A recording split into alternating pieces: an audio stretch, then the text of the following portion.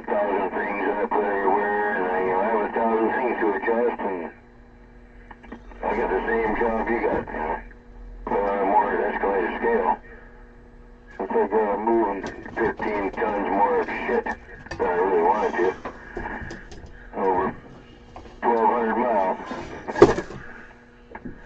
and keep my eye on the road. Hey, oh man, I can't forget what that turn off is, damn it. So anyway, yeah, good stuff, man. We gotta keep up on it. Time for it. No, I'm with you, Cougar. You know that. And can go below. I looked into that. And the biggest thing that I do for myself is make sure all the drugs and or over-the-counter or natural, make sure they all interact with each other. So I see a toxicologist every 3 months. And she says, you know, when I first saw her, what have you added new to your stuff? And she tells me, no, or not, or this will work with this, because she knows what the stuff the doctors have prescribed and everybody else. So she knows what works with this, that, and the other thing. And right now, because I know what you're saying, and I know what you're saying about OC, with what I'm taking and everything and what's going on with me, ginkgo biloba is probably, it'll be okay, but it would add some other stuff to it that probably is not necessary. So as long as I'm not having a big problem, it's going along well as I am right now. Yeah, man, I mean, you get this, my sister's got this big bottle of it again, you know, it's in capsule form, brown powder, ginkgo biloba. She says, you know, don't take one of these, it'll just wear you out. Well, of course it will. It's like taking a fucking goddamn 5-gallon fucking drum of fucking niacin, you know. You don't take much of it, just a little bit, that's all you need. A little teeny bit of it, not an entire fucking submarine of it, you know.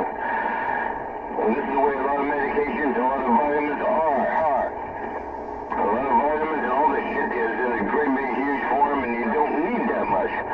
Just a little bit, man, that's all you need, man. Fuck.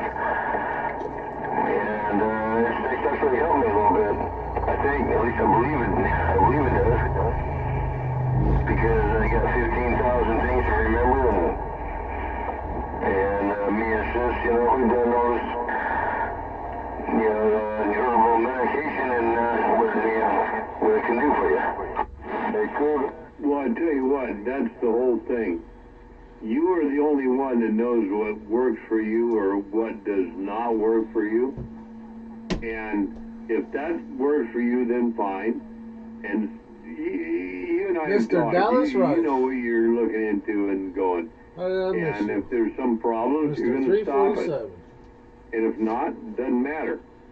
I mean, if it works for you, that's what you want. And everything works different for everybody.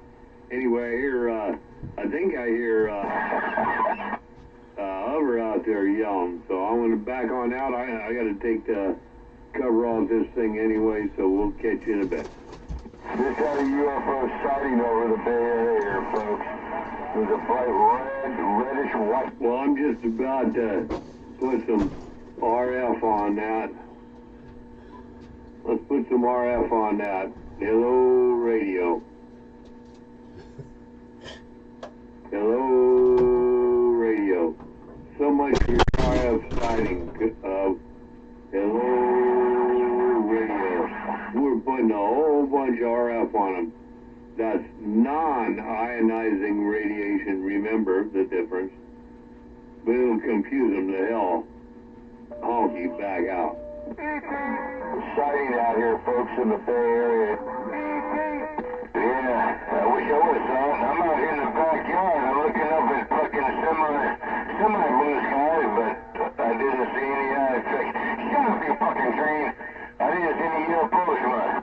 I had seen it's something that looked like, I don't know. I think, Hover, you ought to calm down.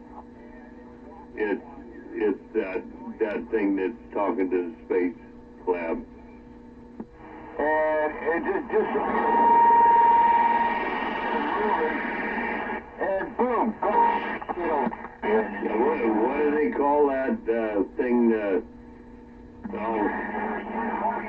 That thing that goes up there and talks and all that. I don't know. We did that before, Hover. You didn't believe it then, but it's there. All right, come on, Honky. They were still. No, I'm sorry, I can't. I'm trying to think of the name of that. Not Space Lab, Sky Smash, something like that. Well, Hub said he saw something, so it's something. Can I get through here for a second here, folks? No way. Not tonight. No way. You gotta wait till... Oh, I gotta pee. You gotta wait for 10 seconds. I'm gone. Okay, Honky wants to be an ass. It was a real bright light. It was coming. It stopped close to over near my house here, over the top here. It was close to the atmosphere. And all of a sudden it just started taking off toward the east and gone. Blink, it went out. Yeah, did you notice any like static electricity in the air or anything like that? No static, nothing else like that. Dog is asleep right now. Nothing else has been alerted. But when I saw it, caught my eye for a second. It's just like it was there. Boom. Right there. And all of a sudden, what the fuck? It started moving. And then gone. Vanished. There's no fucking clouds in my area right here. What about Art Bell? Art Bell died, man. It's George Nuri. Wow. So I just saw just now. I saw and I reported it in. Yeah, damn it. I want to see this kind of stuff, dude. I'm not joking. I have an open mind. I'm a scientist, man. I'm a physicist. An experienced physicist. And I welcome this stuff, man. If there's any aliens, man, let's go. Get your fucking ass down here. Let's talk about it, right? Yeah, I wear a few hats in my life, too, there, Cougar. And why they're looking for me, I don't know. Maybe they want to pick my brain or something. Or I'm going to pick their brain. But what I just saw, and I reported it in exactly as I saw it. Well, they got to at least step up to the plate and talk to you. Otherwise, what else are they going to do? Mutilate your cows and fucking suck people up and stick something up their rectum? They want your jersey, Hover. Whitish red tint to it, light. Very, very bright. At the arm's length, size of arm's length there, was about the size of a dime. It was bright, very bright.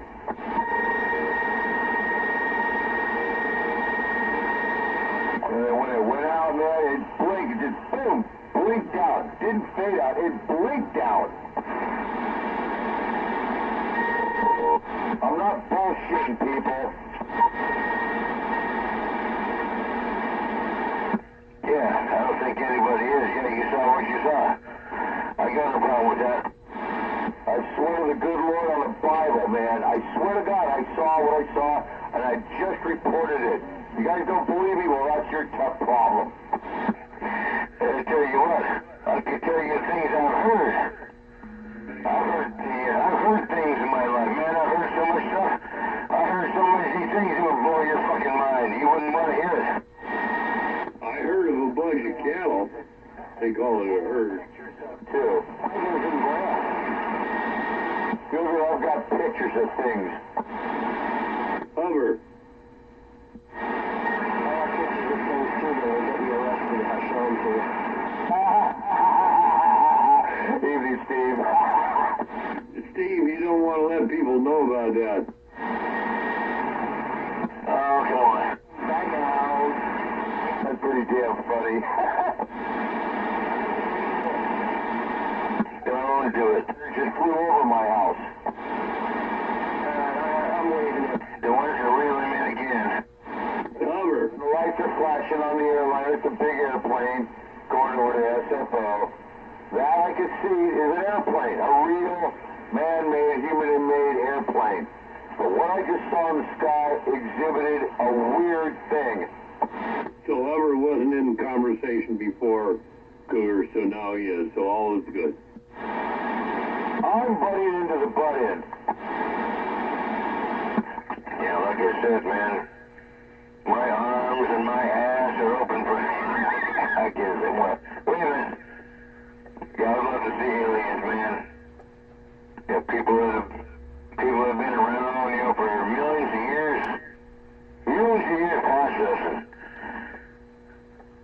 of course, the only portholes are wormholes. That's the only way we can transport that far in relative time. But anyway, yeah, it's crazy. That's what we're looking at, man.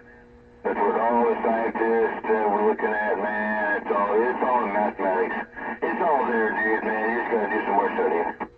Yeah, but you know, now they're thinking the dark thing and those time things might be different. So that might all go to hell.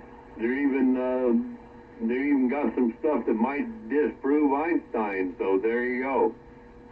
Wait and see. Dark matter. Anti-gravity crap now.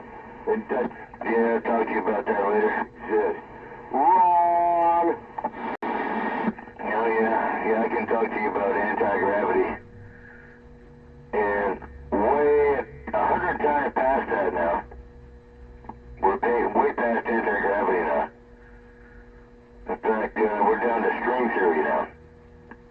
String theory. It's not your atoms anymore. It's not your subatomic particles anymore. It's string theory. Gravity exists again in the ocean. What? Cougar, you gotta be careful. Don't tell him too much. He'll start, you know, Hubbard, he's a great guy, but he learns from what we tell him, and he puts it against other stuff. So you gotta be careful. You're becoming his teacher, man. And then all of a sudden he becomes your master. Be careful. Hey Steve, I heard you that the ocean is it's okay. I believe in that very much because it can be anti-gravity. Yeah, I mean, mathematics don't lie. I mean, equations and mathematics, no matter how you shape it. And I think everybody should have at least a third degree in mathematics. Extreme education in mathematics, and then all this stuff makes sense, all the equations and, what these guys are coming up with. They're figuring out what's going on the other side of the fucking universe. If possible, 10 different dimensions, maybe 11. They're figuring this shit out with mathematical equations. This is no fucking dog shit, man. This is fucking real. This is what these fucking heads are coming up with. I'm a third degree black belt. You rolled my thing down. Hey, Steve, 223, you got covered up by Cougar. Oh, come on, man. That's okay. Now you guys doubled and everything, so anyway, I'm on the side listening.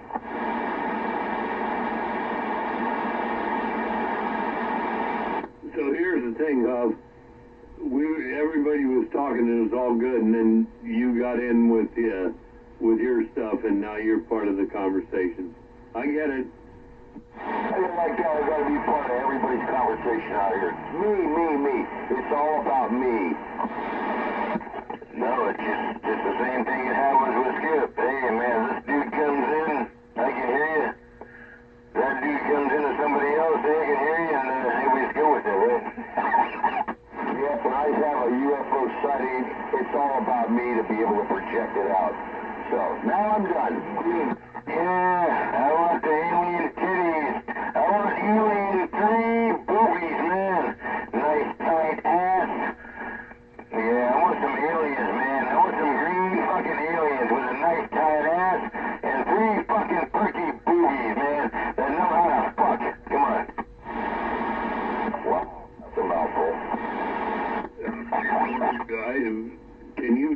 anything about that, or any of us about that? How does that work? Oh, well, shit, if aliens are going to come down here, I want the best part of it. I don't know anything about that, except that I heard about the people from Ezra, which are the Pleiadians. Well, I was just asking you because, you know, there was that thing with you and 40, and all that and everything, so I was just curious. That was a big put on that night. And no, I did. And when I was running acting, I did a pretty good acting job, and people thought I was serious about it. That's how good of an actor I really am. When somebody tries to put me on like that, I'll go right on through it. So if you want to believe that I was fooled, go ahead and keep... No, I don't want to believe you were fooled. I respect you as a person more than that. I believe you were taken advantage of, just like in certain instances you are now, but that's just my opinion. Anyway, it doesn't matter. Like I said, I talk to you like a person. I know a man.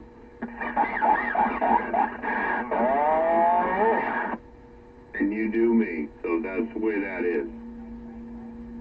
I've always treated everybody like a person until they step on me, and then my claws come out. My claws are out. Yeah, and then you keep forgiving them over and over, year after fucking year. You keep forgiving them again. I'll sharpen them up and dig in. Yeah, how many more times are you gonna stab you in the back? Come on. Forgiving them. If you come back, and we understand that because you need that closeness, but not how it works, really. Okay, I'm a glutton for punishment. How's that sound? You just got bastard pieces of fucking shit cunts there who want to keep stabbing you in the back just for fun. They're just having fun with you, huh? Straight up.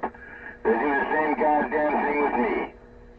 We start speaking from the heart or whatever, and the heart does pump your blood, but we're speaking from the brain, and all these needle dicks can do is stab you in the back and laugh and laugh. This guy's funny, right? Yeah, it happened to me a lot during school because my dad was a cop. Always needling me. Oh, you're a piglet. Your dad's a pig and you're a piglet. Yeah, until I nailed a guy and fucking knocked his teeth out in front of fucking Carmart. Yeah, suspended for 3 days for violence, but hey, it was worth it. My dad said, did you make him look good? Yeah, Dad, I made him look real good. Good boy, son. Yeah, now you know what I call them, needle dicks. Yeah, when you needle me too much to the point, I'll come after you. When I come after you, you better fucking run. And I don't mean it in a very good way. You know, somehow I understand what you're saying, but bullshit. You know, that's all in the past anyway, right? For all of us, myself included. So now is another bullshit. Let's put it this way. I come from my dad's heritage. My dad was a strong Canadian. He could do a lot of things that a lot of people couldn't do. And let's put it this way. I took after my dad in strength. So don't fuck with me. Yeah, right. Otherwise, what happens, you know? No, I get it, man. We all believe our dads or moms had strengths. For sure.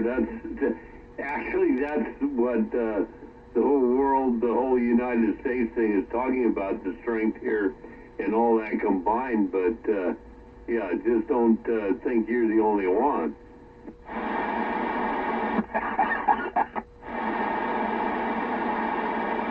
And actually starts back before that. Ask Cougar about that. I mean, you know, we can tell you a little bit about that if you go back a little bit farther, how that all works. Oh, come on, man. The fires are still burning. The fires are still burning fucking 60 feet high.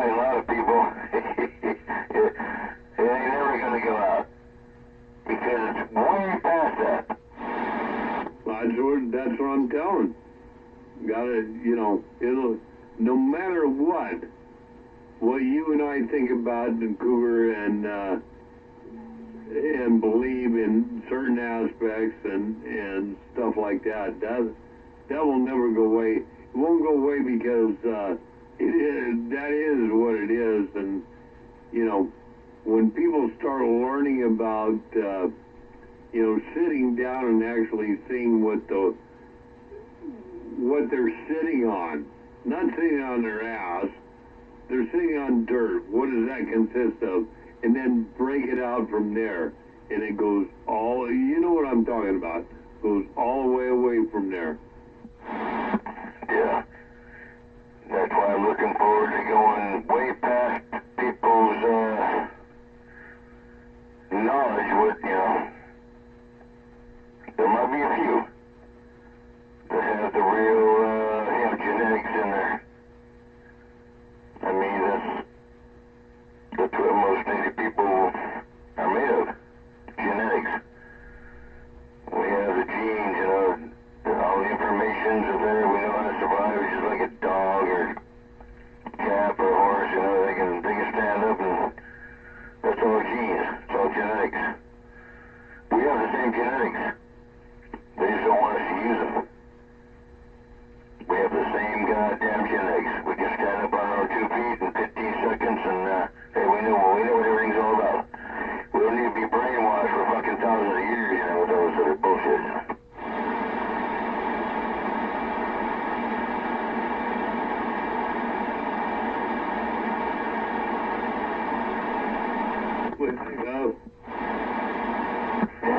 Kachina dolls, man. Kachina dolls, they hope they're dancing.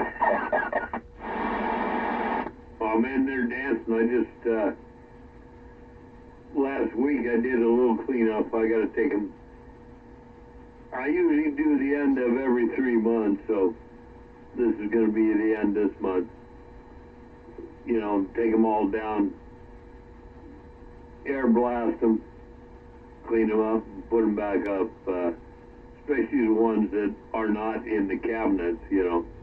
Ones in cabinets, they're pretty good because they don't collect so much dust, but damn, gotta find some good Indian or indigenous people, somebody from North America, Hopi or Zuni tribe that all these Kachinas can go to, because yeah, my kids don't want them, you know, but they can be donated to a good thing. But gotta be a good effort, right? I don't want to throw them away. Yeah, exactly. That's what I'm looking forward to in my retirement. I will be back up there in the native community because that's what I am. I'm part breed, but I'm a whole breed. So that's where I'm at. And I'm faced with the same thing. I have medicine. I got tons of medicine, and there's nobody that's left, and there's like 3 people left in the family, and they have no fucking idea. I tried to teach them over the last 20 years or so what, you know, native medicine and Kachina dolls and Mother Earth and the real stuff is all about. What native tradition is all about. They were too tainted, man. They were just too goddamn tainted, so I'm faced with the same thing, man. It's a dilemma, but if you can't, I mean, I just came to a conclusion pretty much yesterday that, hey, it goes back to Mother Earth, man. You just smudge it. You smudge the whole thing, and you say thank you, Mother Earth, and all the spirits and everybody, and you say thank you, and you just give it back to Mother Earth. What can you do? You know, like you say, if I can, we smudge them. They go with me. and in my cremation process, and then wherever they be scattered in some great river somewhere, I've got a few things down, you know, and so it'll be,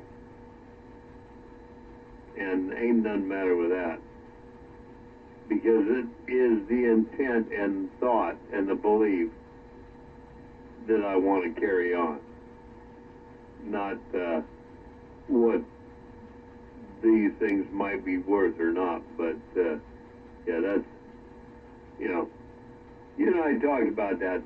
That's crap. Well, it has to be earned, right? All this hard work, man. I've been working my ass off for fucking 55 years. And I got all the family pictures from every different angle, what they did, from movies. An entire fucking archive of my family's history. I'm the keeper of it. I'm the goddamn keeper of the whole fucking thing, man. Thousands of movies and pictures, and it's all there. Black and white pictures up the ass. Some of them, I don't even know who they are. What the hell, there's nothing written on them. But they're a piece of my family somehow, somewhere. Yeah, oh, there's crinkly cut pictures, black and white pictures. I got tons of them. I don't know who they are. Nobody wrote anything on them. All you can do is take your best guess. I'm the keeper of all this shit. I'm faced with the same thing. Okay, who do I lay it on, Yeah, Cougar, I don't know whether it's earned, whether it's bestowed upon, or whatever. It's kind of like respect, right? Some people would say you earn respect. Some people would say respect is bestowed upon you. Stuff like that. What you and I are talking about and all this stuff. Yeah, I'm not quite sure if that doesn't qualify or fall into the same thing as respect, because a lot of things you don't earn, right? Because you don't have to earn them. They just come to you. A lot of things, you respect this. Well, what does respect mean, right? If you look up the word in a different dictionary, a lot of different, depending on which definitions you're looking for, you could be looking at a lot of things, but respect would be, something like, yeah, I respect you did this, so I'm going to do that. But that being said, it's just kind of like understanding people, and I understand what you're saying. I don't agree with it. I hope you understand what and then, I don't know how to explain that.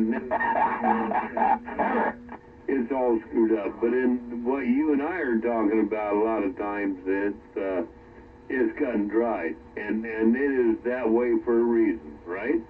If you're head of an organization, a chieftain, if you've got to be a dictator. You've got to be the one to lay back to you the responsibility of the tribe. Today belongs to you. Bottom line is you. Responsibility. How your chieftains do it, you've got to deal with them. So, yeah, big thing.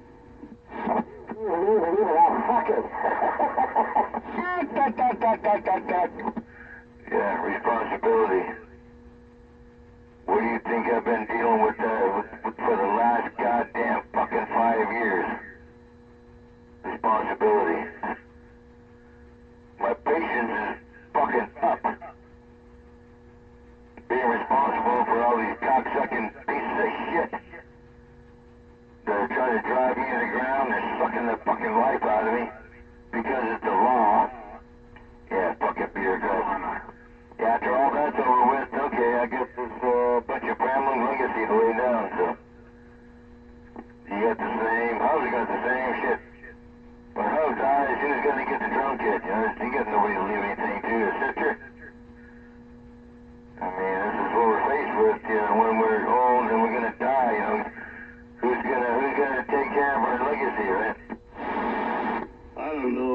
much as a legacy, like you're saying. Right now, I understand you're frustrated as hell because you're going through shit. But let me tell you something. If you would even know that the trust is causing you a little bit of problems now, if you would not have done that, and you can ask the people about that, you'd be going through probate, and you could be years. And I have no idea what I'm talking about. You could be years. What? So, you know, at least that way you're better off. But anyway, without going into that and releasing all sorts of information, man, I think you'll be okay. Just bear with it, hang tight, man. It is the bullshit. It is the bureaucracy. If you haven't gone through it, you don't know. It's very intimidating. You can hear all the stuff you want from like Hovercraft and stuff like that. He's lucky if he never has to go through it. Anybody is. They never have to go through it. Yeah, shut up. We're talking. The whole thing.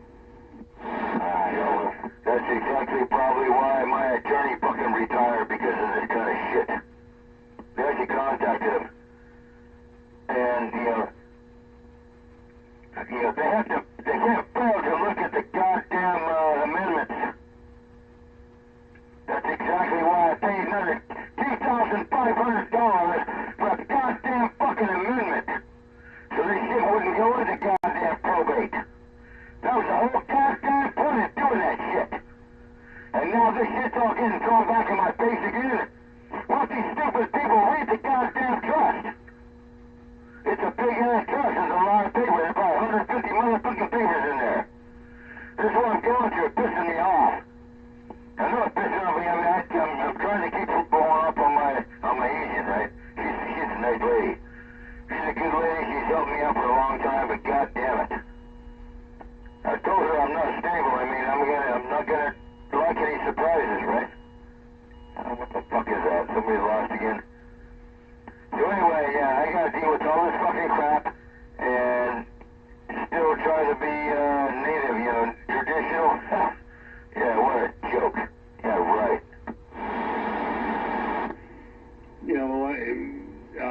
Like I say, I think you're on the right end, and I think everything's going to be okay. But like you say, you don't know. It's very intimidating. So just hang in there, bud. Yeah. Yeah, these stupid pieces of shit can't read the whole fucking thing through. Everybody, all these pieces of shit are in a fucking hurry, right? Yeah, that's why I'm lucky I got a good agent. I mean, I told you about her. I mean, she's patient. She's very patient. She's a good lady. She has an autistic child. And you can imagine how much effort that is to take care of her own son that's autistic. She's got patience. I got a good one, dude. I mean, that's kind of the way I roll. Sometimes I get good people like that. They can help me through, and I try not to put her through too much, but do what I can. But sometimes these bureaucrats are they're all going snafu on me, and god damn it, I need legal help, right? This is all stupid. Anyway, yeah, there's still some good people out there, and I'm lucky I found a couple of them, man. But I just want to live long enough. I got cancer eating my ass up. I'm fucking in pain every goddamn fucking day. I don't know if you are. I mean, you're way older than I am. You're a little bit older than I am, but I gotta suffer pain every day. So sometimes, I'm gonna vent it out. I'm gonna break somebody's neck, man. I'm gonna take my pain out on somebody, because I gotta live through it. And then reality, yeah, teach people reality. Yeah, lots of luck. Roger on that. Well, I tell you what, Cougar, you know that, and I know you've been over here. You got to do what you got to do. If you got that problem with your health, you got to go see somebody. Or you got to do something else, right? And, Governor, if you're listening, I mean, You know, I'm not saying it will, I'm not saying it won't, but give them some of your curing oil. Can't hurt. This is a CB. You know, we all like. Anyway, bottom line is, dude, take care of yourself. That's the whole thing. You know, I'm listening for a bit.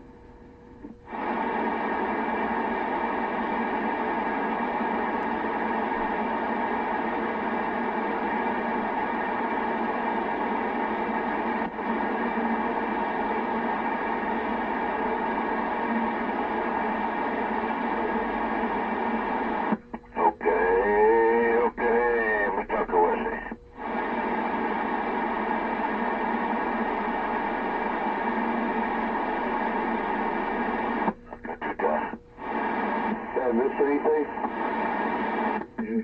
Go. Yeah, you missed it. Oh, okay. That's okay. I think you'll live long enough to get it. Anyway, yeah, I'm just reviewing that UFO sighting, what I saw, and yeah, I did see it. Hey, Hover. Hey, what? Hey. Ish. Lamko. What, huh? That's Indian. Have strength. It's alright. Cougar knows that. Well, I know Cougar knows that, but I wasn't talking to him. I was talking to you, dude. What the hell's the matter with you? You missed something? Yeah, I missed a lot of things in my life. No, you didn't. You just think you did.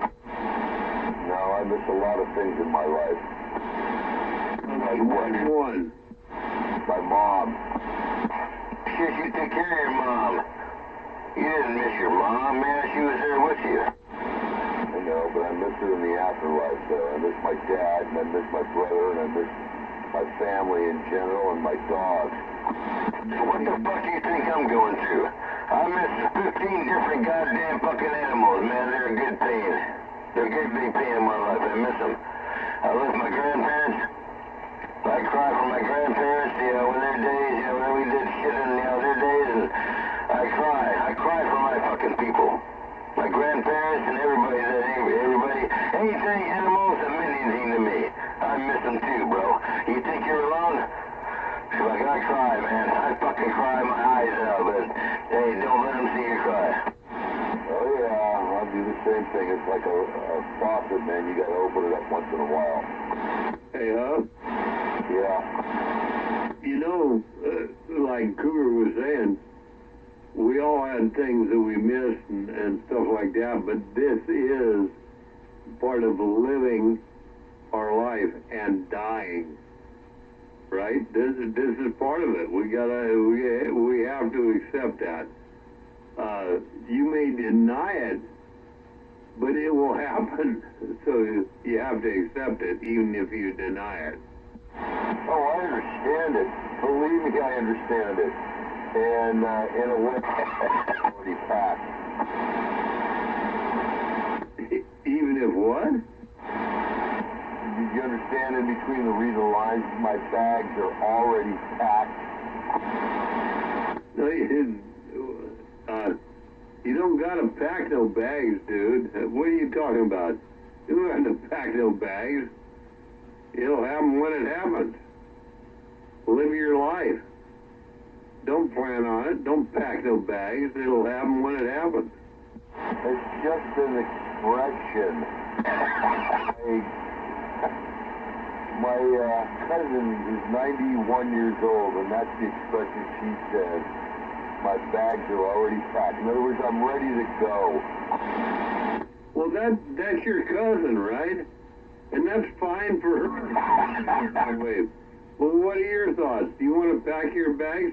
Are you ready to go? Do you want to let people know you're ready to go? I think dying, I don't know, I haven't been there yet, right? That's why I'm talking at you, and like we're having this crazy conversation. Yeah, I'm not ready to go yet. I don't think you are either. So, the hell with it. Let it happen when it happens. Packed my bags last night in flight, 9 a.m. Yeah, believe it or not, William Shatner sang that song. I got it off of YouTube. William Shatner sang fucking Space Oddity. That was fucking crazy, man. I wouldn't tell too many people about that Cougar. I don't know if that's something to brag about, but it might be cool. Yeah, it's a song from Elton John. That's always stuck in my head. No, I disagree, Honky. That was something Bill wanted to do. Yeah, it was a dude song, but yeah, he was kind of cheesy about it in some places, but yeah, man, the Shat, man. William Shatner actually sang that song. I just pulled it up on DuckDuckGo yesterday. Or was it the other day? Yeah, man, I couldn't believe what I was hearing. Oh, it came up on Pandora. Excuse me, scratch that. It came up on Pandora. They just threw it in there like crazy. They threw it in there. William Shatner singing Space Oddity, man. I mean, listen to it. It's actually pretty cool. I will. And then I'll be back. Did you step on me again? No. I waited till you was done. Damn it. Okay. I just want to say about William Shatner, you know. He fucking vocalized Space Oddity. That's gotta be worth something in somebody's book. No. And I'm only 60 watts. I'm not stepping on you. Maybe in another area, but come on, man. You know me better than that. When DX is in, it's different. And you know that too. So we'll see you in a bit. Yeah, the only reason I said that is when I unkey, I heard you talking. When I unkey and I hear somebody talking, what the Well, yeah, I can run on at the mouth like the best of us. Hell yeah. I get stepped on all the time, man. Come on. What do you think I'm running? A big bad? No. I'm just running a goddamn stupid ass dipole. Yeah, don't give me that bull crap. I know better.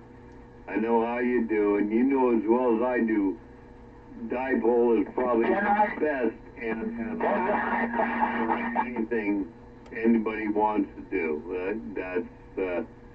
There's no argument with that with any amateurs or anything else.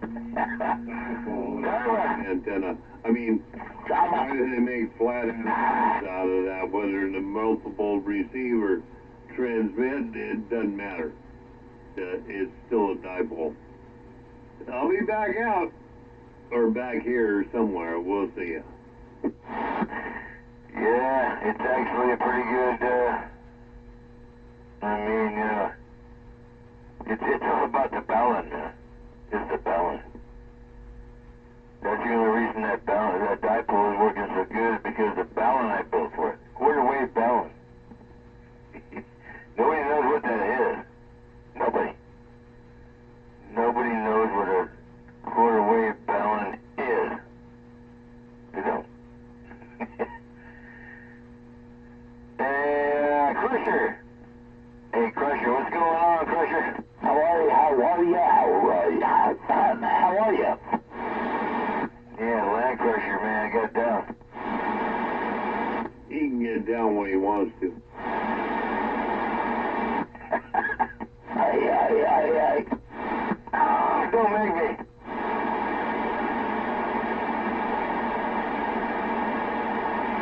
Yeah, so what are you welding up? What are you doing, Crusher? You two doubled up. What the? Go ahead. I'm all right. How you guys doing? Sort of middling. How about yourself? About the same. All right, drive carefully. Yeah, you doing okay, dude? I want you to straight up answer. I'm glad I made it home. Well, damn it. I heard a black guy say this at the bank today. I was happy I fucking woke up. Alright, that too.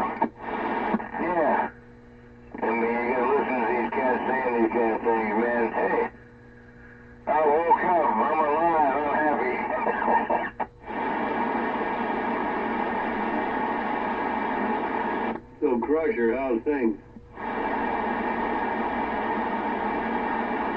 Same shit, different day. Yeah, you gotta get out of it. I'll help you. Yeah, 10-4. All you need is a few bucks, right? We all live in a repetitious world. One of these days, bring the engine out of this 67 down there and let you go through it. Put like a top end kit on it or something. He's probably tired of that crap. Again? No problemo. Yeah, I didn't think there would be. Yeah, and you know, it's like, you know, cam heads and all that because it's got all the smog heads on it. Of course, I blocked them all off a long time ago, but, yeah. Anyway, one of these days. Yep, just them 3/8 MPTs and you stuck them in there. I know what you did. Yeah. You know, the one in the front and the one in the back, one on one side, one on the other, plugged them off, and away we went.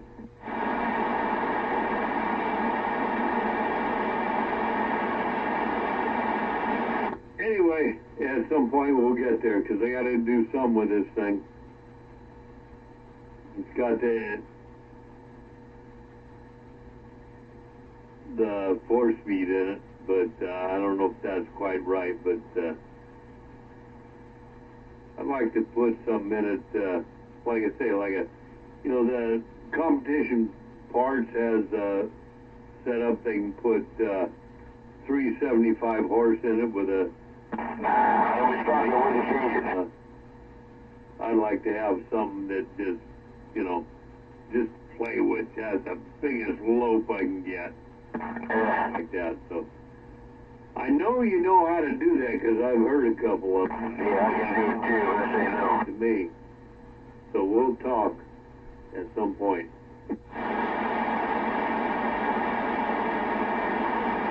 I wouldn't do that.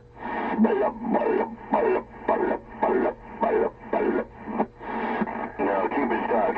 Keep it stock. Don't do that.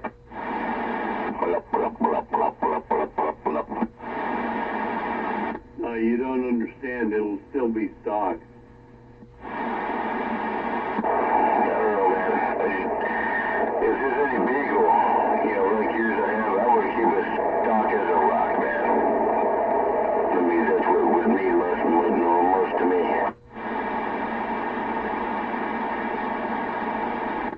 No, if you do an add-on or stuff like that, keep all the dimensions the same. Original block, it still is stock, so, you know, it can all be put back. You keep all the original parts, not a problem. That's what you're talking about. That's what a lot of people live. But I'm not looking for that. I just want something that I can play with. I'm okay with a rebuild. You know, take everything you got, stock as a rock, rebuild it. Rebuild it back to blue brick specs. It's like refurbished.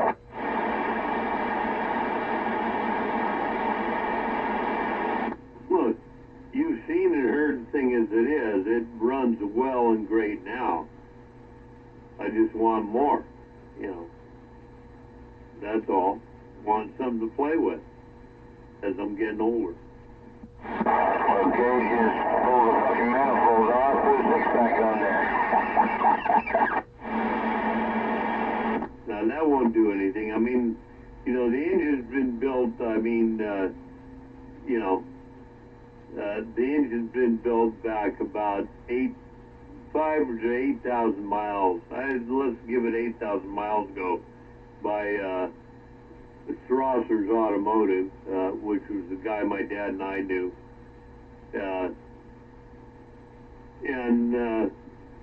You know, it's a good job. It's got a good bottom end in it and everything like that, but them smog heads and all that got to go. And that 2-barrel got to go. I mean, It still turns on pretty well for a 2-barrel, but gotta go. Yeah, 2-barrel. Well, that's where you gotta change manifolds, drop a block or change heads. Change heads, let's see, what else can you do? If you really want to get into it, you gotta change the crank. Put a big loop on the crank and the cam. Loop the crank, loop the cam, and oh man. Now, top end unit, you change it, change the cam, you know, valves, lifters, all that goes. Change heads, depending on what you want, what you're looking for. New intake and all that, and the neat thing is you get a choice, right? You can go carbureted or you can go fuel injected, and so there you go. A lot of different ways to go once you get the initials straightened out. Yeah, well, I think I'll just leave it like it is. You know, with the time we got left, and if it works good, yeah, it works, don't fuck with it. Unless you really need to, but anyway. Yeah, leave it stock. I love stock stuff. Old cars, man, doesn't matter. Old trucks. If it's all good condition and, no, you know, you don't need to hype or anything, man. You've been spending too much time around Super P, man. Too much time around Super P. Nah, that, you know, my grandson doesn't want it, ain't nothing going on. I could sell it. I've had a couple offers on it, but they're not what I would sell it for. So I'm going to put some money into it and make it something I can put out in the Cache Valley night and that, and cruise and play with people, you know. Ain't going to be no street or anything like that, but it might surprise a few for a, you know, it's a 3,600-pound vehicle. Might surprise a few, who knows. Just something to play with in my old age.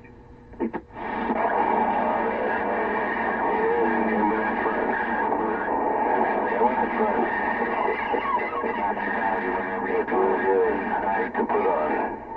Yeah, but it's fun. Yeah, there's no way I could do that with my beast. With the Frankenstein fucking paint job.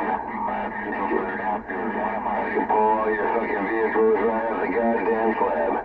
But I wouldn't go over because I'm 429.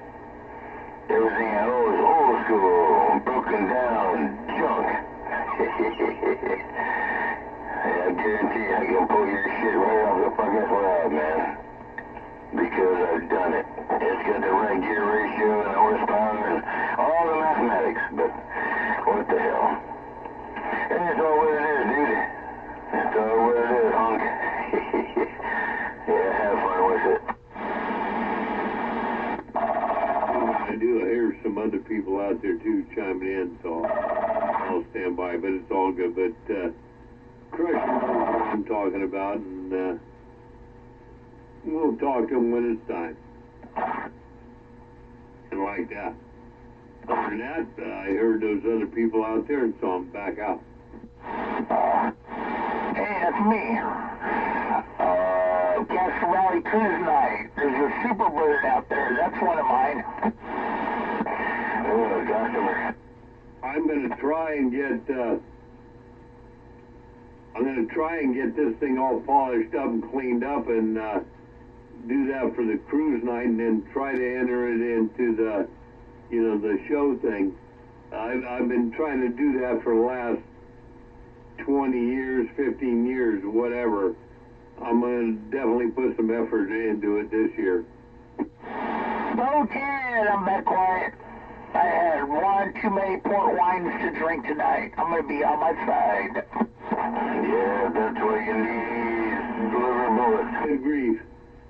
You've been at Mom and Dad's or somewhere to have the port. I'm, damn it. I I want to invite myself. Take care, man. I'm out. Okay, once again, I'm just going to be listening. Yeah, you're lucky it's not Moy Shandell, 1976. Brute. No, he's talking about port wine, Puerto, from the Portuguese and stuff. That's what he's talking about. What?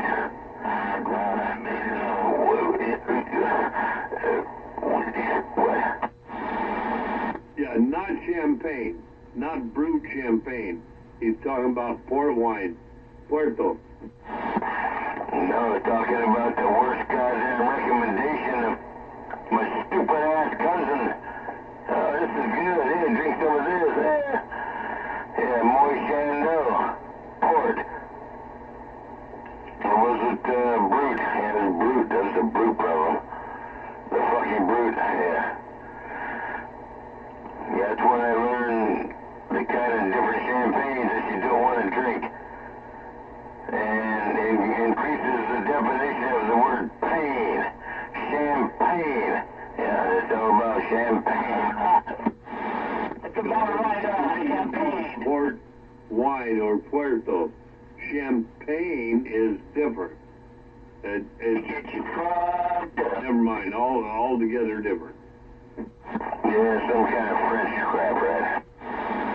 No, it's just how champagne is bubbly, where wine is not. That's pretty much the difference. Well, I learned my lesson, that's for goddamn sure. Never ever drink Moy Shandell, 1976 or 67. Brute. Never drink that. Don't ever drink that. If you want to drink it, go ahead, man. You'll feel the pain. Well, in my opinion, if you're drinking champagne, and if you want something that will not hit you, will not bother you so much, it's right, it all depends on how much you drink. Never drink a Brut or Brut, and I can't pronounce it right anyway, but never drink that because it is not aged the same way, and it just ain't the same. I don't know the whole specifics about it, but a good champagne is a good champagne, period. That's why a lot of, what's the other one? The Shannon Don, you'll never see them in a Brut. They just are what they are. Oh, yeah. Like I said, Champagne. Ooh, 1976 Champagne. Moy Shandell Brute. It'll cause you some pain. Especially if you drink the whole bottle. And it even goes back to 1967. That bottle, I think, was worth like $4,000. Of Moy Shandell, yeah. Same fucking champagne. Moy Shandell in 1967. Brute. Yeah. Anyway. Yeah, just something me and my cousin Rick were fucking around with. Yeah, the canisters of different wines and champagnes, this and that, fucking around. But yeah, he wanted to go out and look for one. Yeah, we found one. Asshole. Yeah,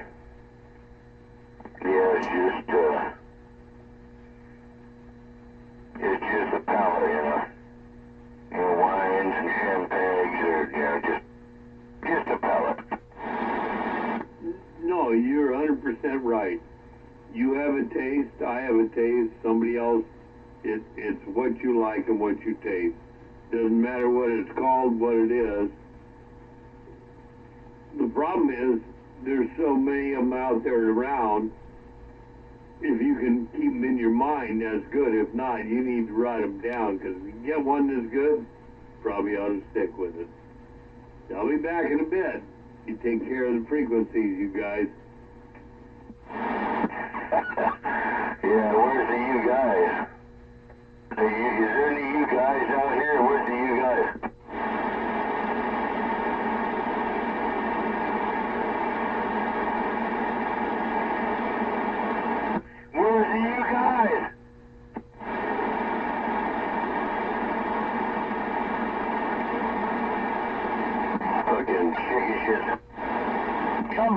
gutter slut.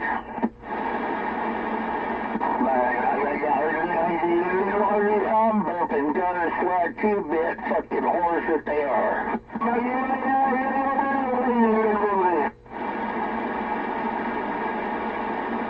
I'm gonna listen for another 5, maybe 10 minutes and listen to the radio. 410. Hey. Yeah.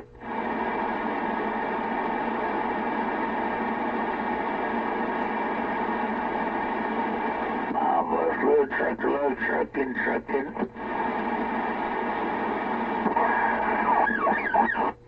Marvelous little trucking home.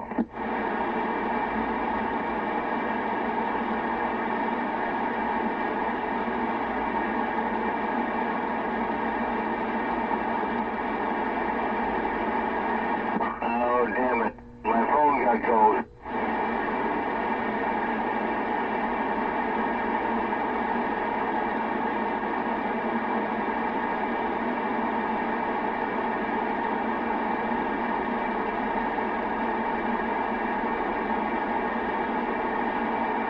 It is dead. What?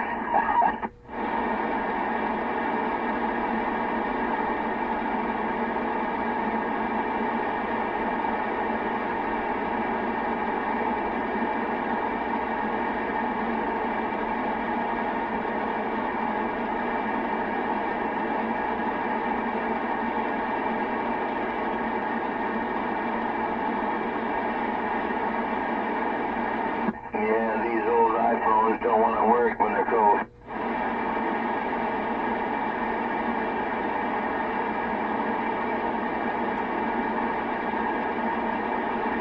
Yeah, put a torch into their ass.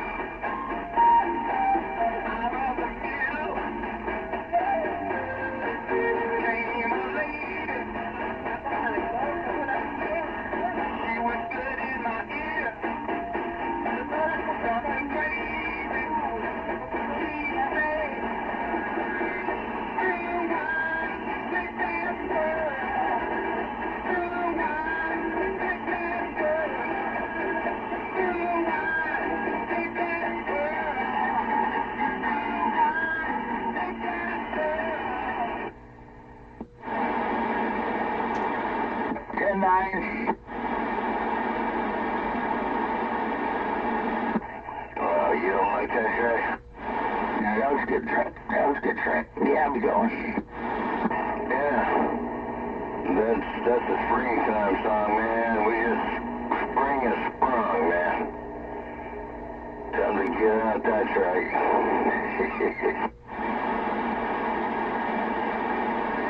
Yeah. In a field of tall grass. Nobody knows what that is, laying on the field of a tall fucking grass on the hillside. Nobody knows what the fuck that means. Some of them just ain't old enough. Some of us just don't want to say. Dear wine.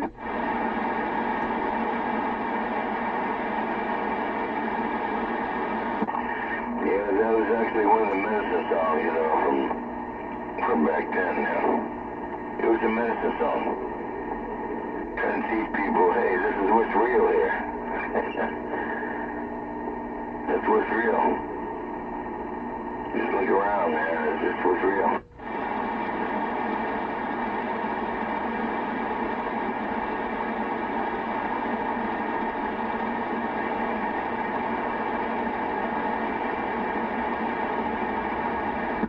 Yeah, I think I'll finish it.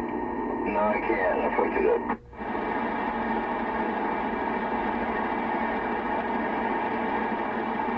Pandora fucked it up.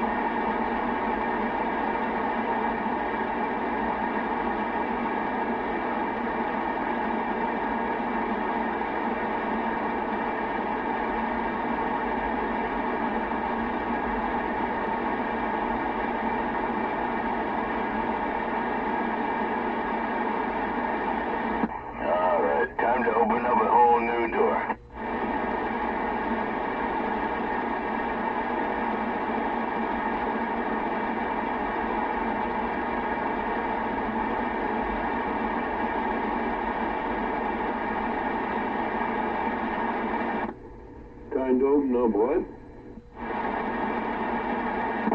A whole new door.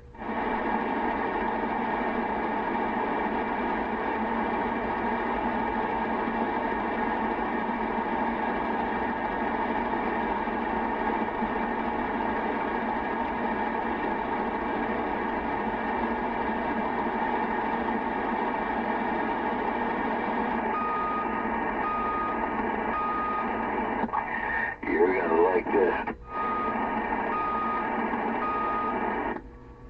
I hope so. If you don't, the Katina dog will like it. And if they don't like it, it don't matter what I say anyway. Well, think about it.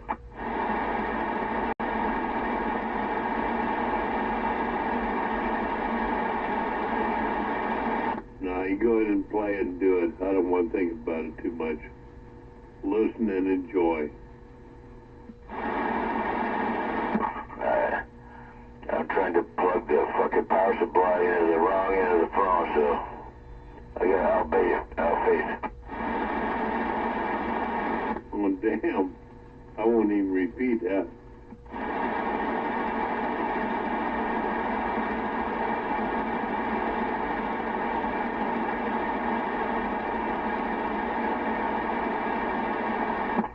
There we go. Oh, emergency alert. A feather alert has been activated by the California Highway Patrol. It disappeared. Yeah, the LA County Sheriff's Office here somewhere. Moose is missing. What the fuck? Chavon Moose is missing. Okay, I guess that's important. Those are the guys that we were going to discuss the NFR with tonight, but I had to leave because I said if I had to go sit with those guys, I'd definitely be 3 sheets to the wind by the end of, deciding who's going to be the new chancellor of the NFR. Yeah, if like that's relevant. Well, it is in this area, the rodeo and all that for all the cowbeggars out here for sure. Yeah, if they could pull their head out of their fucking cocksucking ass, they realize, that's just a bunch of animal abuse, that's all it is. That is part of the whole discussion, right? From the old days to now, and from here and there, and 4-H and FFA and all that. That is a big part of the discussion, dude.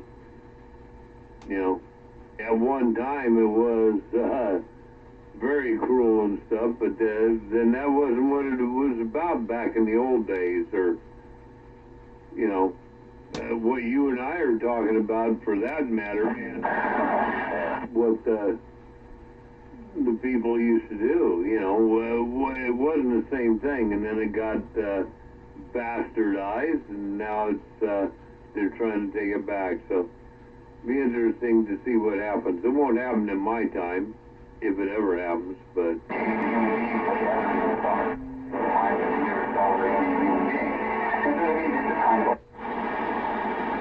technological digital reality that we're in.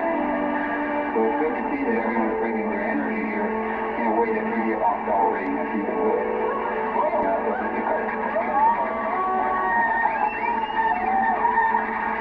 It's hard to find the reality that our reality needs.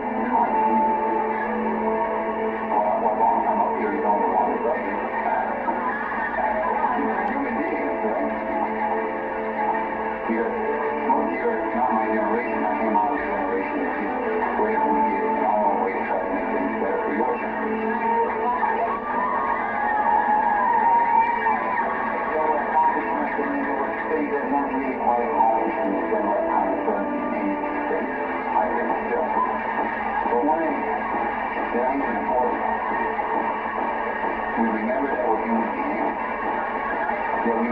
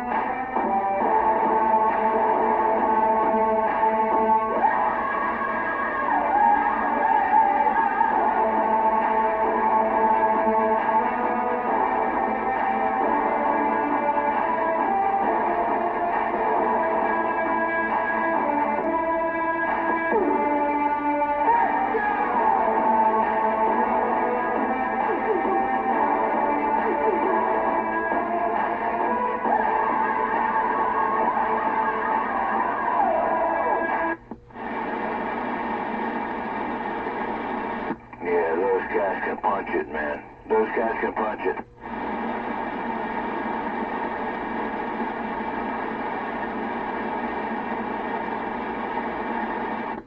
Did what?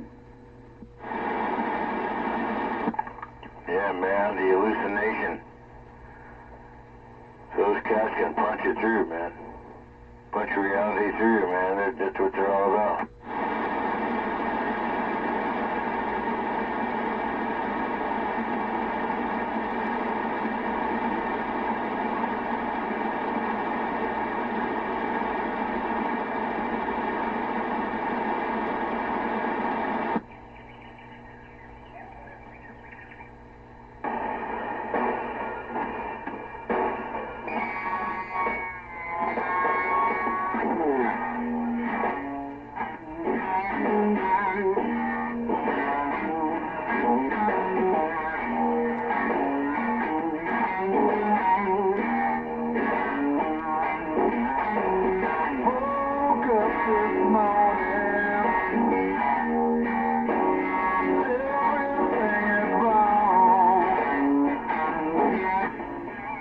Don't let anybody know that this is just not happening at this time.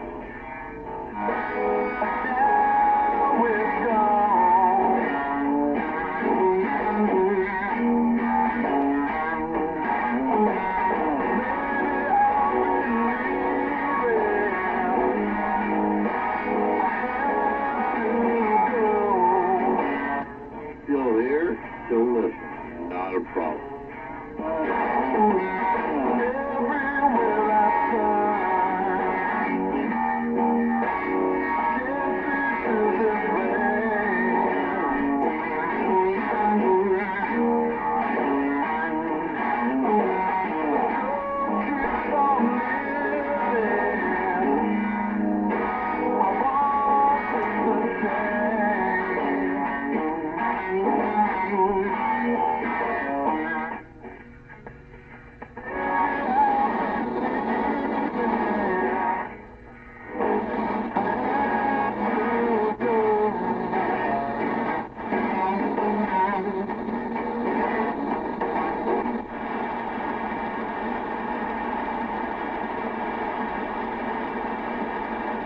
It completely faded away.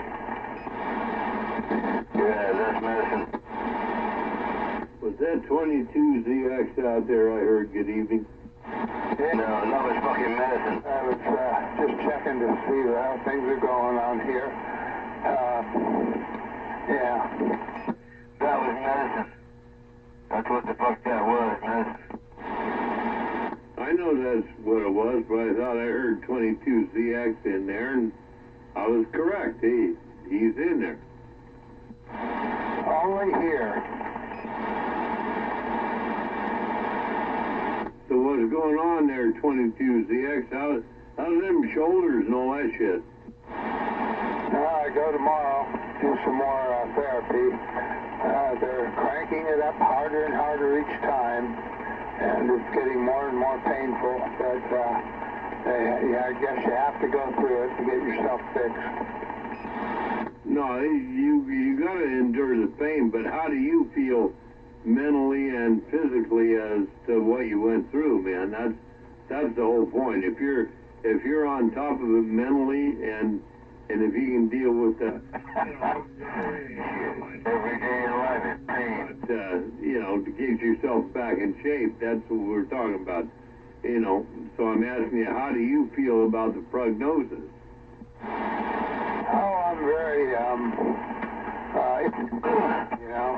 it happened over a year ago, and then the surgery came 14 weeks ago, and it's still non-usable, really. I mean, it's usable in some directions, but overhead I can't use it, and so I'm very impatient. I want it fixed now, and it feels like it's never going to get fixed, no matter how much pain I go through. I go through about an hour of weightlifting, and That's right. then comes the real pain. The therapist comes over and starts puts it where it hurts the most, and I say, can you hear all that clicking and all that stuff going on? And he says, yeah, that's what you gotta have that to heal. And I said, well, all right. And then it starts, and oh God, it's like super torture, man. You can hardly stand it, you know. Yeah, goddamn it. Just tell them to be a real man and step up to the plate. Then you come home and you look up and your antenna's all bent. Really? Man, I tell you, Yep. pissed off. Now, I hear what you're saying, but I tell you what, the idea of the stretching and all that, and they push it to where it really is painful. That's what it's about, because if you don't push it to those means and those ends, you're just going to sit around and get lazy, and then it's even going to be worse. You got to push it to the fullest and whatever you can. And I understand what you're saying. I mean, you may not want to do that, so you may want to say, hey, okay, if everything is workable and I can still function, I'm fine, but maybe I don't need 100% function. Maybe I just kick back, but each of us got different requirements and thoughts. So anyway, 22ZX Honky said, howdy, good evening on Thursday. I hear you guys all. I've been listening all night to this channel and another channel, and well, I push it as far as I can, and I understand how that works. You gotta do it. It has to be done. It's just that everybody wants to go through torture, absolute agony where you're kind of thing where you can't control it, and it's started out it was twice. It put me through 2 really hard stretches. Now we're up to 10 stretches, one right after the other. Man, I mean, by the 10th one, you're Yeah, fuck yeah. it's that painful. But I understand, and they like last time I was in, they said, we have to crank it up even more. More exercise, more stretching, more table work, and then more of what they call the torture chamber. And that's the part. Do all the weightlifting and the stretching, the cable work and all that. That's no problem at all. But man, I tell you, when you get down that table and they start pulling and pushing and... Yeah, no shit. Yeah, the torture chamber. So I don't know what's tomorrow going to bring, 12 times? Who knows? Just make your doctors do what they're supposed to do. Yeah, get out of the torture chamber and live life another day. I gotta do the same goddamn fucking thing. I'm in pain. I'm in pain for fucking goddamn cancer every goddamn day of my motherfucking life. That's why I don't have a very good attitude. Nobody digs it. Nobody cares. I know, dude. All you can do is live through it and do the best you can with it. I'm doing the best I can with it. Yeah, I live in pain every goddamn day of my life. Like you say, the physical therapy and the working of it. But the other side of it is, depending on your age, and I don't know what that is, and I'm going to tell you right now, 559 nose picker told me about... Okay, shove this goddamn fucking head up everybody's goddamn fucking ass. Fuck that punk piece of shit. You gotta be kidding me. 7, 8 years ago when he told me about that for my son. Yeah, bullshit. Fucking bullshit, bullshit, bullshit. Bullshit. Boosted the amount of it up. I'm taking 6,000 milligrams. Yeah, what a bunch of bullshit, right? With that type of pain. Also... Yeah, you don't know pain.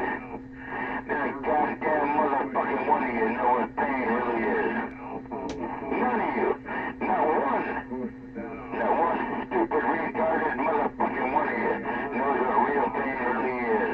That's a goddamn straight. Realms, you'll be fine. fine. So, and I'm feeling better than I have in, bullshit. Yeah, heard both of you. Heard Kurt. Yeah. And yeah, the whole thing is, it's not the therapy per se, it's that, Yeah, that's your therapy is was, yeah, what you got a fucking bullshit pay for. and like you, I've got a really bad back. Yeah, pain. Yeah, pain, there it is, it's coming for you. You'll live with the rest of your goddamn life, pain. My good friend, pain. Yeah, gotta love it. Therapy on that ever since then. Yeah, bullshit. The other day, and but you know, the thing that I found that helps my body the best is ginger tea. Man, I tell you, that ginger is one hell of a medicine. It's natural, and you just... Yeah, right. Yeah, left. Yeah, left, right. And yeah, that gives you the most relief out of everything. And if that doesn't work, good old Tylenol. Tylenol works for me. But yeah. Yeah, something works, huh? doesn't matter with Tylenol. Too much, you know, you get... Yeah, acetaminophen. Acetaminophen is gonna fucking kill you. Yeah, Tylenol. Acetaminophen. That's the worst goddamn fucking shit you can ever take for pain. Acetaminophen. Yeah, I've got one more shoulder that needs surgery, and it's just, you know, it's so frustrating because now, I'm using the VA, and now the VA is being harder and harder to get that going, and I'm having to fight that. And I've got to get this other surgery done, and they keep postponing it because there isn't enough people left to do it. And I tell you, life just keeps getting harder, but you just got to keep moving on, you know. And go through the same thing. Like another probably a year and 6 months left to go. Hey, break Pink when you get a chance. Is that all you got left? God damn, you're lucky. You're lucky you got fucking 6 months left to live. Oh, I got a lot further than 6 months. If I only had 6 months, that would suck.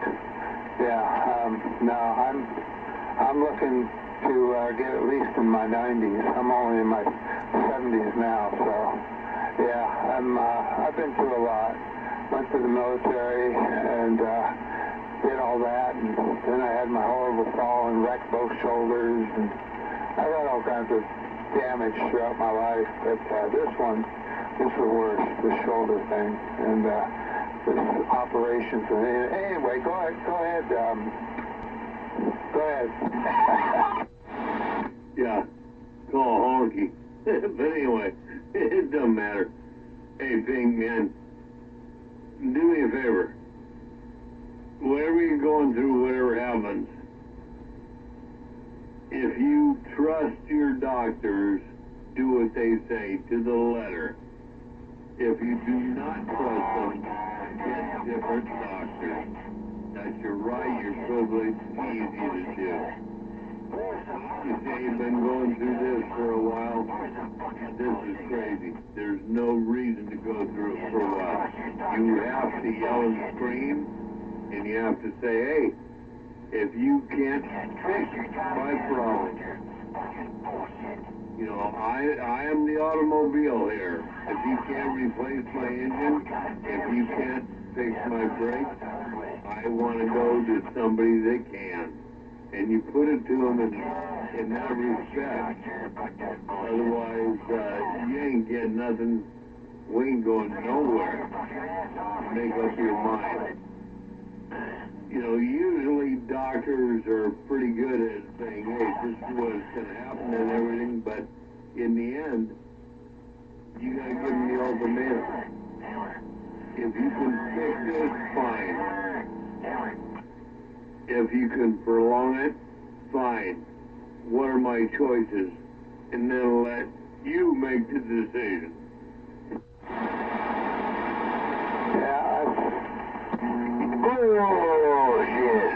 in reality, I'm with the VA, and the VA. Yeah, reality my ass. It's in the chopper. Okay, what's up, Isha. Yes, you know, you don't get a choice. And, yeah, I've been... Okay, what's up,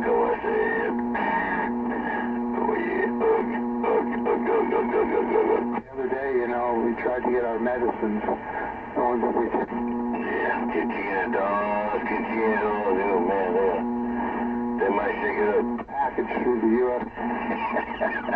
And we usually get it if you order. Yeah, no shit. No fucking shit. But 2 weeks ago we ordered it and it never came, and we were watching the tracking and it went all over the U.S. and kept going around and around and never made it here. So I had to go back over to the VA and sit for about half a day to get my new medicines to try, and they said, well, you can't rely on the mail anymore because that's getting gutted too. So, man, I tell you, it's the worst time to be alive and need a doctor right now. It's just, I tell you, we're just going through hell. I don't know what to say. You get one thing fixed, you know, you work on it, and you work on it, and then you got to do the next thing and the next thing, and it just, and the walls keep going up, you know, and you just, I don't know what to say. It's just funny, you know, but, the history of medicine in this country has been just pathetic, and it's just getting worse now. I mean, my poor mom, we had to help her get through it, and finally she just couldn't take it anymore, and she finally died. She just couldn't get the help either, and the medical situation in this country is at the lowest point I have ever seen it, and it's just getting worse and worse, and they keep charging more and more, and it's getting slower and slower, and you don't get the luxury of picking a new doctor, that's for sure. No, you're incorrect. You can pick any doctor you want. You just got to do a little more research. And as for your drugs or your medical stuff, you can go to CVS, any of those places. I'm saying CVS, that's what I'm with. Whatever the doctors prescribe, you have them prescribe it to that local pharmacy, CVS, Walgreens, whatever. Once you get established there by the doctor, you should have no problem getting whatever drugs you want. I mean, I've been doing this shit for, God, since 2006, 2007, when I retired, even before that, but I mean, it changed, especially when I hit 65, then it changed again. There's never been any problem once you get it established. I don't see why there's a problem that you have getting your meds through an established, pharmacist or pharmacy. You got to explain that to me a little bit more, dude. I want to understand. Are you with the VA? Do you go through the VA? No, I don't. And that's one reason why. You answered my question right there. Get off of that. Go with the California stuff or your own stuff. Yeah, it'll cost you a few bucks, but you'll get what you need and what you want, and it'll be done. Oh, boy. Yeah, unfortunately, people don't understand the cost of medical treatment in this country. My right shoulder, which I just finished up, it cost the VA $157,000 just for the surgery. Then you get the follow-up. Each time I go get therapy at $577 to $670. So you have no choice but to go through the VA. That's who I go through. I was in the military, so that's who my medical treatment is. Reality is. It's just people, wealthy people don't understand that we don't have, Nobody understands reality. Because reality is. Right now, the San Francisco VA has like 7 doctors that do all the surgery and all the medical. And nobody gives a fuck. For a year just to get my one shoulder done and waiting for it. And the left shoulder, I've been starting the process, but it'll probably be in. I've got broken bones and broken shit and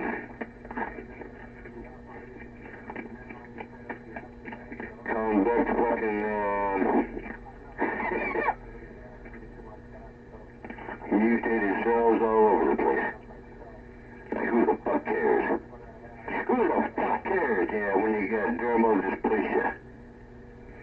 Who the fucking cares when you got renal infections? Who the fuck cares, right? So, 22ZX, I am going to suggest this to you. Whether you take it or not, doesn't matter. Look into private insurance. Yes, I know what you're talking about, the VA. You don't want to pay anything. But we're talking about health there. So look into private insurance. Look into the state and the government insurance as well. Also talk to other people that have gone down the same path, because you will find out that this cotton-picking stuff that you're talking about, $100,000 here, that's normal.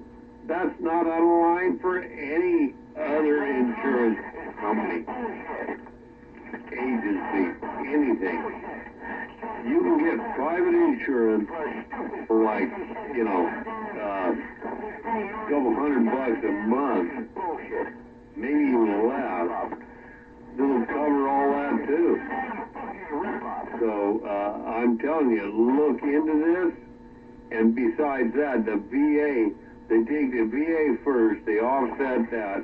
It's kind of like Social Security and however that works. They take one first, your secondary, and all that, and they offset it. Look into this, because I don't think you're taking advantage of all that you can, and you would be surprised. Maybe you have. That's just my thoughts. Anyway, I'm going to back out of here. You take care. We'll get you down now on the line, man. 22ZX. Honky, back out. Bullshit. We've looked into private insurance, but we talk all the time, decide what to do. I usually, when I go to private, I do UCSF, which is one of the best medical centers anywhere in the world, I think. They're just excellent. But boy, are they expensive. And I don't know anybody in my age group that could get health insurance for $200 a month. You can't.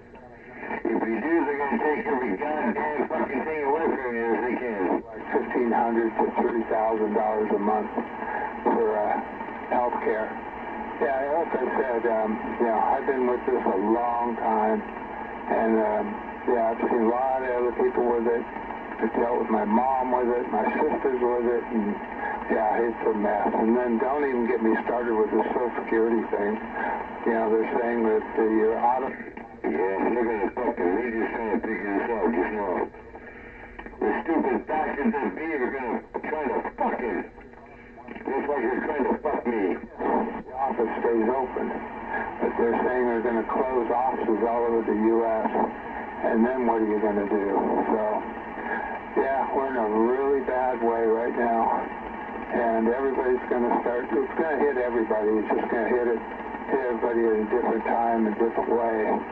But, yeah, what a mess we're in now. But, yeah, we're actually, me and several other of our neighbors have been talking about moving out of the country because, like, if you don't go to Canada, you know, you can get a lot of this stuff free or at lower cost and the better medical care. And, yeah, getting a little tired of it. Thinking of going to Vancouver, maybe move up there, you know, see if we can do it. It's a big bunch of work, but I'm used to it. Anyway, it was nice talking with you, Honky, as usual. Hopefully everything's going well with you. And Cougar, we still hear you out there, yeah. All right, we'll shut up. Quit hogging the frequency. What the fuck? Okay there, Pink. I mean, I tell you what, just take care of what you do and think about it a little bit. Go ahead and move to Canada. You know, things work out Trump's way. It's going to be part of here anyway. That's another thing. But that's an if, right? Don't really matter. And, you know, that's what we got to do. That's what we got to do. We all got to make our things. My only thing is give what you got going a chance. And don't be listening to all these people that say it can't be done, because I'm a believer in the United States. So, you take care. Yeah, it's rough, all the stuff to think about. Take care, be good. ZX. Thanks. All keeps back out. All right, Honky. Yeah, nice talking with you. Use your key, you know. It really does some job. It'll it probably takes about a month or two to start working, but once you start drinking that on a daily basis, you'll be amazed how natural remedies can do a lot. Anyway, 2 the X on the side. Yeah, it was one of my people in Cherokee. You know, on natural remedies and... Oh man, we taught the white pieces of shit, you know, how to use, you know, what corn was. Yeah, we taught them what corn was. All the natural medicines, yeah. What do we get? What do we get in return? We got whiskey out of that, but that wasn't taught from there, but that was just, you know, for a minute they didn't quite figure it out, but then it was.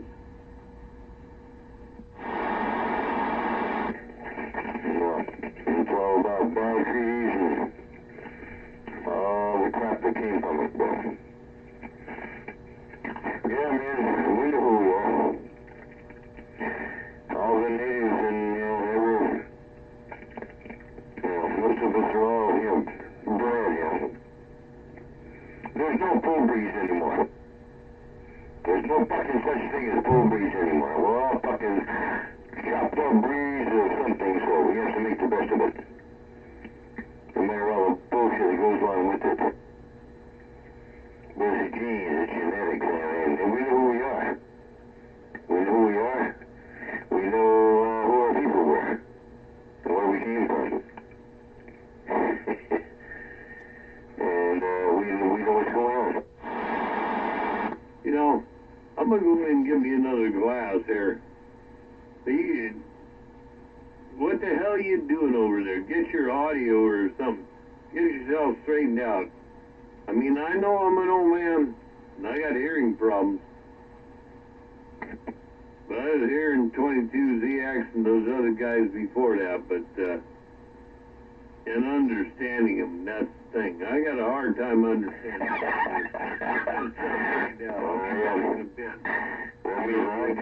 a piece of crap, right? Another glass.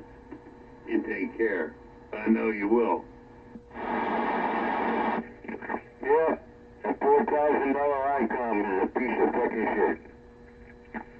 Alright, yeah, I'm gonna make sure everybody understands that.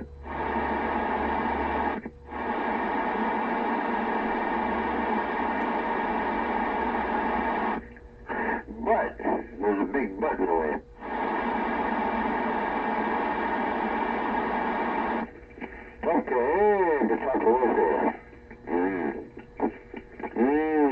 Perfect.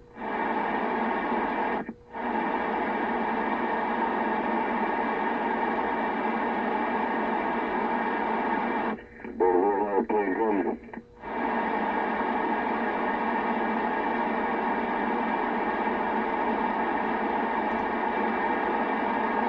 Better learn what hot pleasing frogs are.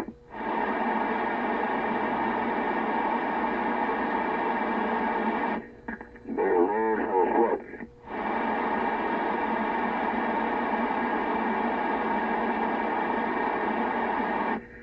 Better learn how to look up. Better learn how to look down. I thought she was on the 2K.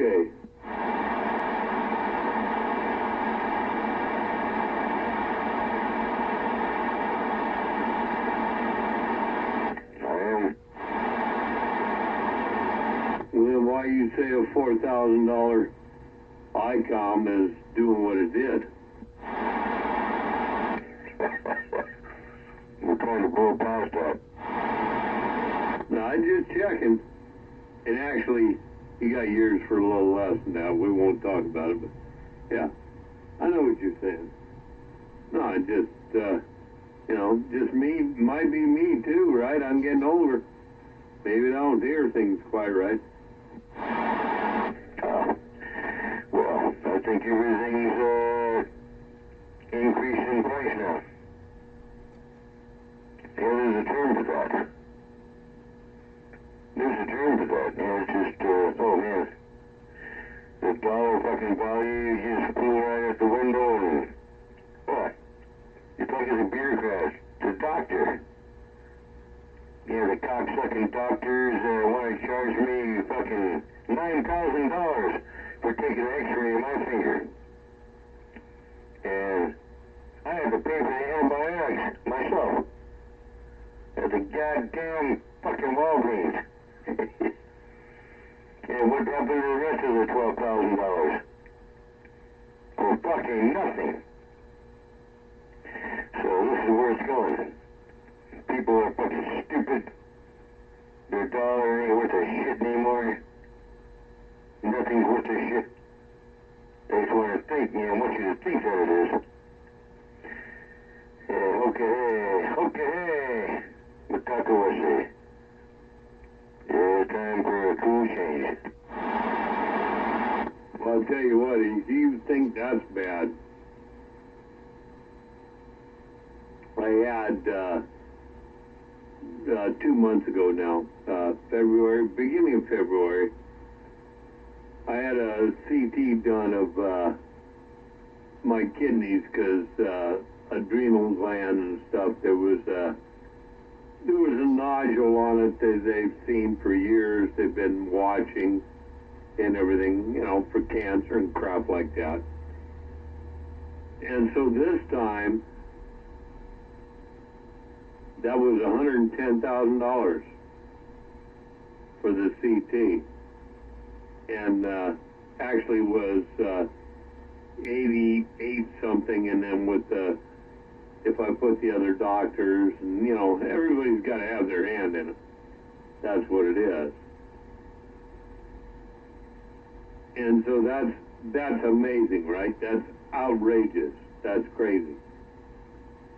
But because of where I work for, the insurance and everything I'm through, even though they take Social Security first off the line, it was still X amount of dollars. I think about 60,000 left.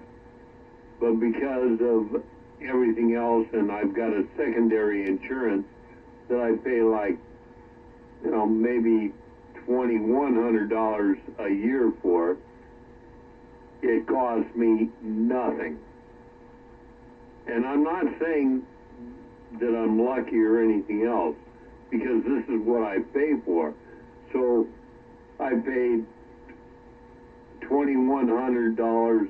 If you figure the total insurance cost, what I pay every year, maybe $3,000 as compared with that 100 and some, a pretty good trade-off to me. But the other side of it, you know, that's what I prepared for in life. I'm lucky, and that's what I'm able to do. So, you know, it can be done. Yeah, but you gotta go on the native side, and okay. This is not what people are supposed to be about, right? Ripping everybody off to the extent of making them pay, making a bunch of numbers for the rest of their fucking life for doing nothing, right? For basically doing nothing. Yeah. It's like they want to get paid fucking $10,000 for taking your goddamn fucking temperature. That's what's going on. That's exactly what they did to me. Basically, they want me to pay $10,000 for sticking a goddamn thermometer up my mouth. Oh yeah, no, that's a law. That's just... No, I agree with you. It's not what it's about with people and stuff. It shouldn't be that way. I just try to give you a comparison as, you know, what it is. And it should not be that way. And I really believe that this new administration might be going back to this or to something like this, because if you want to change all this, what's happened for the last 50 or 100 years, you pick a date, really don't matter. You got to wipe everything out, start over again. And when you do that, people will hurt. People will hurt more than they ever have. I will hurt, everybody will hurt. Because we have to start over again and start getting back to exactly like you were saying, Cougar, to the people. And that, it ain't going to happen in 4 years. It ain't going to happen in 8 years. It's going to take a long time, if it ever happens. But I think it's pretty good time for a change. To you and me, Cougar, it won't matter. Won't matter a damn bit. But for a lot of other people, it might.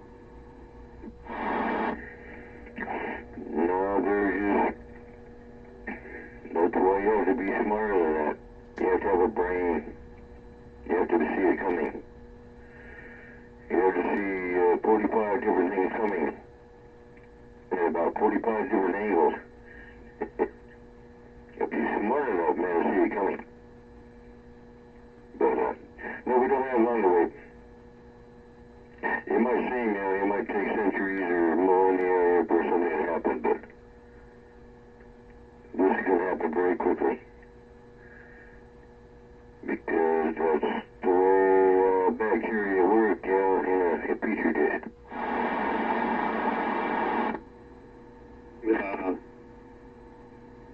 I caught some of that. I think petri dish was the end. You're getting kind of, know what it is. Raspy. I'm going to call it raspy. Back up from Mike, or stay where you are, and the mic back to gain down some. I just don't know, man. But you heard what I said? I just need a monkey supply, and I don't have it. No, okay, I got it now. In other words, you're dropping current. Well, just drop down to the low side, man. I'm only running low shit. I got 29 amps coming at you. You know, 14.7 off the baby driver, as they call it. You know, baby driver in my house, but that's what they call it out there, right? Okay, I'll turn the driver off. Is that any better? Hello, audio, test 1, 2, 3. Hell yeah, there you go. I hear a little bit of you know, all the hash in the background, but your audio is 100% better, man. Ain't no problem. I can understood you. Remember, I'm older too, man, so it's okay. Yeah.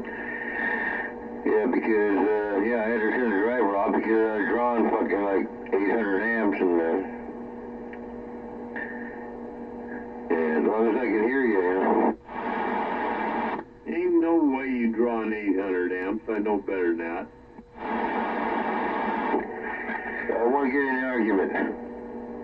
This thing draws a lot of current, and it does. It draws the whole bank down and 150 amp power supply down to the ground, so I don't know how much current this damn thing draws. No, there ain't no argument. You're right. All you got to do is the math.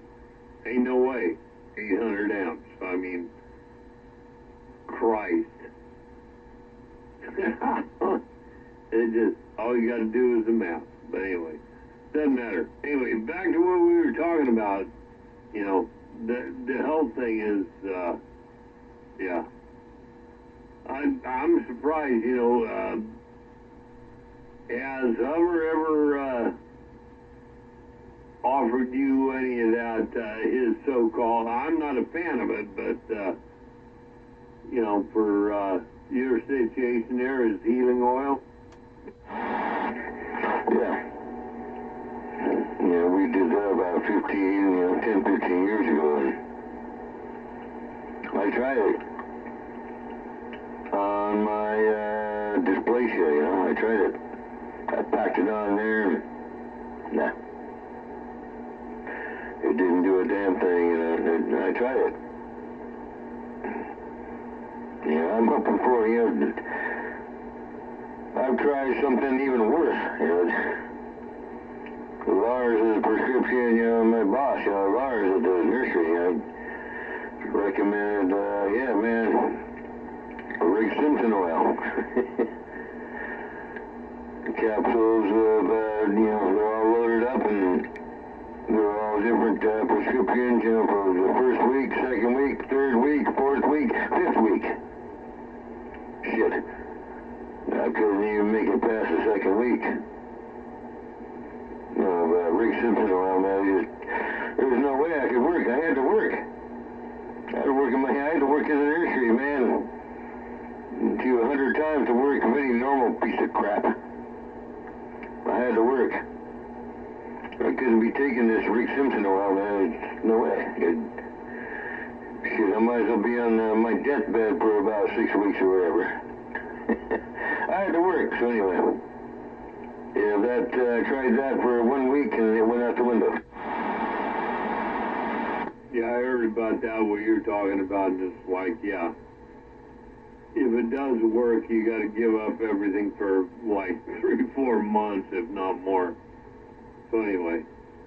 But anyhow, that was just a question I had, a thought. So, yeah. We just keep on chubbling on down the road. Well, you know, I was talking to a dude, you know, my good friend down in Port McGrory, Australia. You know, he said it worked. You know, number 7, you know, he said it worked for his wife. You know, it kept his wife alive, you know, about 6 months longer than they anticipated. So he said it worked. Yeah, I was so happy for him. You know, he kept his, you know, he brought his wife back, and he kept his wife alive, but it wasn't permanent. You know, it was what it was. So, you know, that oil, that healing oil has worked. You know, Rick Simpson oil has worked for some people. It has worked, and I'm not going to deny it, and because Lord said that it has, and you know, these cats are my bros, you know. No, I got you. I just wondered. I didn't know if you guys had ever discussed that or whatever. But yeah, that's all cool. I know one thing. A lot of the stuff like my wife went through and stuff like like that, you know, because when you get that prognosis, right, from a doctor, I don't know about your situation, but for my wife and myself, you know, you got cancer, you're going to die. Okay, so what is the next step, or what can be prevented? And something I learned there, yeah, we can do this, and we can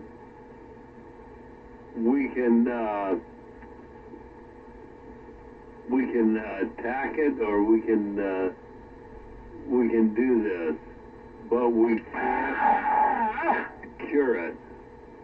And like I said, what do you mean? You can treat it, but you can't cure it. Yes, we can prolong her life. Talk about a shot in the chin.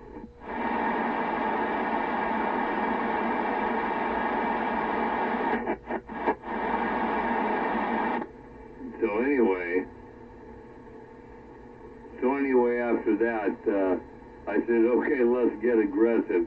Well, he said, you know, we have to make an appointment. So I said, no, make appointments. No, just get it done now. Here we are. Here's checkbook. Here's credit card. Whatever you want. Get it done now. They transferred her immediately to radiology, where she got that for her lungs and everything. And then we were informed that, okay, they've got the bleeding stopped and everything. Then we went to, I forget what they call it, somebody that does the inhalation or lungs and everything. And he says, yeah. He says, I give her 5 months. What do you mean you give her 5 months? He says, yeah, she got stage 4 cancer, right lung. We can't do anything. If it was the left lung, we could take it out. Right lung's got 5 lobes, left lung's got 4. You need 5 to live. And boom, that was it. So there you go. And that's how we dealt with it. Well, you're fucking lucky they actually told you. If they actually told you what the fuck it was, and we came down to Mom, they wouldn't fucking say shit. Oh, we can't tell you that. We can, oh, don't turn that recorder on. It was illegal for me to turn my goddamn recorder on. Oh, they didn't like that. That means they were guilty of something. I couldn't turn my recorder on, but oh, yeah. Yeah, they wouldn't tell you. No, they won't tell you. They won't fucking tell you. They're not obligated to tell you what the fuck's wrong. That's why I got thrown in a goddamn fucking Kaiser fucking 4 times. Shit. Fuck them assholes. And I was fucking goddamn, I was the man. I had the handle. Shit, man. I'm on the fucking list here. I'm on the list. You gotta listen to me. You know, I'm taking control here, you know, of my mom. You better tell us something. You better tell us something, fuck no. They wouldn't tell us a goddamn fucking thing. Left us hanging in fucking dumb fuck. Well, that's just it, Cougar. It's unfortunate, but they, you know, the doctors bullshitted you. Because they've been through it before, you know. And the whole thing was, you could have demanded, hey, I need answers here. And they might all ran like hell, but the administrator of the hospital would have come back and had something to say about it. But either way, yeah, it's just, like I say, and we've talked about it, it's one of those unfortunate damn things. Couldn't say Mom or anything like that, but it sure saved a whole hell of a lot of heartache. Yeah, bullshit. Bullshit. I wish you one of their faces right down their fucking throat. Fucking liars. Fucking fucking phony baloney fucking liars. That's all they are in Kaiser. Oh yeah, I was way ahead of them, man, the whole fucking time, man. Alright, I was just playing the game. Playing this stupid fucking game. Okay? Yeah, I can see you out there talking out there, bullshitting your way through the whole goddamn fucking procedure. Just a bunch of bullshit. Yeah, fuck Kaiser. Fuck all those cocksucking phony pieces of shit. I watched every goddamn one of them. That's why I finally got my mother out there and said, let's go, Mom, and yeah, we had, bullshit, bullshit. Got her ass out of there, we're going home, Mom. I'll take care of you. You're not gonna die in here. You're going home, Mom. You're gonna die in your own damn home. Fuck yeah. Fuck these pieces of shit. And that's what happened. And you know what? That's probably the best way. I know when, my gal, when it was time, it was time to take my grandson to school at that time. I said, come on, let's go. She said, no, I'm going to stay here. And I said, no, I just, come on. She said, no, I'll stay here. And she was in bed at that time, on oxygen and stuff. And so I said, come on, Alex, let's go. We got back, and, that was it. That was it, that time. And she knew. She knew. That's why she didn't go. That was it. Her oxygen was off, and she knew, and that was it. And then, so it was about the closest we could figure it out, about 45 minutes from when I left to when I came back and called for the medical services and everything. And here's a great thing. Do you want us to try and resuscitate? And I'm going, what do you mean? I said, there's a DNR, I'll pull it up for you, but right now, I'm not in that kind of mood. Well, there's a possibility. I said, after 45 minutes, I'm not a doctor. You're telling me? I said, forget about it. There's a DNR, we'll go with that. And it's like, are you crazy? But I guess these guys, these people that come to respond, I guess they have to ask that. But it's like, are you kidding me? 45 minutes? And, yeah, maybe it could have been 10 minutes, but you're not going to revive without brain damage. So that's why we both have DNRs. Yeah, you don't know. It's kind of the same thing, but there's some stupid issues coming up.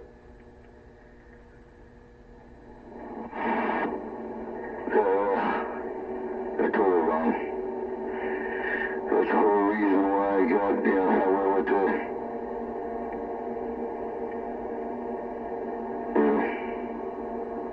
I went with,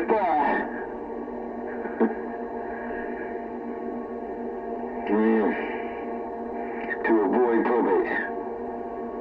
To avoid this kind of fucking shit. And now they're trying to fucking throw shit in the way. These fucking cocksucking bureaucrats are trying to deliberately throw shit in my way because that's their goddamn fucking job. That's what they're paid to do, to fuck people up. They're like prosecutors. They're trying to find anything to throw in my goddamn way to get in the way of selling this house. That's what they're fucking trying to do. And I guarantee you, if they fuck with me anymore, I'm gonna blow their goddamn fucking heads off, and I will set fire to this place and burn it the fuck down. I don't give a fuck. I could care less. They don't want to fuck with me. themselves. They better leave well enough alone. Read the goddamn fucking tract. Hey, Mom was in there. Spoke the whole thing, laid it down. That's what we made. That's what I paid for the trust for. That's what you pay for a goddamn fucking trust. To alleviate all this motherfucking bullshit. They have no idea who they're fucking with. They're fucking with the wrong son of a bitch.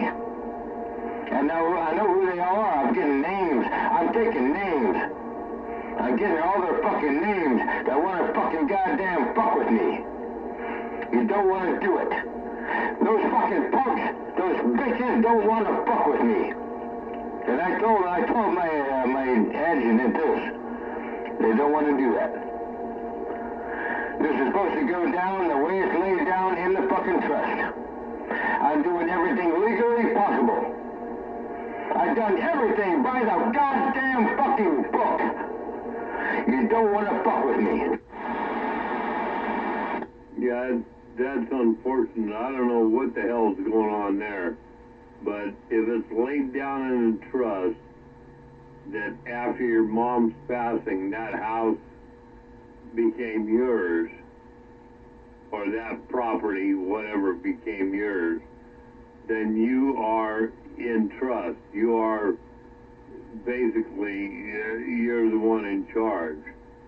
So I don't know what's going on there.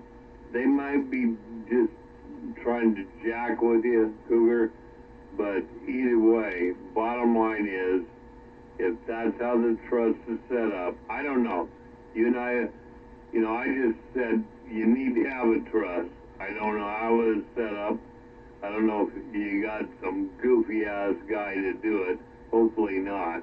I mean, trusts are pretty simple, so it shouldn't be a problem. But yeah, I don't know what's going on there, man. I do know what's going on.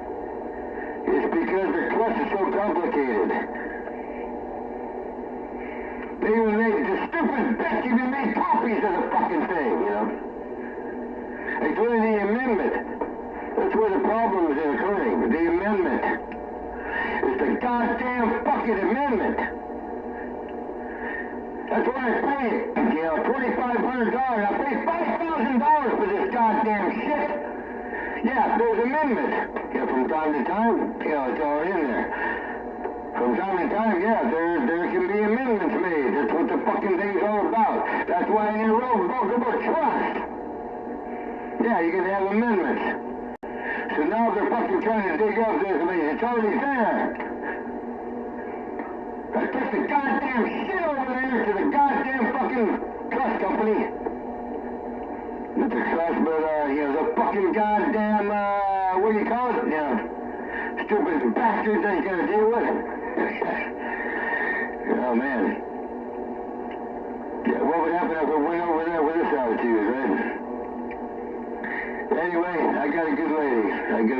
She's helped me through this, and, yeah, I'm like her autistic son. She has an autistic son, man. She has to take care of an autistic son, and I'm kind of the same way. I mean, I don't deal with the outside world. I'm autistic, man. I'm fucking autistic, and she understands that. I can't deal with this fucking bullshit.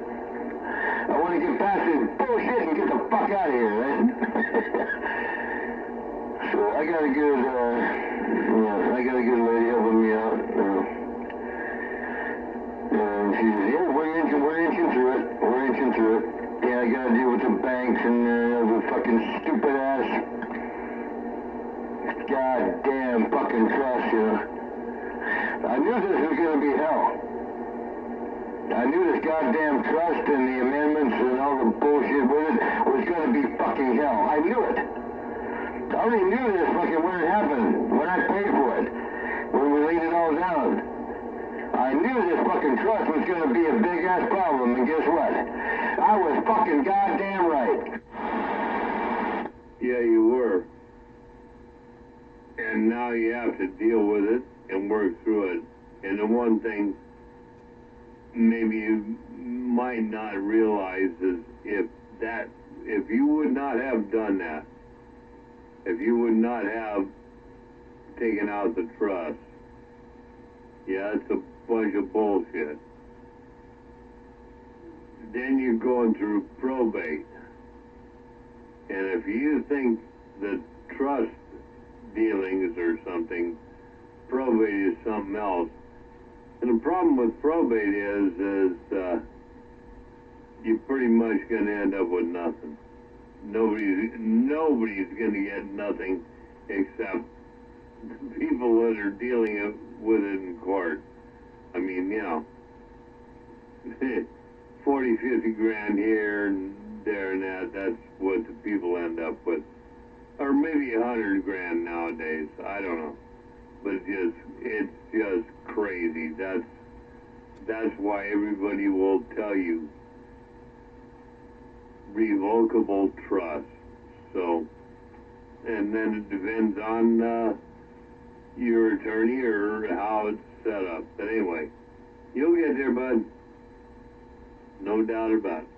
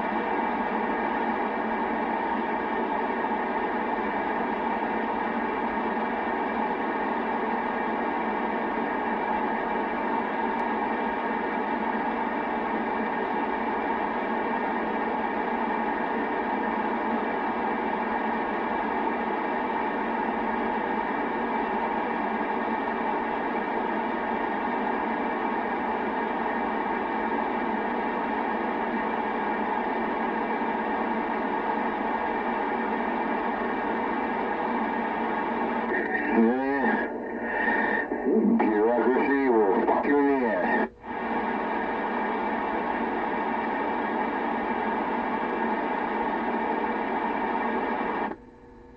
Something about ass.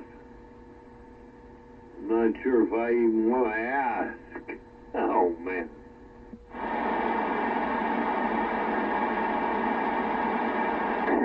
I said bureaucracy. Bureaucracy will fuck you in the ass. Every time. That's why I don't like bureaucracy and I run the other way. Yeah, I know. I'm going through it right now.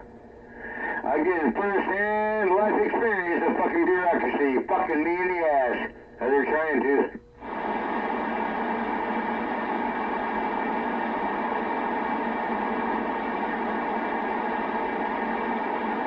I keep telling them, don't do it. Don't do it. Don't do it. Don't do it.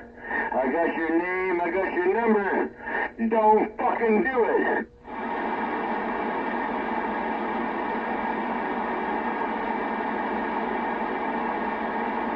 Just leave me the goddamn fucking alone.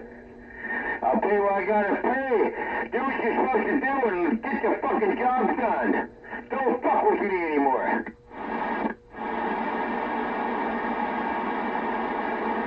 That's what happens, Cougar. You scare them. You tell them that, and they've never dealt with people that way because they got to go through all this other bullshit. They don't understand that, hey, take care of things, give me my stuff, my money, and I'm out of here. You won't hear from me again. They ain't got it, especially the young'uns. Yeah. Yeah, so it's a good thing my agent understands that. Yeah, Yeah, my agent, like I said, you know, she has to deal with an autistic child. Sounds like he's about 22, 27 years old. She has to deal with autism. So, you know, she can deal with somebody like me, you know. I got a good one, dude. Yeah, I've got some good people on my side, you know.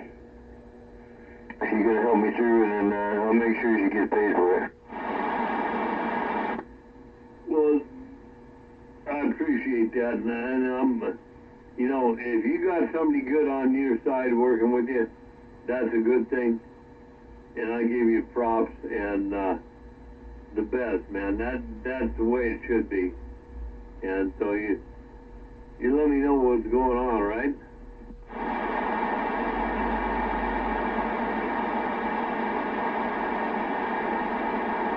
I mean, nothing personal, but you know what I'm talking about.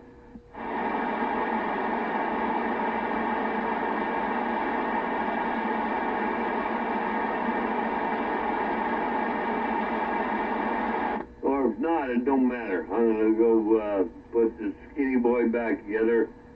Blew another doorknob out of it for whatever reason.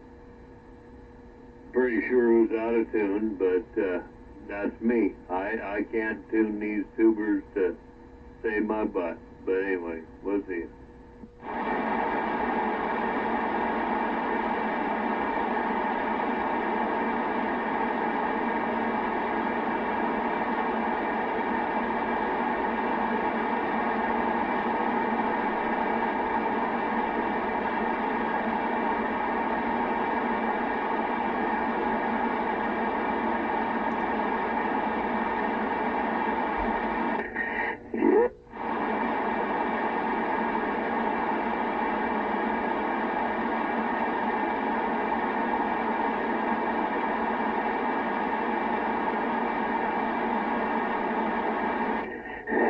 This microphone, this stock mic is going to hell. But anyway, yeah, you know that fridge?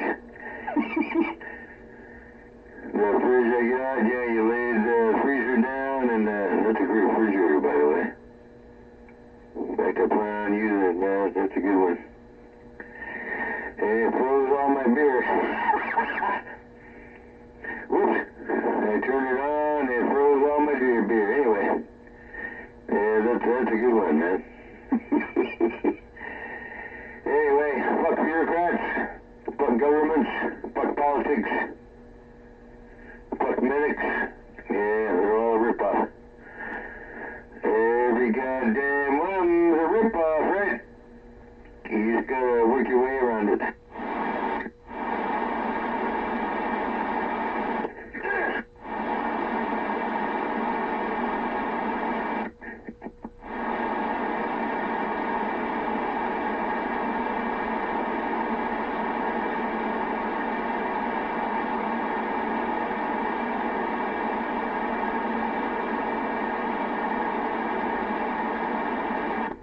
Hello, check. Oh man, let's put it up on the other side. Yeah, put it up.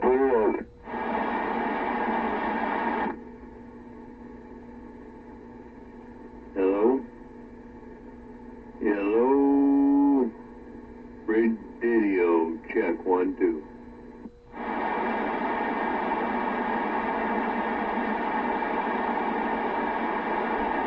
That sucks.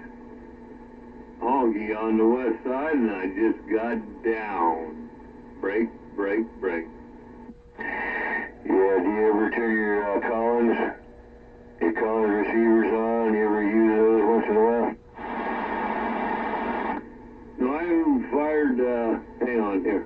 I haven't fired up the receiver or the transmitter. I got the Collins, receiver. What is it, R91? I haven't fired that up in like 4 years.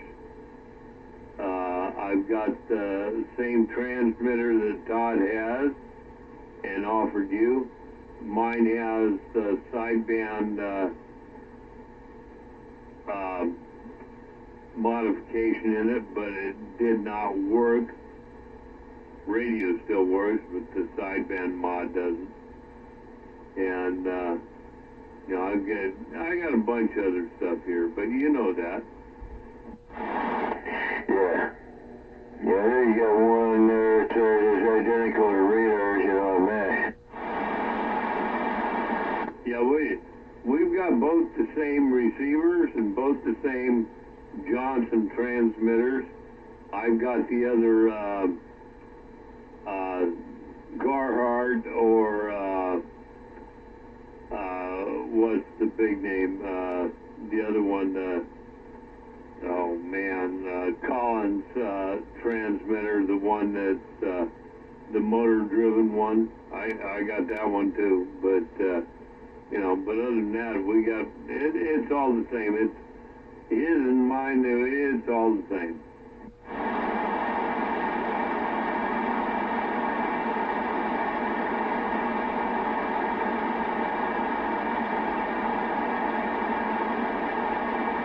And the problem is, just like you asked, Cougar, I mean, the last I had mine on, they all worked.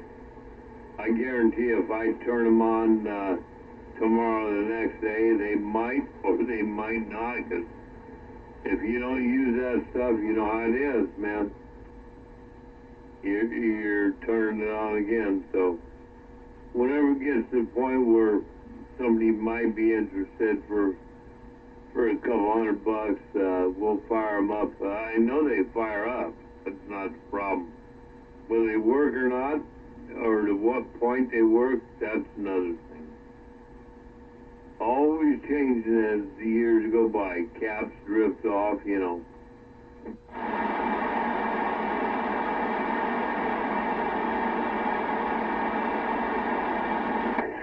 Yeah, man.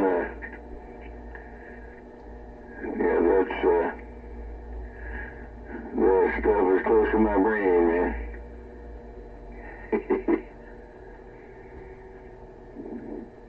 1952 Collins. Helicopters, Johnsons. I saw those Johnsons you had in there, you know, in the back there. Wow. I wanted to buy those, baby. Anyway, when I get the cash, I have a whole lot of shit, and I'm going to be at 1.1 million. That's picking bullshit over. And, if you want anything taken care of, you know, I'll take care of it for you. And then, hopefully I'll find somebody to lay it on to you later, you know. That's what all this stuff is all about. Taking care of it. Especially all the whole stuff, you know. All the good old antique radios, that's what I bought them for. Yeah, when it comes to my time of dying, hopefully I can turn it on to somebody and they'll take care of it, you know. Keep the thing going, you know. Roger on that. Well, I'll tell you what. For anybody that's on here tonight listening, there's the Johnson Viking, the Johnson Valiant, the R39 Collins receiver, the it's not an ART-13, which is the Army one, but it's the Navy one, same thing, motorized transmitter, a BMK or BMK, whatever it is, sideband transmitter converter to whatever.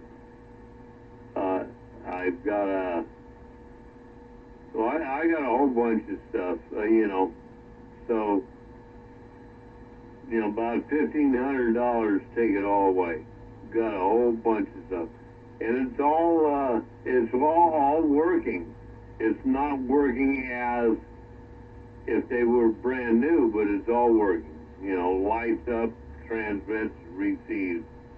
But especially the, what the hell is it, YC7, YC1, the big Collins transmitter, Collins K-part transmitter. That thing's abused, but it's never in tune, so I don't know where it is. Yeah, I think I got a picture of one of those. That's that fucking thing about 7 feet tall. It's got two 4 1000s in it. No, this guy's got it just hell. It's about the. I'll send you a picture of it. Send you a picture of it. It's not the one you're thinking about. It's yeah, something different. It's the ART-13, except it is the Navy's version. Oh yeah. Yeah, that's all the stuff that you don't see and they don't want you to see, and you use in the military.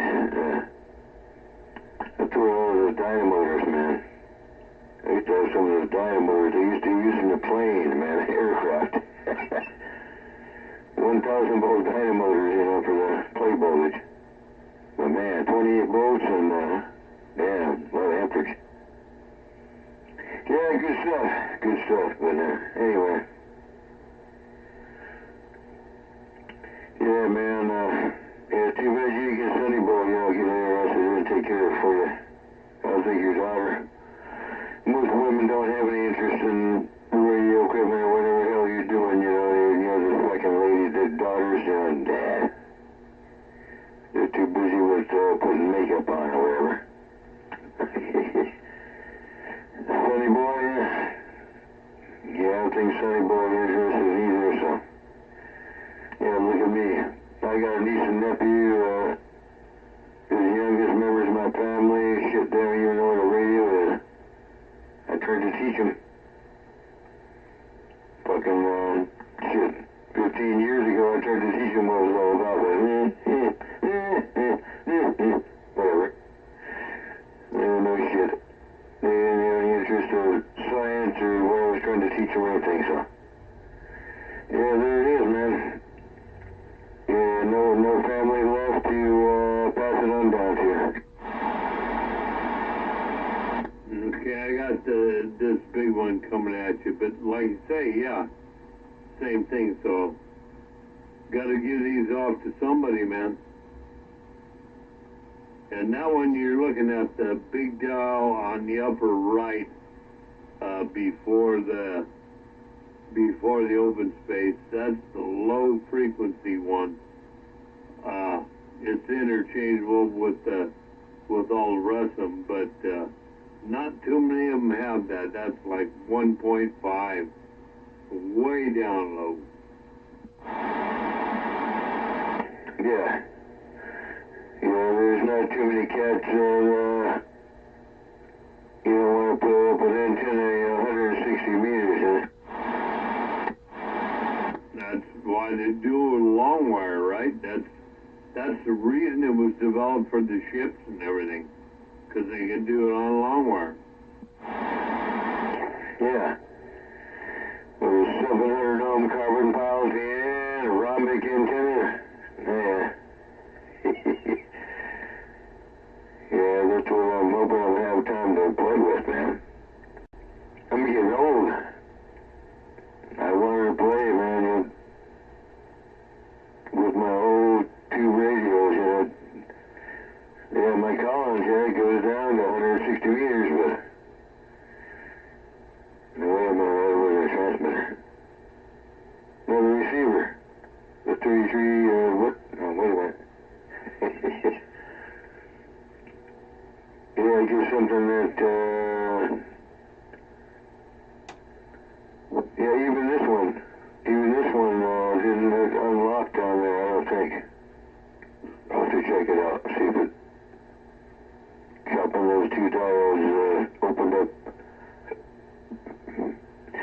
think it did in the amateur band, 160 meters amateur, but it didn't go down into the AM transmitting band. I think it's where it cuts off. But, yeah, man. I've always wanted to build 160 meter and 80 meter antennas because they're huge fucking antenna arrays, man, to be able to do something with it. Roger, you get anything from me yet? I don't know, I didn't look. Okay. Things give me. You know, I'm kind of like you. I don't know how to do all this shit. Yeah. I try to know how to do everything because I'm learned. I'm a learning retard. I'm a boss. Shit. I'm a boss. I have to tell everybody how to do all this shit. Okay, just try to send it to you and we'll see what happens. No biggie. No, I'm not even near my phone.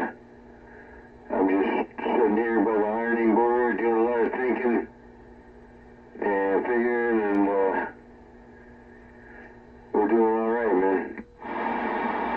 It's pretty ironic. Yeah, we are. Ain't doing too bad. We're still living, still eating, all is good. I'm gonna go and get me another, well, I gotta put a head on this glass of wine. I don't know how you do that, but I'm gonna try. All right. Yeah, well, the only way you can do that is if it's champagne.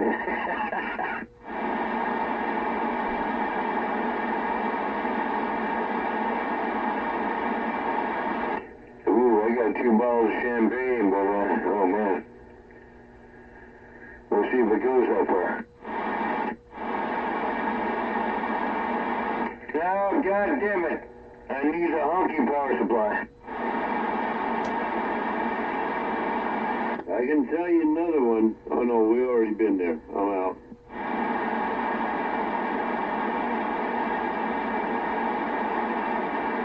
Ooh, that sucker.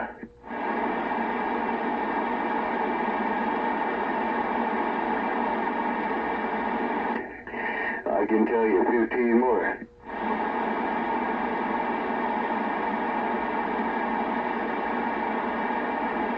And that's what we're geared up for.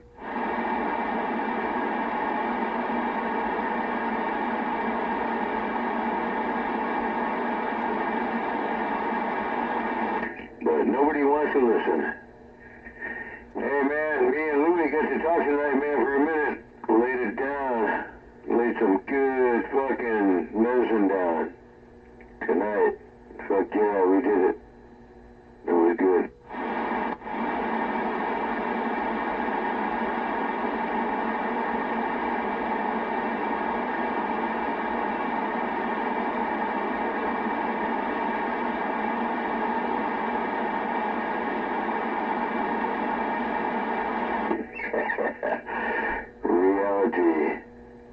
Reality, man, is something nobody knows anything about.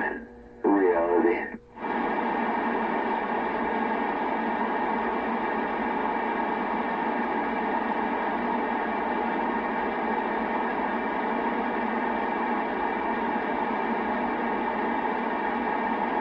Oh, too bad.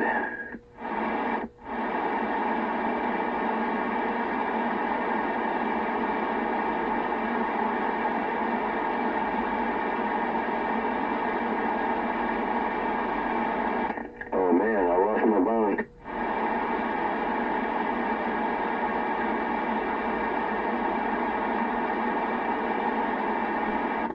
Lost your what? I lost my phone. Well, that's okay. I won't call you.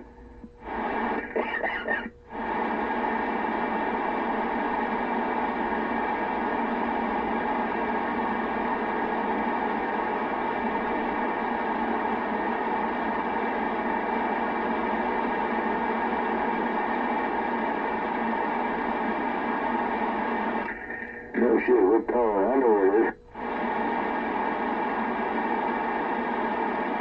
I left it out there in the hot tub.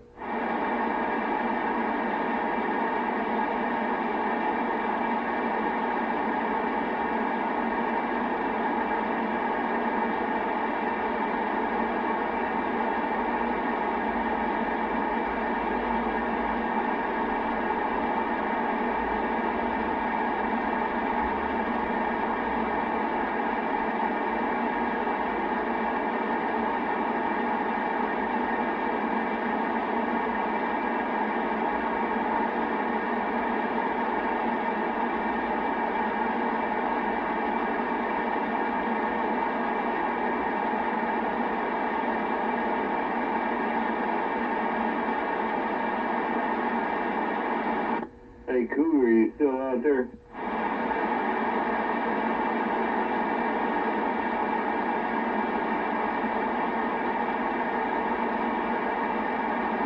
No, get back on the old Cougar. 10-8. Yeah, okay. I'm about to plug this thing in and fire it back up again and see if it don't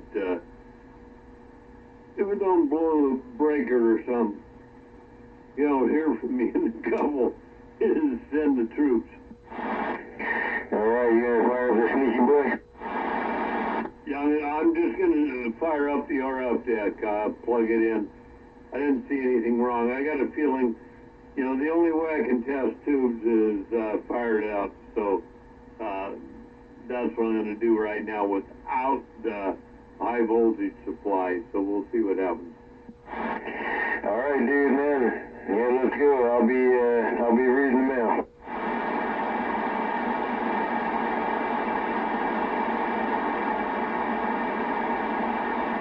And I got a great big fucking headache. Oh man.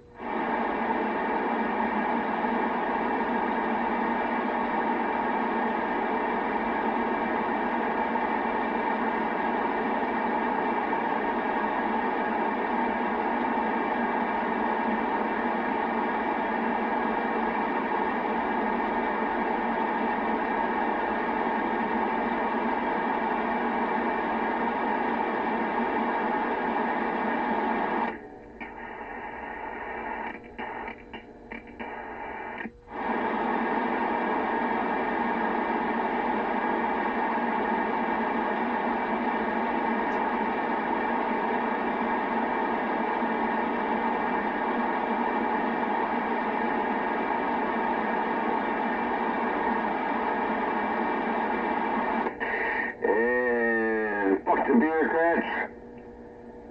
Fuck your governments. Fuck us all.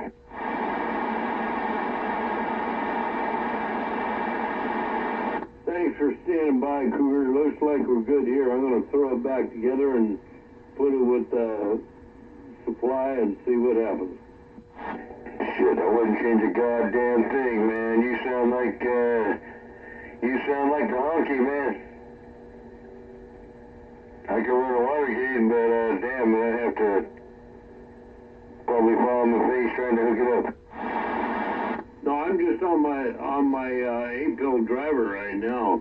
I'm talking about the skinny boy. I had a problem with the RF deck, and I just fired it up, and everything looks good. So we'll see what happens. If we put it back in line and it fires off and everything's good, like it was, you know, like I was talking on before, then all is good. Otherwise, probably get a bad tube, if not both. But that's okay. You know, 2 tubes over, Christ, 7 years. I bought it from Bob in 15. So what is that? 10 years, almost 10 years. Like give them 8 or 9, but they ain't bad. But we'll see. Well, shit, you know, if all the numbers are right, yeah, they should be just fine. Yeah, well, I fired it up. You know, I divorced it, and it's the side that blew the breaker, and I divorced it, put it back in, and looked at everything. Everything looks good, so we'll see. but until we get a load on it, I won't know. Alright. Yeah, it doesn't sound like the stuff I want to go through. I've already been through all that already. Melting, burning.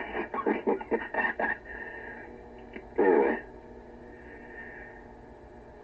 Yeah, go for it. Yeah, whatever the hell you're running right now sounds pretty good. Just 7610 and 8 pill. That's all I got you on now. Whole bunch of 80 watts.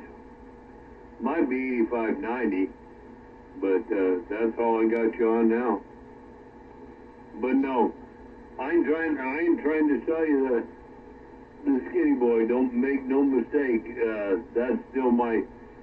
I've had that forever. That's still a good talking little amplifier. So we'll get her back in shape, and no problem there. Just like the comments on it. You take care. I'll be back around. I can get back to work.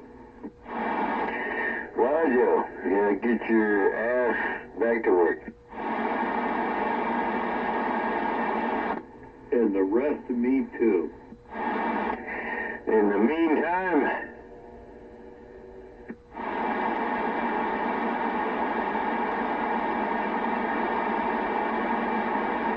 jaw jackers backwise. Or jaw slackers, that's it.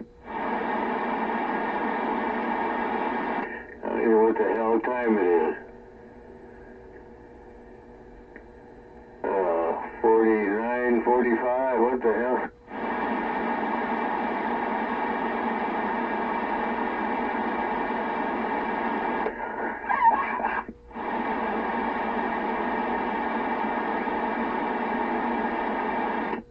Oh, it's 11:45, that's it.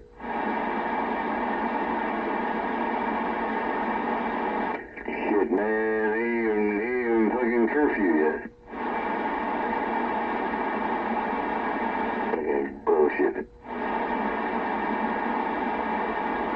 Yeah, when I get back up home, there's gonna be no such goddamn thing as curfew. No such thing as curfew, no fucking way.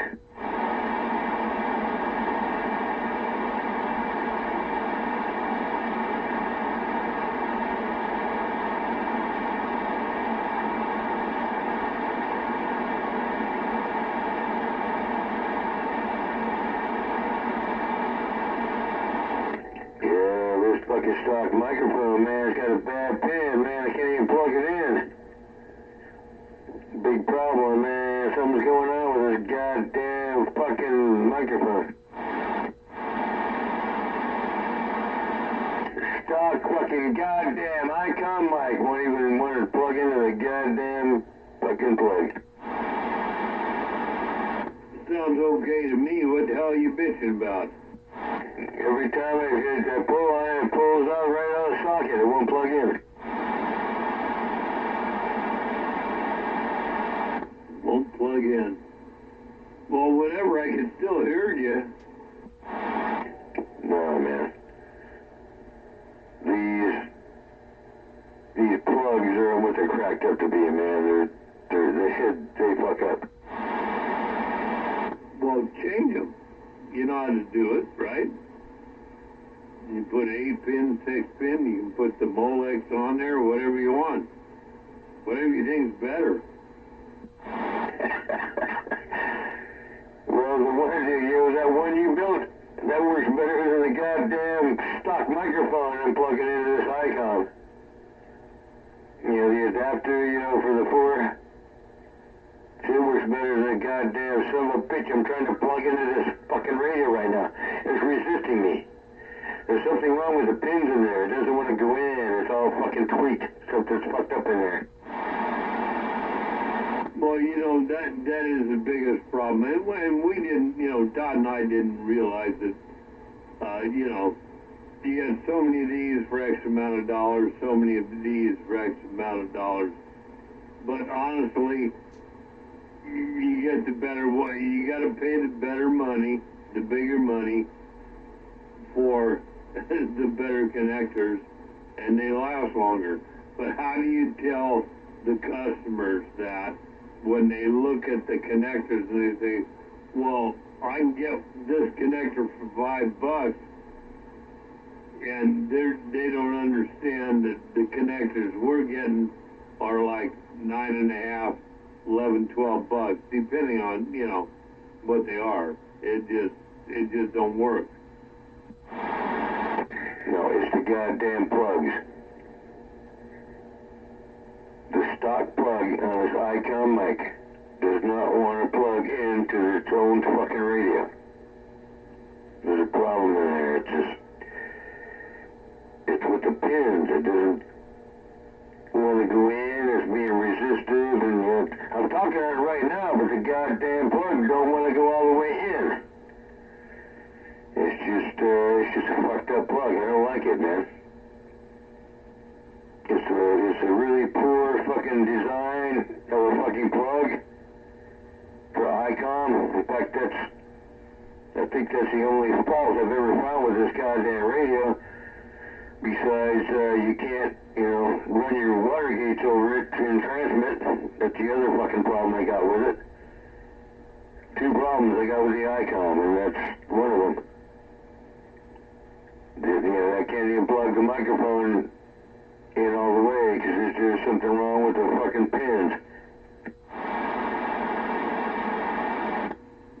Yeah, I don't know how to answer that because I just, you know, on mine here on the bench, I put the 8-pin in and go out and go through all my other stuff.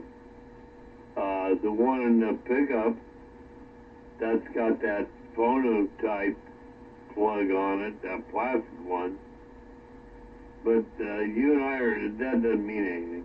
You and I are talking about the 7610, so, you know, that's, you know, like I say, I use the one, haven't messed with it, but I got plenty of plugs and wire. Shouldn't be a problem, really.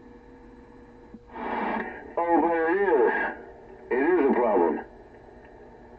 With its own goddamn stock microphone, it doesn't want to plug in. In fact, I can't pull on too much, it'll pull right out again. But, you know, the adapter that you made, you know, for the ICOM to the 4-pin works perfectly.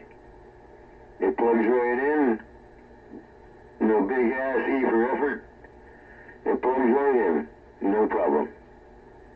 But this stupid ass stock mic just doesn't want to fucking plug in.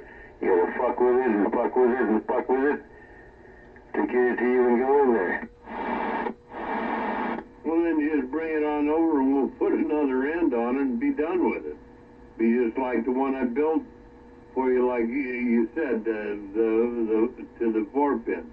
Be the same thing, except just use new connector. We can take care of it, not a problem. Okay, well, here's the deal.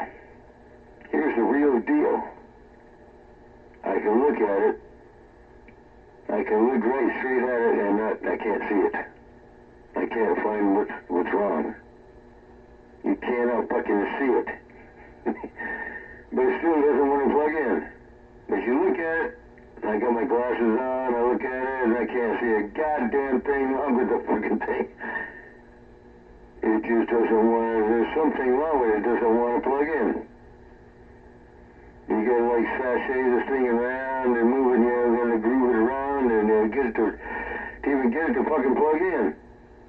Because there's something that's not lining up with the stock mic to the radio.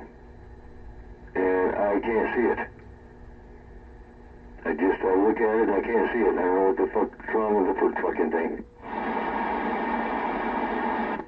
Yeah, you know, and you're 100% correct. If I can't see it, I couldn't tell you either, but all I can say is, you know, when you get time, bring it on by. We'll take a look at it. We got stuff here to fix it if necessary, so not a problem. Roger.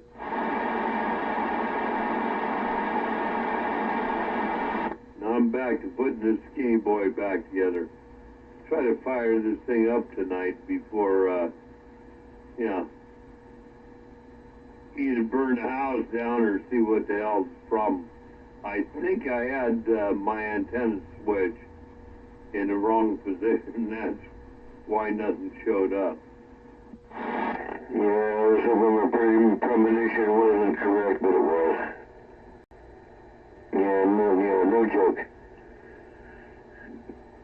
Yeah, this is no joke, bro. When you first fired up the skinny, yeah, it was gonna work good for a minute, but I knew it. I don't know why. I knew something was gonna go snafu on it. I just don't know why, but I just kind of saw it coming. I'm like radar, man. I'm like radar on this kind of shit. Anyway, yeah, shit. You know what to do with it? I mean, I went through shit. You wouldn't believe what I went through with my,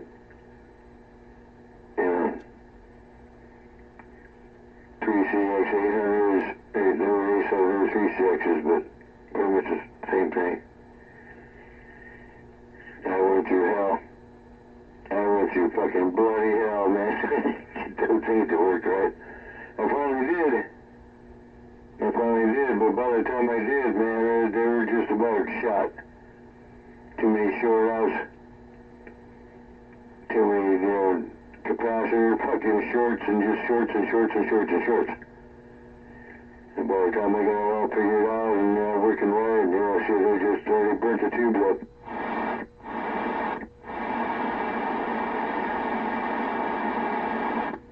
No, I'm with you, Cougar. And I know what you're saying. A lot of us put a lot of effort and a lot of money, a lot of time into making this go right, that go right with amplifiers and stuff.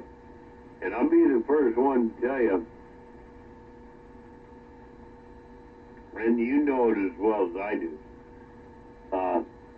I'm here to burn up and test amplifiers. That's what I do. And if I can't do it, I give it to my friend there, 429, because he'll push everything to the limit and see what it's going to take. But I'll tell you one damn thing, it's mighty frustrating when I get something that I've seen before, but now I've got a new problem and it doesn't make sense. So that all being said, doesn't matter. We're going to get back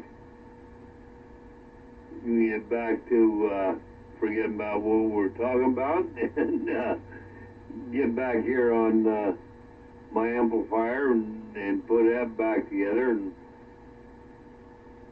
Cougar, you better take control of this channel because I done lost it. No, I'm just trying to take control of my life. But, just like, what was it, 313? I think that's what it was, 131. Doorknob hell. And then he buys a tube I've never heard of before, 4500? Yeah, 4CX 4500. I never heard of a tube. I don't know what the hell that is, but apparently he was working. He was working,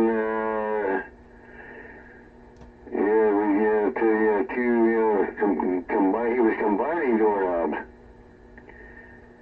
And that's something that I was fucking looking at myself, okay, if one doorknob isn't good enough, you better get the picoparads and he's over there read right. They're all gonna kind of measure out the same, If you go 500 puff, most of them are 500 puff, right?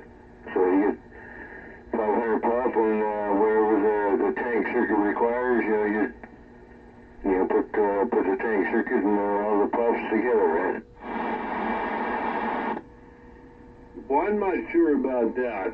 I know when I'm looking at an antenna switch or something like that, I'm looking to tune for 50 ohms.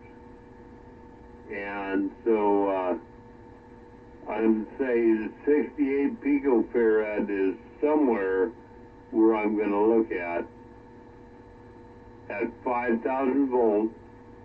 I'm going to pick a 5,000 volt, 68 picofarad doorknob capacitor to put into my antenna switch to make it read 50 ohms. Somewhere in there it'll be, might be 60, might be 72, depending on the length of leads and stuff like that. It's got to be enclosed and all this and that, but you know, that's another story. I realized this just recently. I've got a nice switch that switches 50 ohms great, and it works great until you start listening to the audio. Most of the people on AM will not even hear it, but there you go. Yeah, that's why I'm getting back to the tank circuit. You know, there's the big difference between you running one tube, you know, like one 156, and then you throw, you know, in a quad, 4 of them, and then, okay, well, you got the tank circuit again. There's your tank circuit, right? So what's the difference in the doorknob? The doorknob for one tube, and then you got a different doorknob for 4 tubes. Or his, you know, what he was doing, he had 2, I think he had 2 of them. Oh, no, wait a minute, 1 of them. Yeah, 1. He was trying to get a doorknob for 4,500, which I don't know what the hell that tube is. That's different. I gotta look that one up. 4,500. But anyway, yeah, you know, there's a big capacitance difference. I guess you can't call it capacitance. It's probably more impedance. It's just a tank. It just gives the tank circuit to resonate with 4 tubes instead of 1, and hey, there's your doorknob. You gotta have a really, really, really good doorknob, man. And that's where it's at. Okay, so let me tell you what I do. I don't know if it's right or it's wrong, but it seems to work, okay?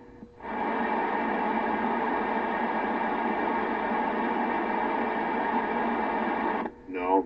Well, whatever. So I put the meter, ohm meter, up to the output side of my amplifier. And then, of course, you have input on there. And that determines, you know, what I'm going to see. I want to see 50 ohms on the output side with whatever I'm putting in on the input side. And if I have to change the capacitors 50 times, that's what I look for. 2 years ago, we sold a damn capacitance. You can dial in whatever capacitance you want, and it'll tell you what capacitor you would need. Stupid to sell it, didn't need to know. So that would be something I could put into this from the input to the output to say, hey, I need this much capacitance to give me 50 ohms, and then I'm done. You take that out of the circuit, build you a little bridge for that capacitance, put it in, you're done. You're dialed in. That's 50 ohms. Can't go wrong there. Well, yeah, I think I told you before, I've had better results with 75 ohms. I've had 75 ohm feed line. I built a quad with 75 ohms, and shit, man, I had the best numbers, the best match I've ever seen in my life. The 75 ohms. And that was way back in the early 90s when I was doing that. And, okay, anyway, what the hell, man? This is the feed line that I had, 75 ohm. And damn, man. I saw the best numbers, the best match I've ever seen compared to 50 ohm feed line. A lot of stuff I've read, everything I've heard, it should be that correct, exactly what you're saying. I don't know. I don't have that much knowledge. All I know is I'm trying to work with what I do with the 50 ohm stuff, and I don't even understand that, Cougar. You got me on that. I don't even understand that 100%, but trying to work with that and make everything so I know this works with that, this works with this, and so on and so forth. But 5 ohm will work. I made it work over a Wolf. But I don't know exactly why and what's going on, or if you give anything up, or if you don't give anything up. And to me, that's why I want to stay with it where I am. Just trying to understand what I'm doing here in the 52 ohm regime, if you will. Alright, good. I got another beer. Okay, I got a perfect example. From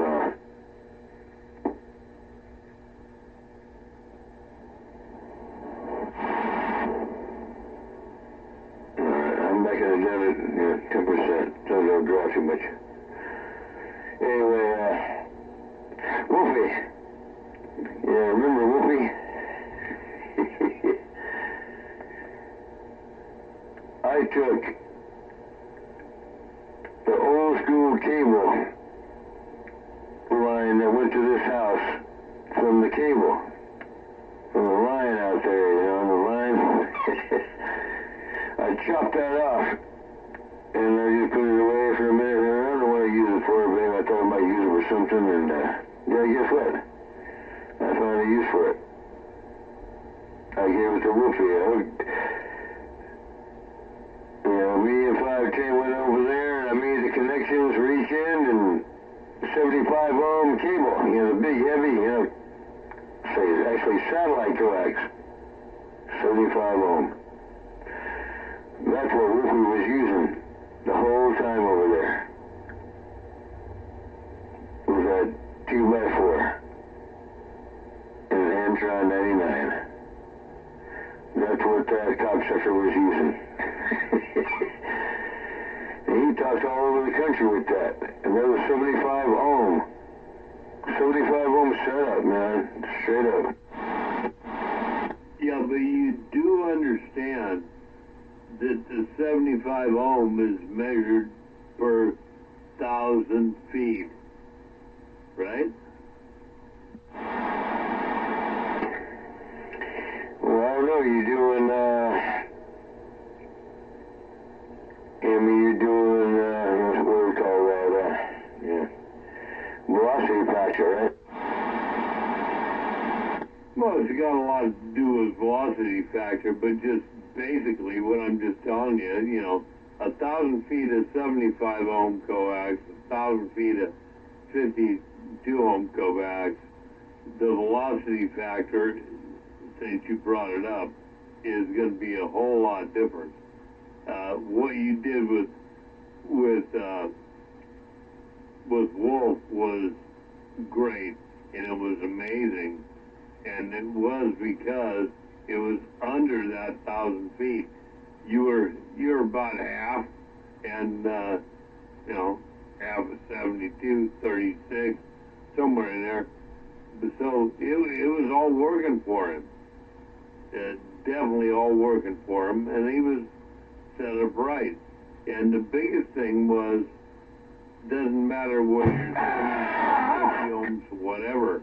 What is the reflex?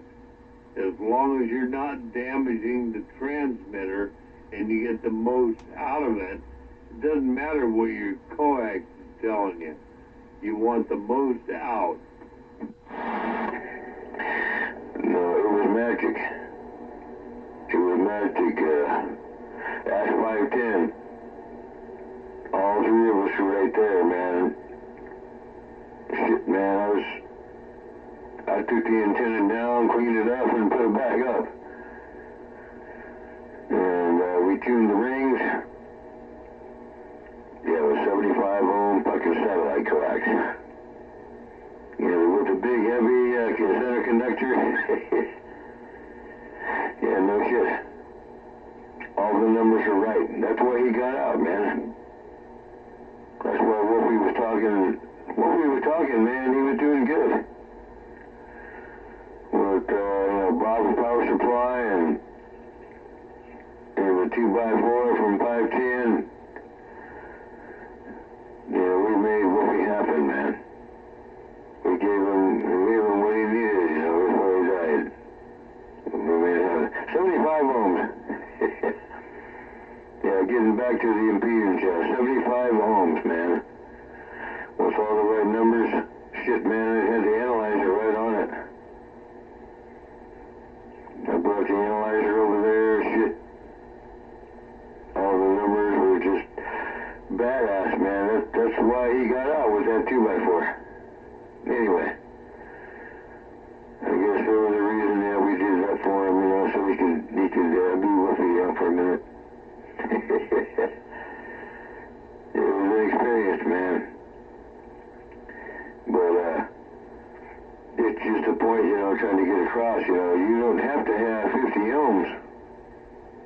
You don't need 50 ohms to make things happen just right. You know, 75 ohms can match up just the same or better. Well, 50 ohms is 75. It doesn't matter. It's really how you tune it.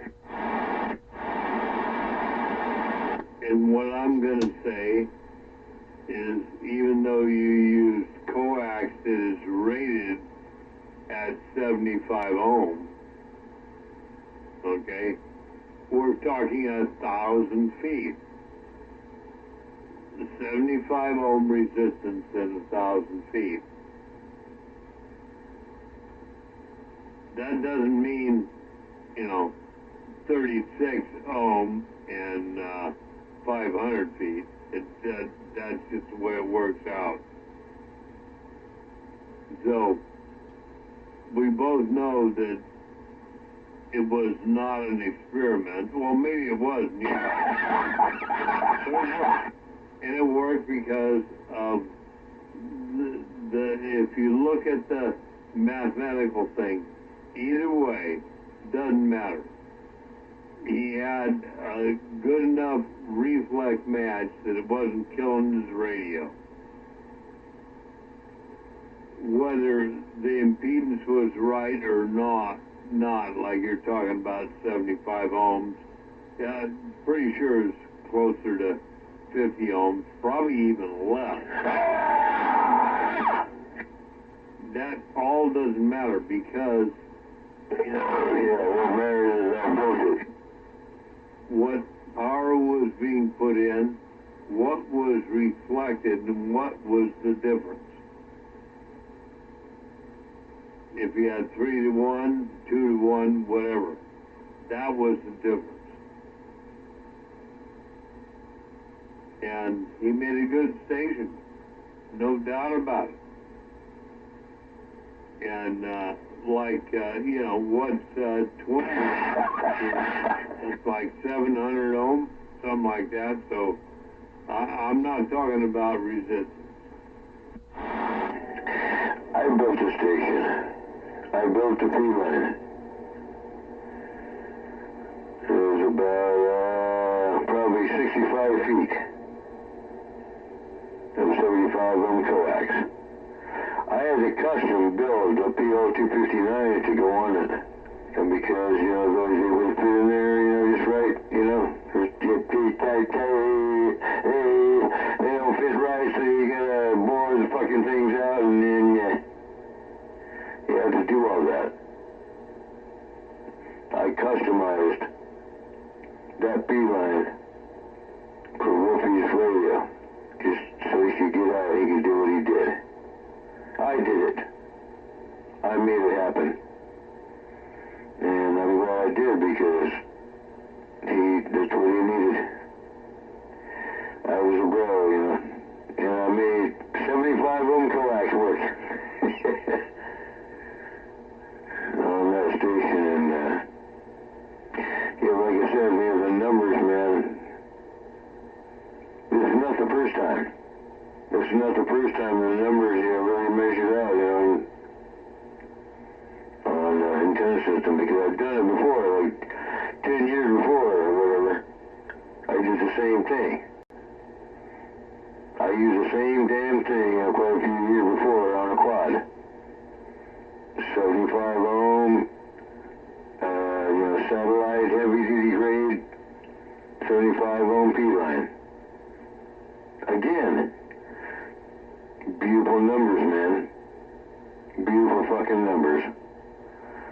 So that's why I'm never going to put down 75 ohm, but, you know, everybody wants to go with 50 ohm, yeah, okay, so be it, go ahead. But, you know, the problem is you can't find 75 ohm that's, you know, inch and a half, fucking heliax. Well, yes, you can, as a matter of fact. But let me give you this problem. Take 100 feet of 50 ohm coax, any type you want. 100 feet of 72 ohm, 75 ohm coax, any time you want, any type you want. Measure it from one end to the other, each one. What you gonna come up with? 1 to 1. Measure each length of a 50 or a 72 ohm coax at 100 feet with a good, let's say a good RMS voltmeter, and what are you going to come up with, man? Yeah, it all depends on the frequency and the resonance and the impedance. It's, you know, it changes between 50 and 75 or 300 or whatever. It's all a bunch of numbers, and that's what we got them damn analyzers for. No, it does not. I'm talking about two pieces of coax with nothing running through them. We're just checking resistance at 100 feet, each one. A piece of coax. That's what we're checking. What are you going to see? You're going to see the same thing I'm going to see. And you know the answer. Yeah. Yeah, if you look at a piece of 75 or a piece of 50, yeah, the feed line looks the same, right? You know, what do you got? You got a shield, you got a center conductor. All that's in there is the spacing. The spacing between the center conductor and the shielding. Apparently that's what's supposed to determine whether it's 75 or 50 ohm, you know, for any length of feed line, right? Well, inductance, reactance, capacitance, you tell me. If we take those two pieces of a 75 ohm and a 50 ohm, and we run each one of them out to 1,000 feet, do the same test, what are you going to see? Yeah. So what you got, 25 feet or 500 feet? Is the impedance going to be the same? That's what I'm asking. You tell me. Okay. Yeah, 500 feet or 75, 50 is going to be the same. What the hell? I pretty much think if we're looking at electrical conductance, you're going to read nil on each one, right? Yeah, it's, from my observation, 75 ohms is better. Yeah, I'm still trying to figure out why. But everybody wants to go with 50 ohms, but it probably has to do with efficiency. Current time voltage and efficiency it probably works out better, but just 75 ohms is a little bit more reactance, probably more reactance. I have no idea except 50 ohms is less resistance. That's probably why people want it, but we're completely off what I was trying to get with. And actually, I was trying to get you to help me with some stuff that I don't understand either. But, that is what it is.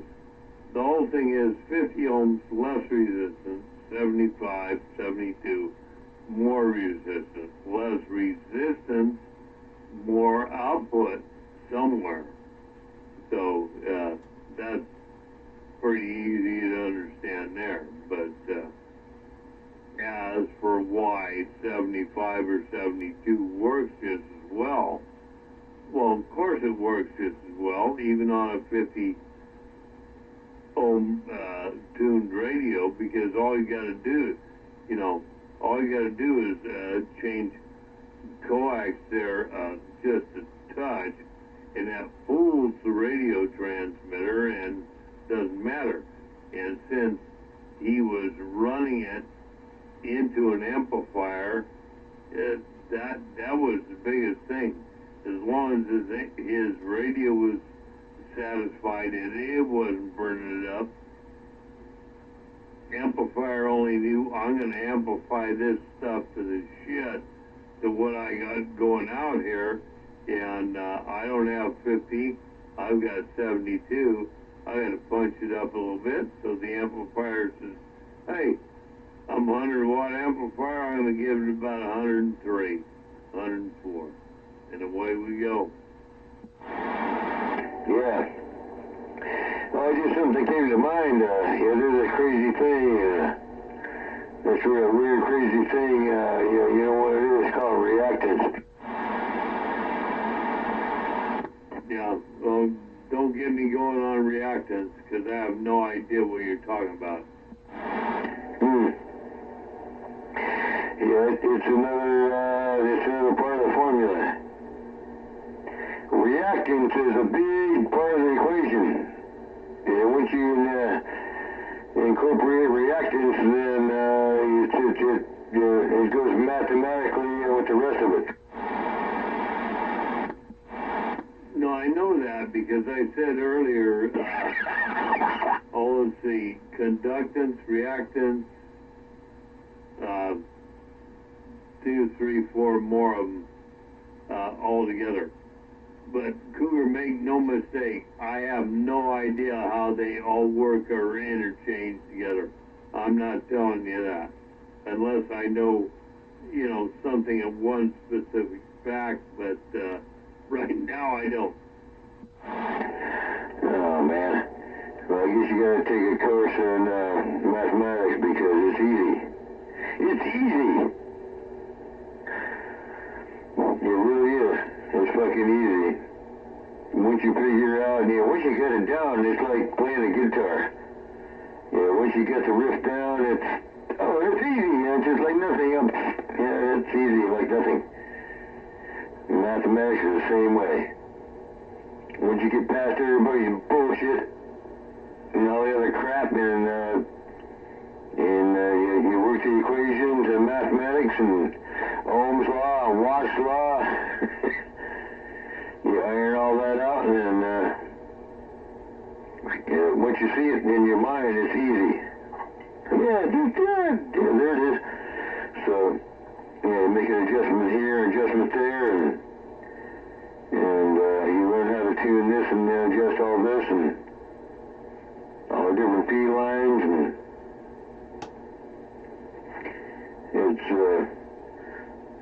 it's actually more simple than it sounds.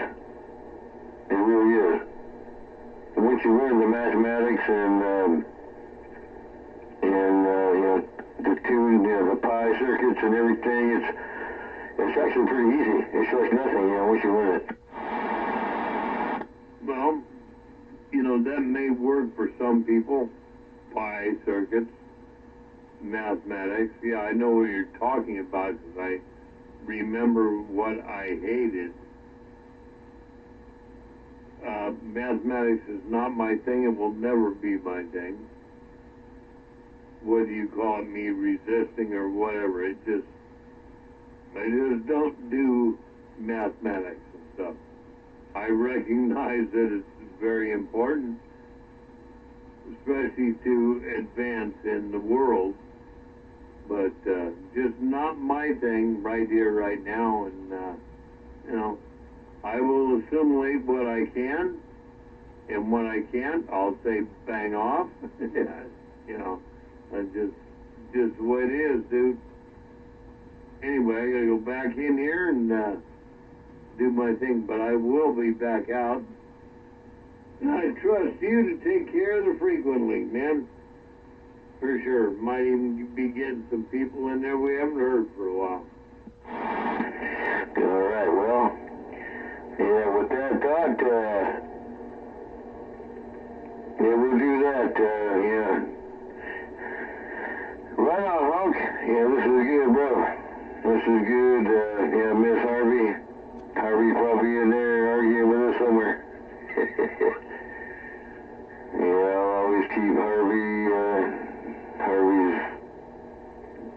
He will be missed. Anyway, take care, Hunk, and yeah, I'll leave it up to you. I'm back reading the mail. Yeah, you know, I don't know if I sent you that one picture of him when he was younger, but I gotta, and just now when you said it, I gotta get a hold of Time Bomb. I think he took a picture of Harv within the last couple of years, so if I can get that from him, we'll get it to you. Anyway, like I said, I'll be back in a bit. I gotta pee.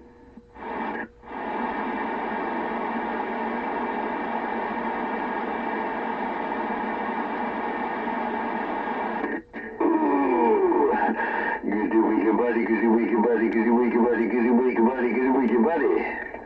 Gizzy weekend buddy, gizzy weekend buddy, gizzy weekend buddy, gizzy weekend buddy. Yeah, Time Bomb. Hell yeah, man. I respect Time Bomb, man, because he's a guitar shredder. He knows how to shred guitar. And if he's got some shots of Harvey, ooh, you need to talk to me. Yeah, me and Harvey were buds, man. You said it yourself several times, Hawk, man. Yeah, Harvey got me, man. He got me.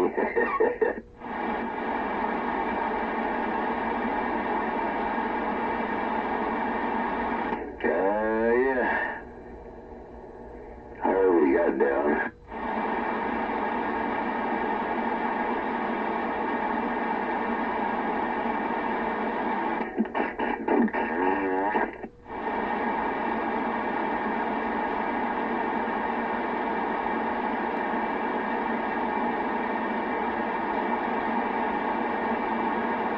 Yeah, this is called real talking here. Something fucking real.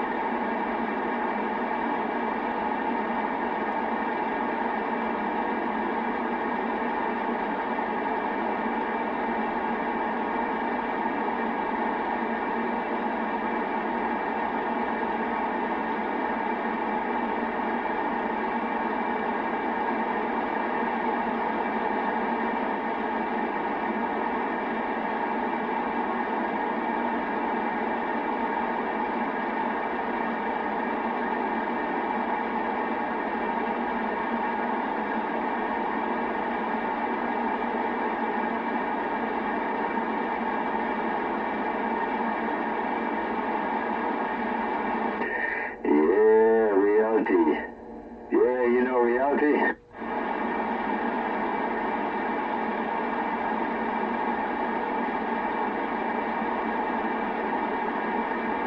No way, punk!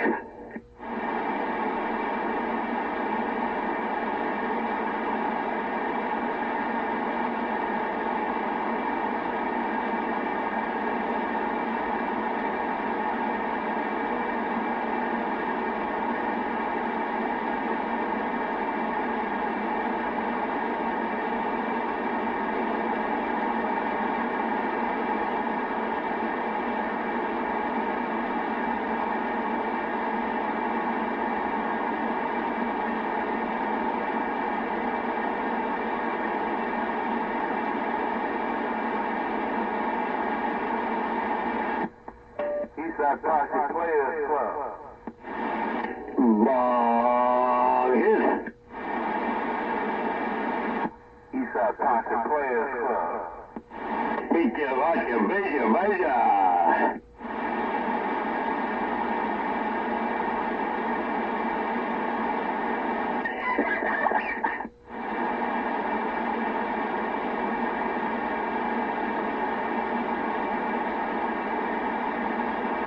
Robin Trower hit.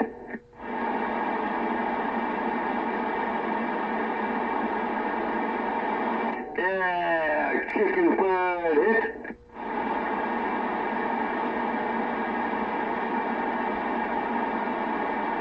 Come on, help me out. Where's all the rockers out here? Nobody knows how to rock.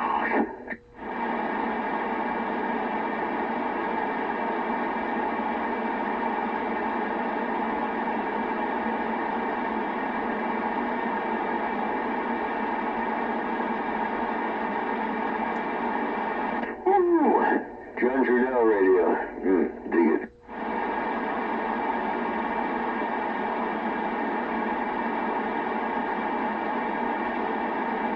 Changeling.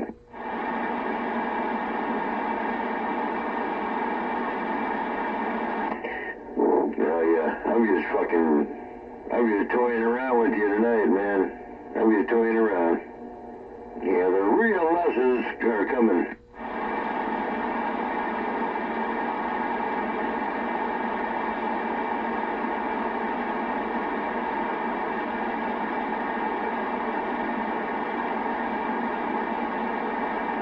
You're really gonna get punched in the fucking ass later.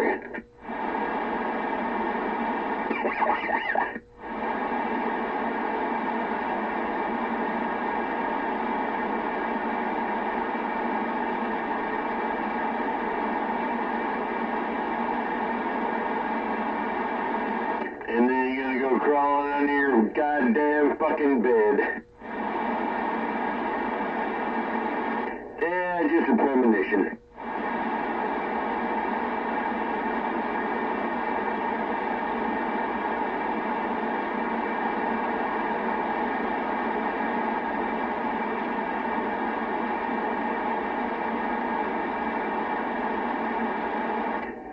And Sir Isaac Newton rules.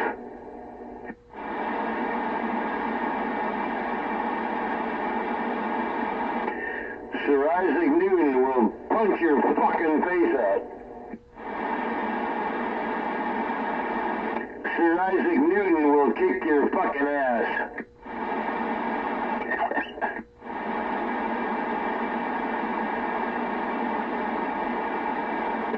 Sir Isaac Newton rules. Sir Isaac Newton will do something with figs. Yeah, man, that's my man. Sir Isaac Newton, man, that's my man. Oh, Fig Newton getting it on down. Yeah, man. See, this is what you gotta teach people, man. Science, man. Yeah, dudes like that. Yeah, thank you, Hokey. Fuck yeah, man. Yeah, hell with fucking, yeah, what's his face, but Sir Isaac Newton. Sir Isaac Newton, man, knew what was going on.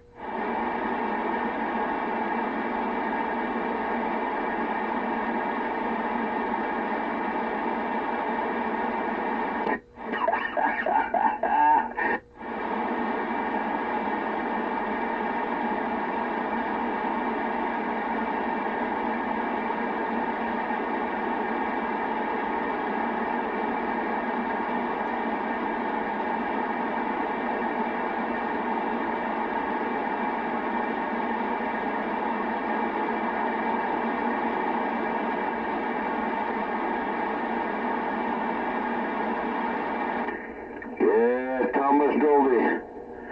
She blinded me with science.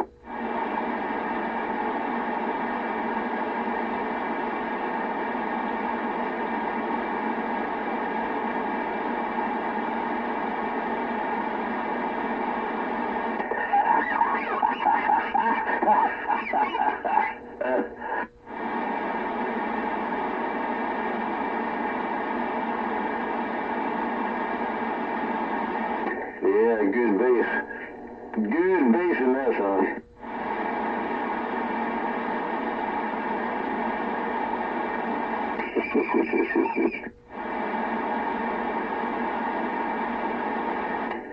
Hovercraft. Okay, you goddamn, you fucking go to bed. Yeah, Tasha, I'll bite your fucking ass out of there. Come on. I'm hearing you, Cougar. I'm just trying to put this case back together on Skinny Boy. But I'll be with you. All right, Joe. I didn't kick in Hovercraft. I was kicking another Rich in the ass.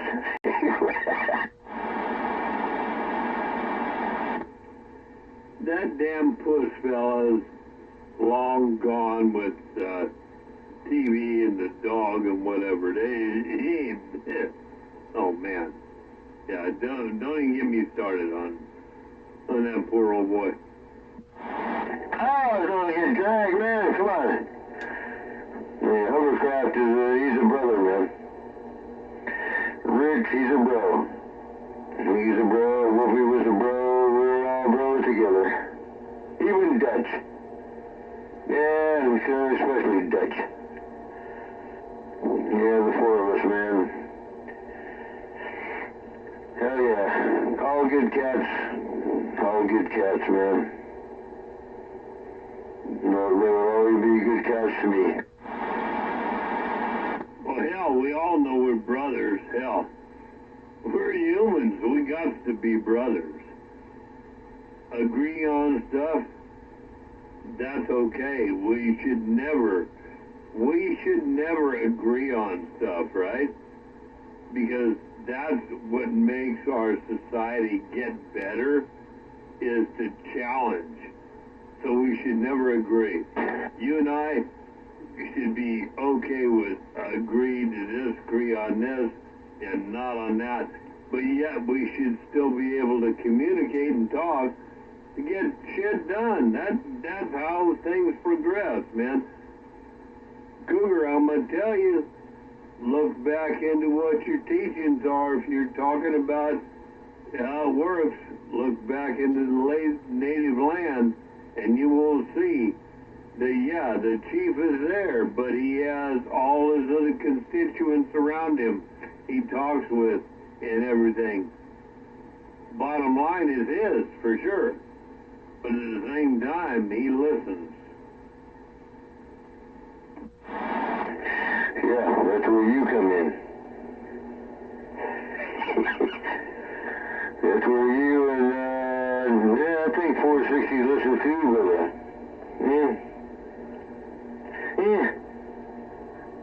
Yeah, there are a lot of listeners out there, and I know who you all are. I listened for about 15 minutes, and I already got all sized up already, so I start talking. Yeah, there can be so many listeners, but I think once in a while you got to have a talker. Somebody that's going to say something, and you can have 45 listeners, and then, yeah, somebody got to say something, right?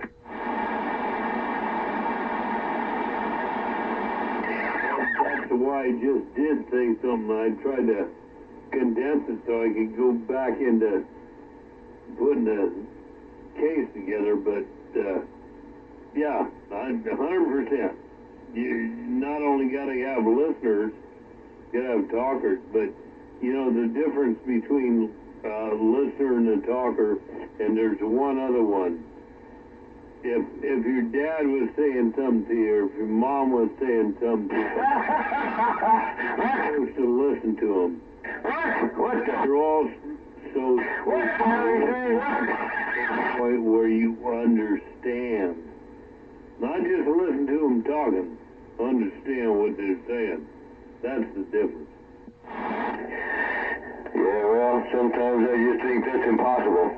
I mean, they don't even know what they're trying to say.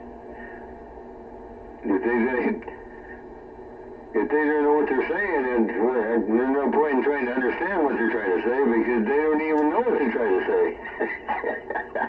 Anyway, yeah. With that being said,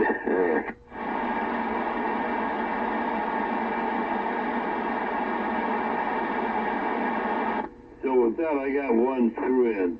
Oh man, this is going to take all night, all morning. Oh, not really. It's easy. Come on, dude. It's easy.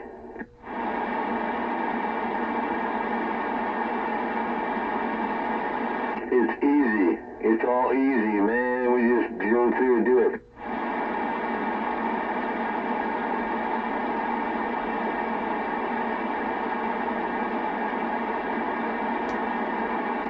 Good medicine. It's just all good medicine, and everybody can figure it out if they want to.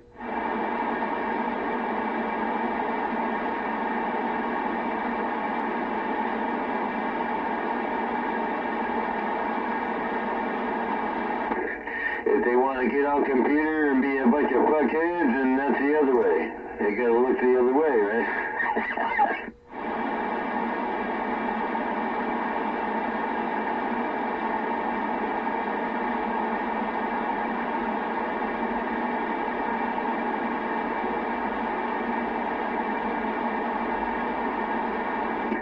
Yeah, it's just so goddamn fucking easy, isn't it? It's so fucking easy. It just don't look that way.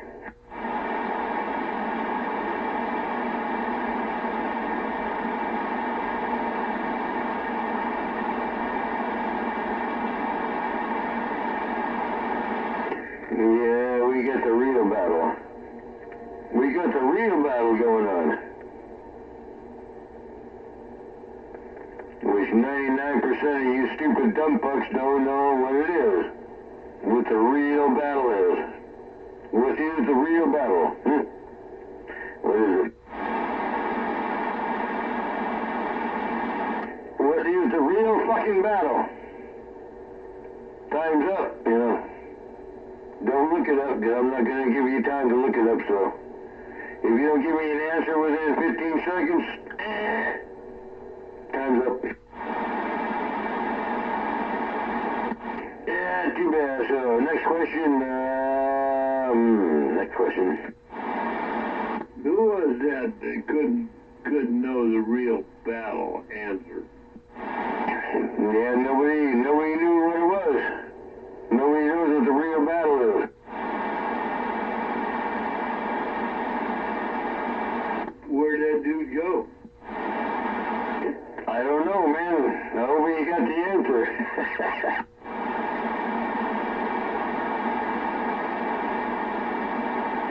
Anybody else with the answer?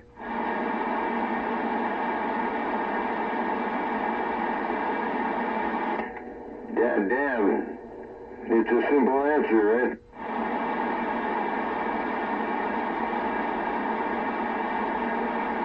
It's also goddamn easy. Just use your fucking brain. I gotta do it, goddamn it. I can't be the only one that's gotta go through this, man. Come on.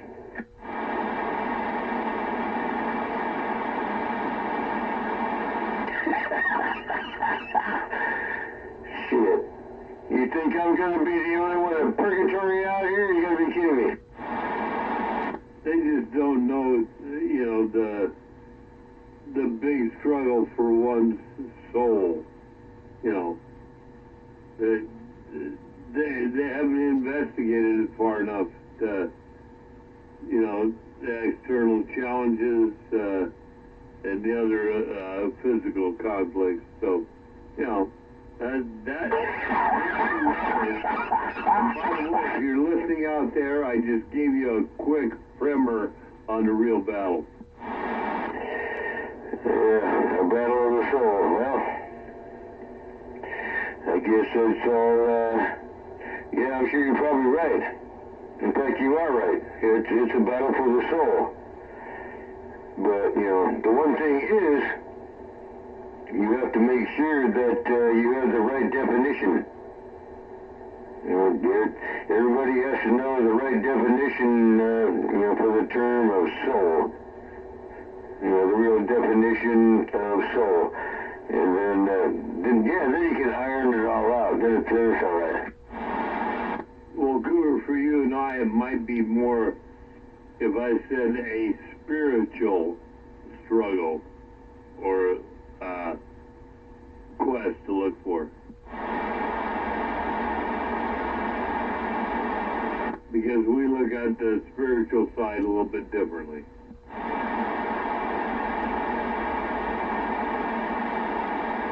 Or correctly, in my opinion.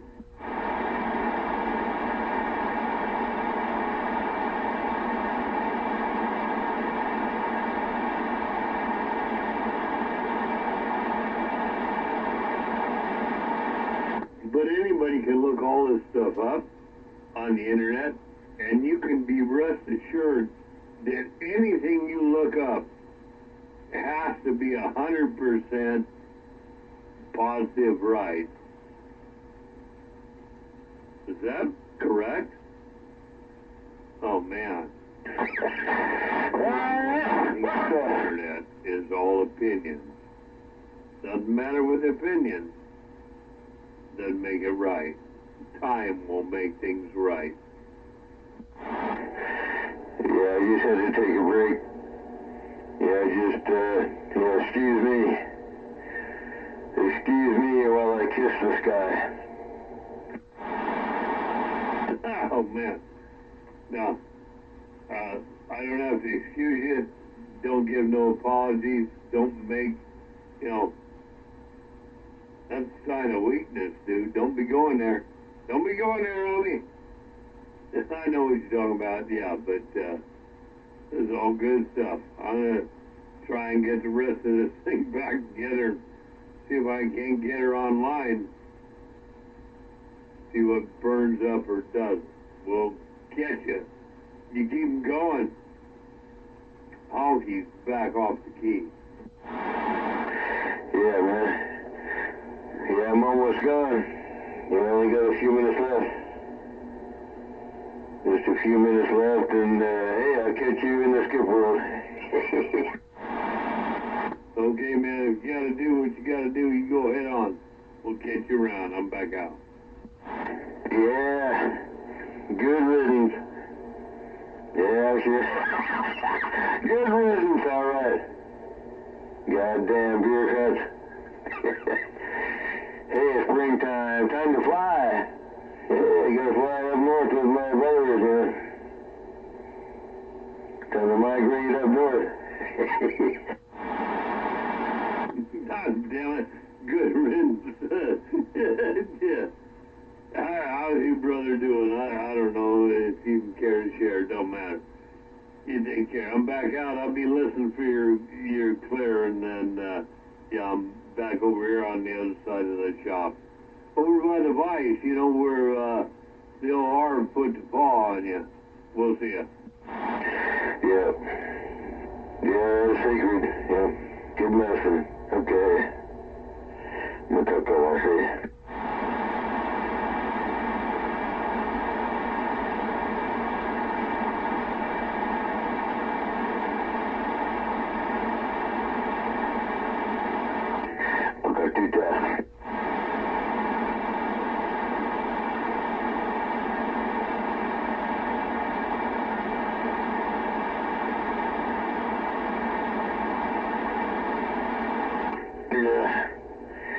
Yeah, we don't preserve it. We live it. So, what did you think about those, I know the one was like a prayer, but the other one, out of the Navajo Code Talkers, that was their code to different words and stuff to screw with the people the United States were messing with in War II. What'd you think about that? I know you gave me a little feedback, but, you know, come on. I think it's sacred. It's sacred. That's what I think about it. It's sacred. And, it's just letters. But like I told you, I can see a bunch of letters, but I don't know how to put the emphasis on it, the pronunciation on it. And that's the whole reason for the code. I think that was the whole reason, purpose of it. You can put a bunch of letters out there that doesn't decipher the code. It's the emphasis and, it's what you put on it. Yeah, man. Good stuff. I love it. Yeah, I kept it. I put it in my archive. I'll keep that to my brain. Yeah. Good stuff, man. You betcha. You betcha. Yeah, it's, I think it's pretty good stuff. I gotta read that book one or two times more. Also got a connection with a person that's a linguist and actually knows and understands how that stuff works and is supposed to be pronounced. Although I'm not sure if that's correct, because from my understanding of the book, those Navajos, those people at that time, developed a whole, eagle bird, fish, ocean, truck, this and that. They developed their own little language to help and disguise stuff. So, yeah, I don't know how that works. And Dad always said, he says, hey, those guys were a hell of a thing. And I think I told you he had his buddy, which was Choctaw, which had nothing to do with those people. But, yeah, all good stuff, man. We'll catch you around. I'm going to bolt this thing back together and see if I can't carry it over here and either throw it on the ground or stuff it in the hole and fire it back up again. Yeah,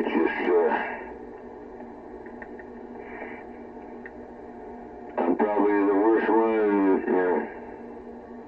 to have patience with anything, but you just do. You have to have patience to, oh man, you wouldn't believe what I had to go through over here with this beast and all this fucking crap, and try to maintain my patience. And I want out of here, I want to wash my hands of this place. Man, I don't want to do any more work on it. Am I going to get any more work out of it? Shit. Wait a minute. I got the beast. I got to take care of the beast. And, she's like Harvey, she's something special to me. My granddad bought this truck for me. Many moons ago. I built this truck. I take what he gave me and I just built it bigger and better than ever. And she'll get me through. And I know you've had some trouble with your rig. Well, more modern rigs, that's why I don't want those, but yeah, man, it's all about heart, it's all about family. But all my heart does is pump blood, and my family is what it is. But hey, it's been fun, man. It's been fun. Kind of tangent here and there. Take care, Hunky, and I'll catch you, I'll get the shit set up there, man, and see if we can get on grid, and we'll be talking from the northwest corner.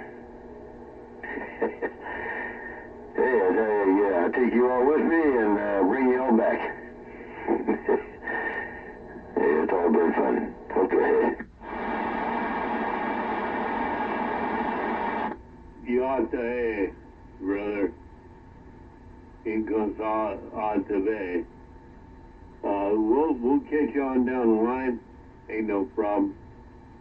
You know that. One way or t'other. Yeah, it's amazing. We'll talk about it before you leave or get the hell out of here, what you just said. Cougar. And tonight on Guy, we'll catch you around. A honky said I'm out of town and standing by. Yeah. Akutita.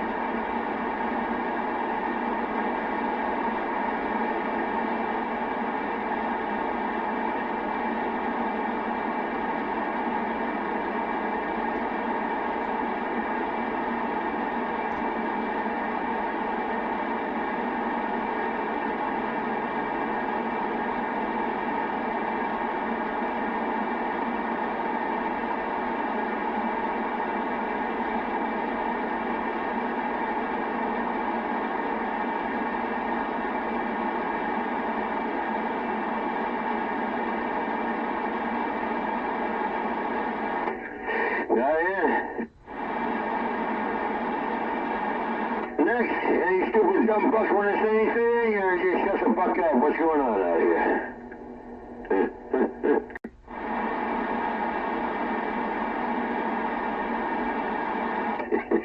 God has the right fucking attitude out here. Come on, any attitude? Any fortitude? What the fuck?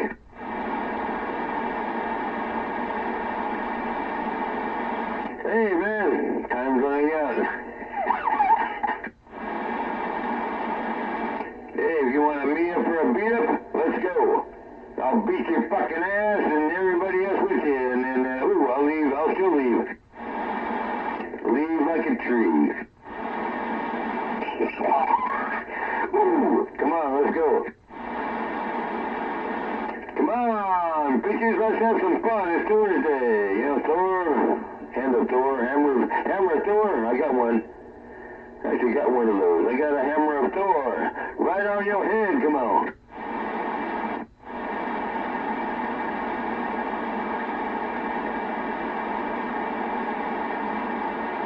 Yeah, St. Patrick's Day, my ass.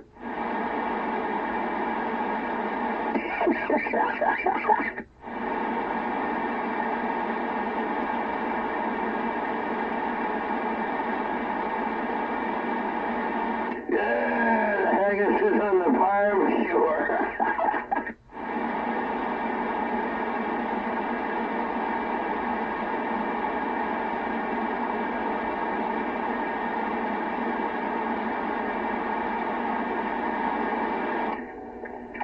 Ugh.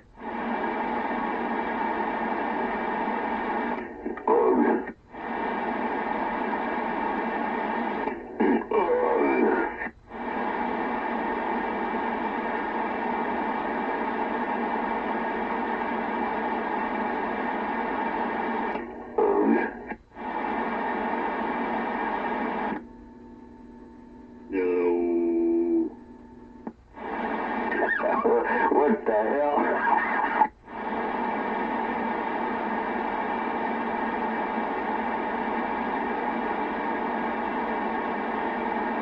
Ooh, the eagle shits.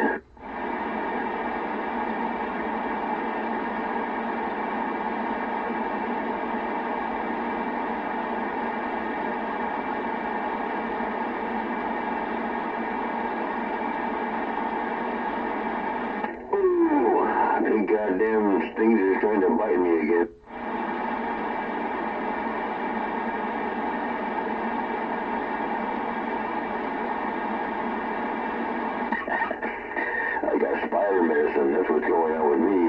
Ooh, I got the venom.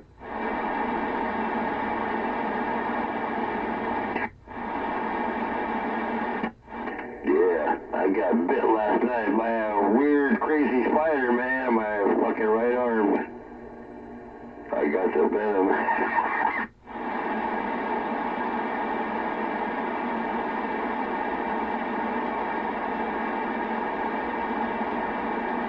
Yeah, it itches like a son bitch.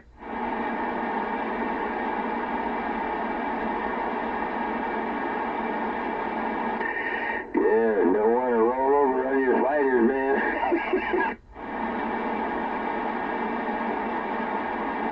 Yeah, it might make them angry.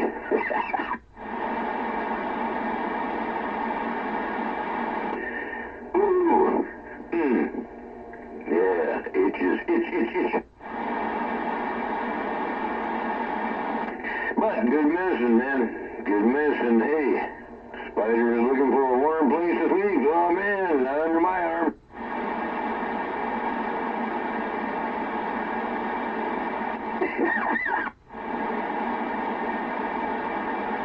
Son of a bitch. Yeah, bit the fuck out of me, man.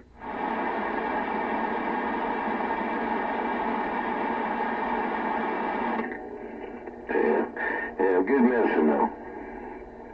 A good spider bite is good medicine. That's a good, does something good for you. Right? Think about it.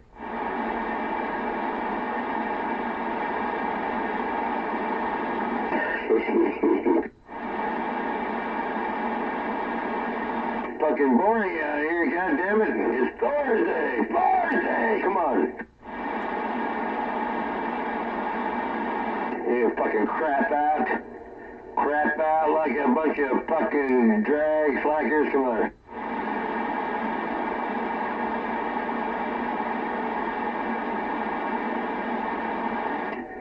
Yeah, watch out. I'm a boss. I am a big bad boss. Watch out.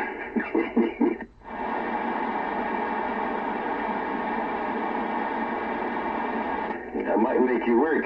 Get something done.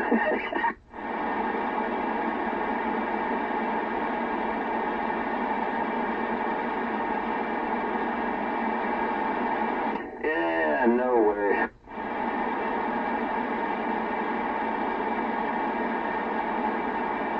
No fucking way.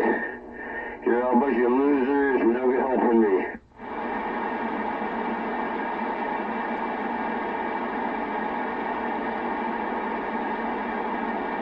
No fucking help from me.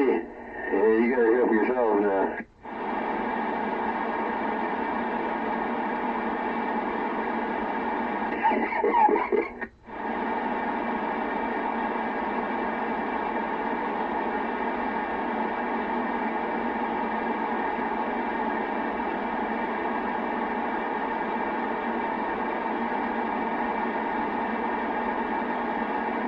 Okay, I got a thought, a question, if you will. Bring it. So, on a top case of a 1600 amp amplifier, how many screws does it take to secure? 1600 amps. I'll go back to watts. Okay. Well, then I got the equation going there. Come on.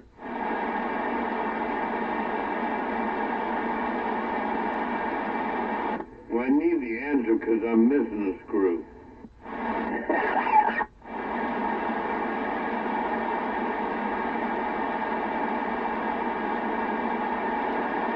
Okay, that's all BS and it's all good, but we'll get back with you on it. That's all good, man. Yeah, hey, science jokes are good, man. I I got some fucking Albert Einstein fucking science jokes that'll just go over right over everybody's head like a fucking 747. Yeah. What?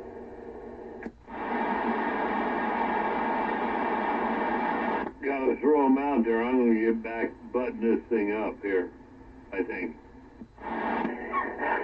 Alright, keep your truth up, man. Keep it on, man. Shit, we ain't done yet, man.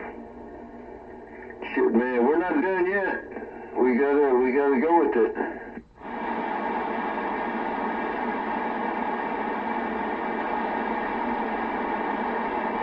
We gotta go with it. That's what we can't give up. We gotta keep fixing all this broken down shit. We gotta keep it working.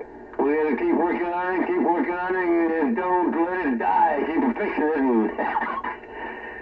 and I was raising the hell out of you, right?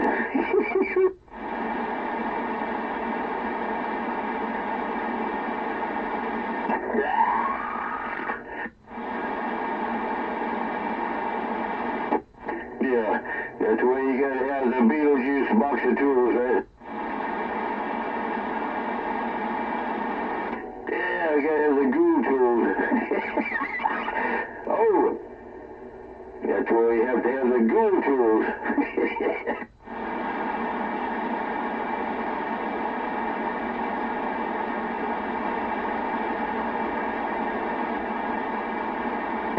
Yeah, the goo tools, that's fucking funny.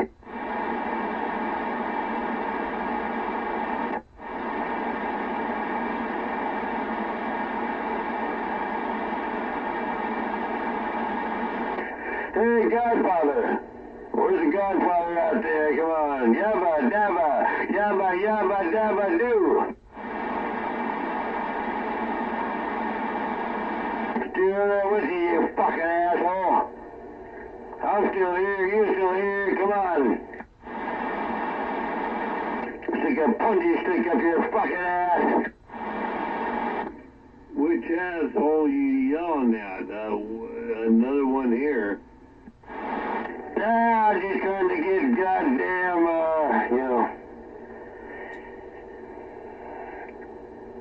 the scooter.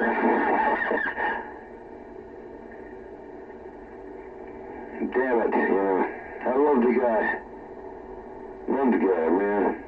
Fucking Godfather, Fucking Godfather. He's another one of the brotherhood, man. Fucking Floyd, man. Floyd's a barber.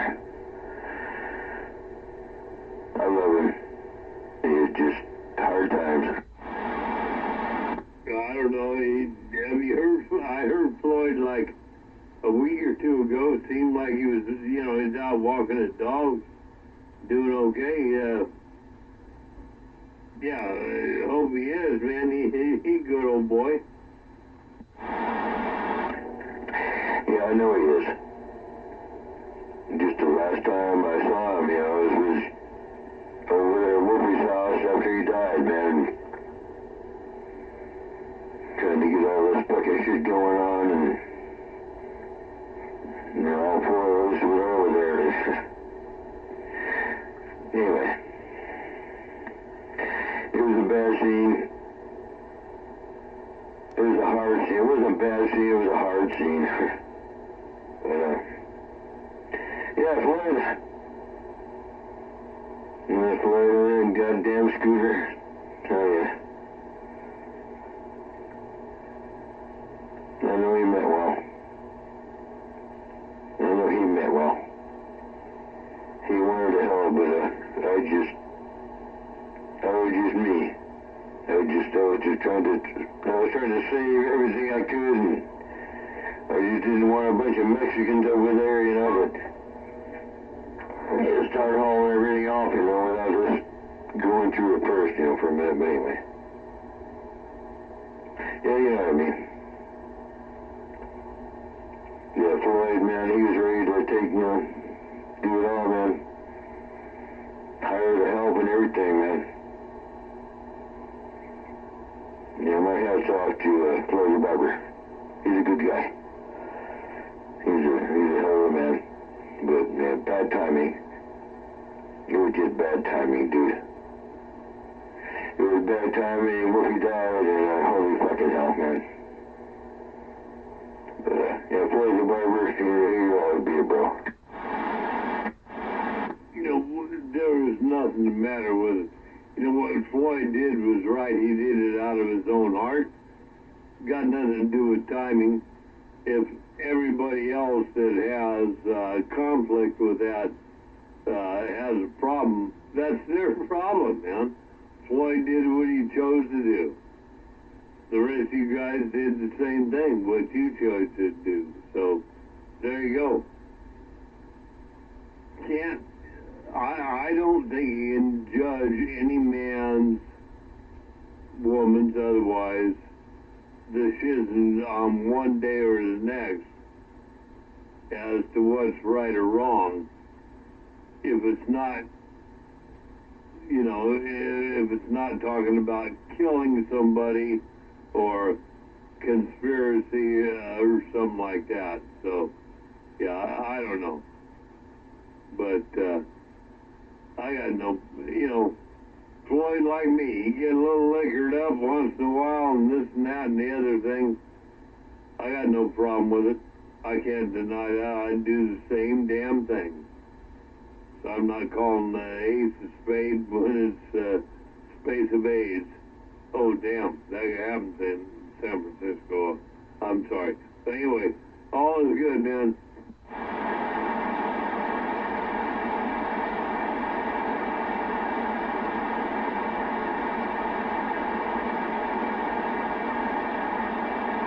Another 16 screws and I'll be putting this thing back in the slot and we'll see if it fires up. Looks good, tests good.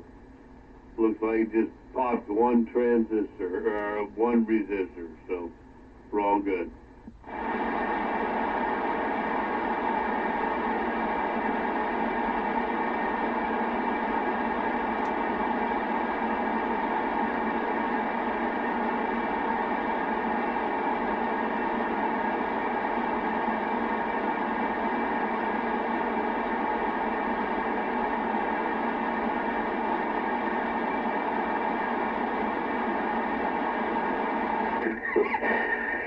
Yeah, there's nothing like reality, man. It's mind-blowing, but it's inflational, and when everybody realizes, hey, this is what we're all about, right?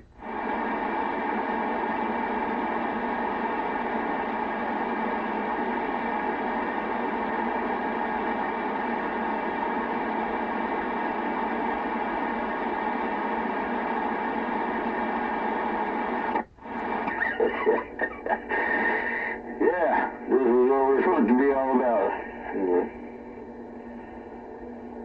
And look what's happening to the rest of the band. Fuck you, fuck them, fuck me, fuck everybody.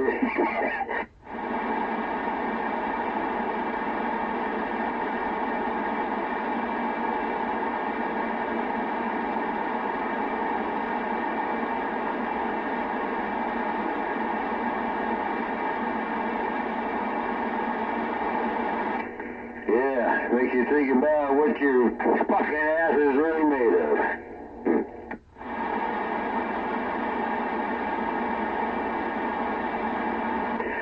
Chances are it's made of fucking bullshit.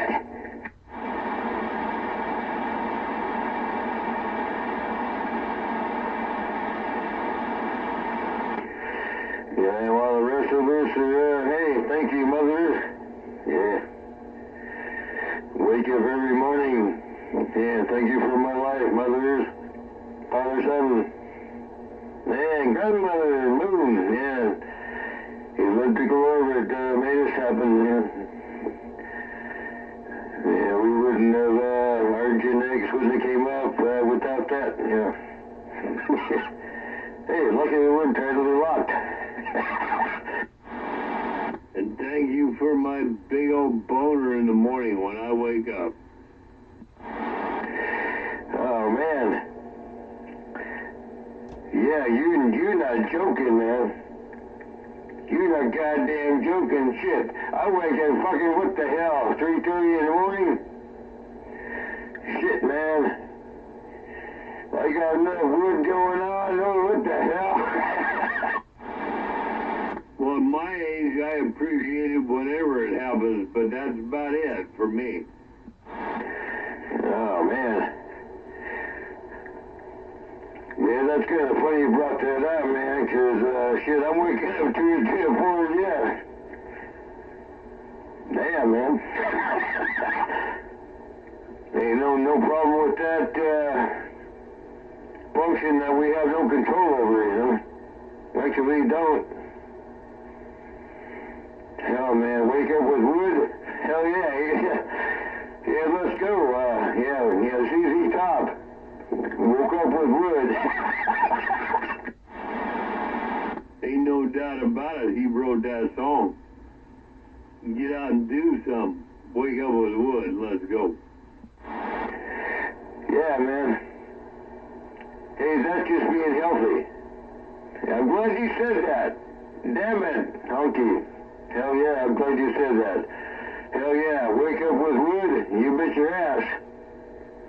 In fact, I don't know what it is, but I can't keep that thing under control anymore. When it wants to get hard, it does. I'll tell you what, you don't have to thank me or anything like that for bringing it up. At my age, you know, this is a good thing. I'll tell you what, damn good thing, because you don't even got to think about it. It just happens. It just right back in you. Or hopefully in somebody. I mean, never mind. You know what I'm saying. Yeah, it's just in the genes, man. Doesn't matter who you are, man. That's the way it's gonna work. It's just the way it is. And that's the way it is. So, yeah, we get all the rest of life and put up with the rest of the bullshit and, bureaucrats and, oh, yeah, we gotta get back to medicine. There's always medicine, bro. Yeah, fuck all that nonsense. You know, just like your dad, you know, your dad made those things and, you know, obviously it meant something to your dad. Otherwise your dad wouldn't have had the inspiration to do what he did to make those. So that's what makes those medicine. That's what makes stuff like that medicine, you know. Real medicine, and there's lots of it. I got lots of it. Medicine is everywhere. It really is. Medicine goes back through time, or it's right there, right in front of you right now. There's always medicine. And that's probably the most beneficial lesson that we can learn, right?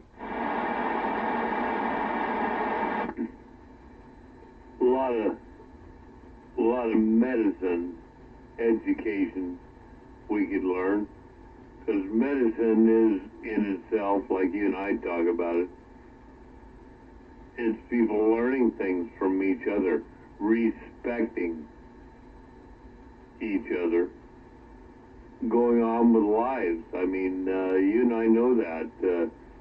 Back to the same old thing, you know. I'm gonna reiterate on some, you know.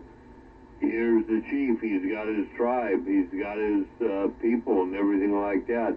As people grow up and they select, you know, squaws and brides, they pretty soon gets pretty big, so they got to branch off. Now you've got 2 tribes and stuff, but they respect each other.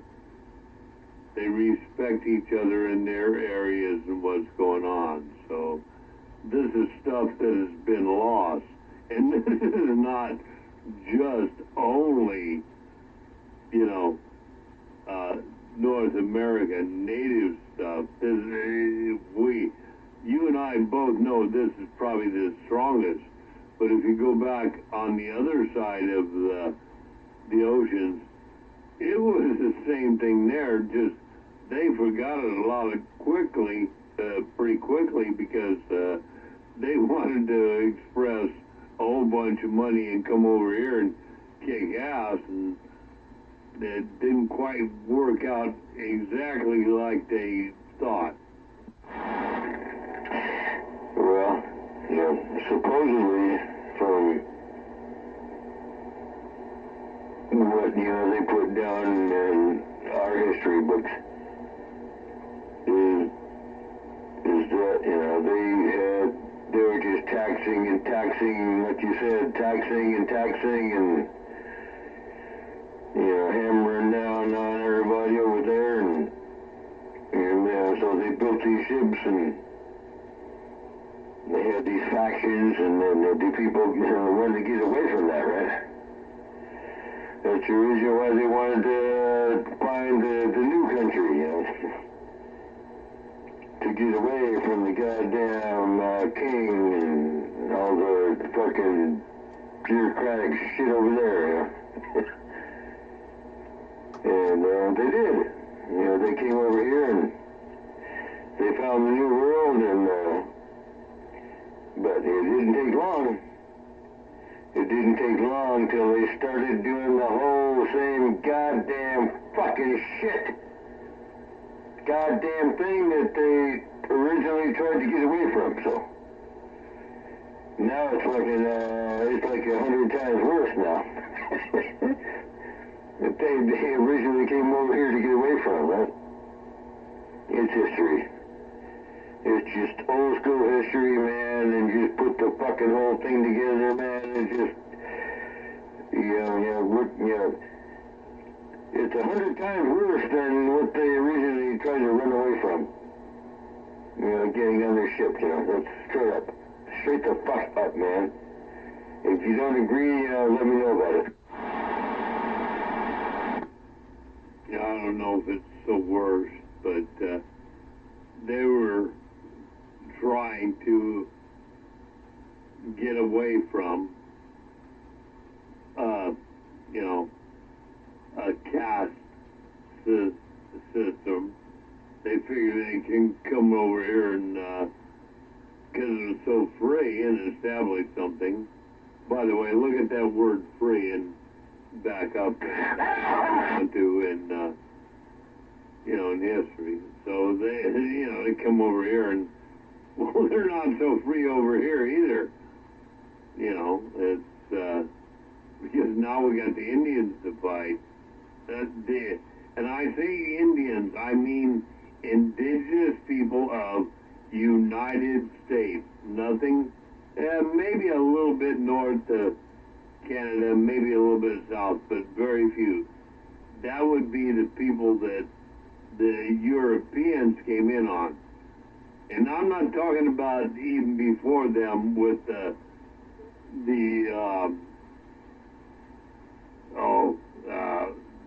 Norsemen and all that, because that was completely crazy. But either way, doesn't matter. Doesn't matter, all this matters. Europeans came in, pushed westward from the eastward side. It took over everything. Crazy. Yeah, you bet you matter. In the meantime, the rest was just sitting here saying, what the hell is going on? Oh, this is what liberty is.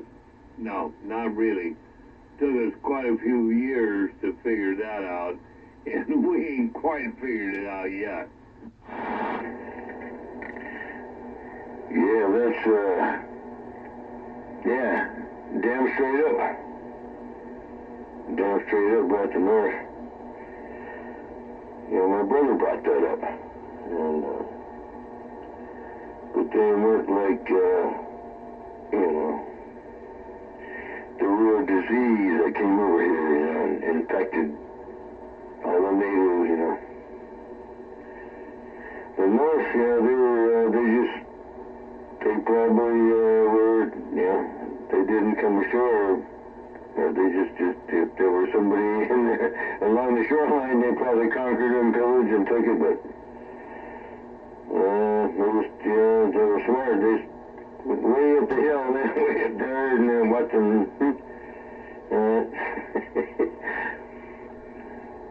what proof of that, anyway.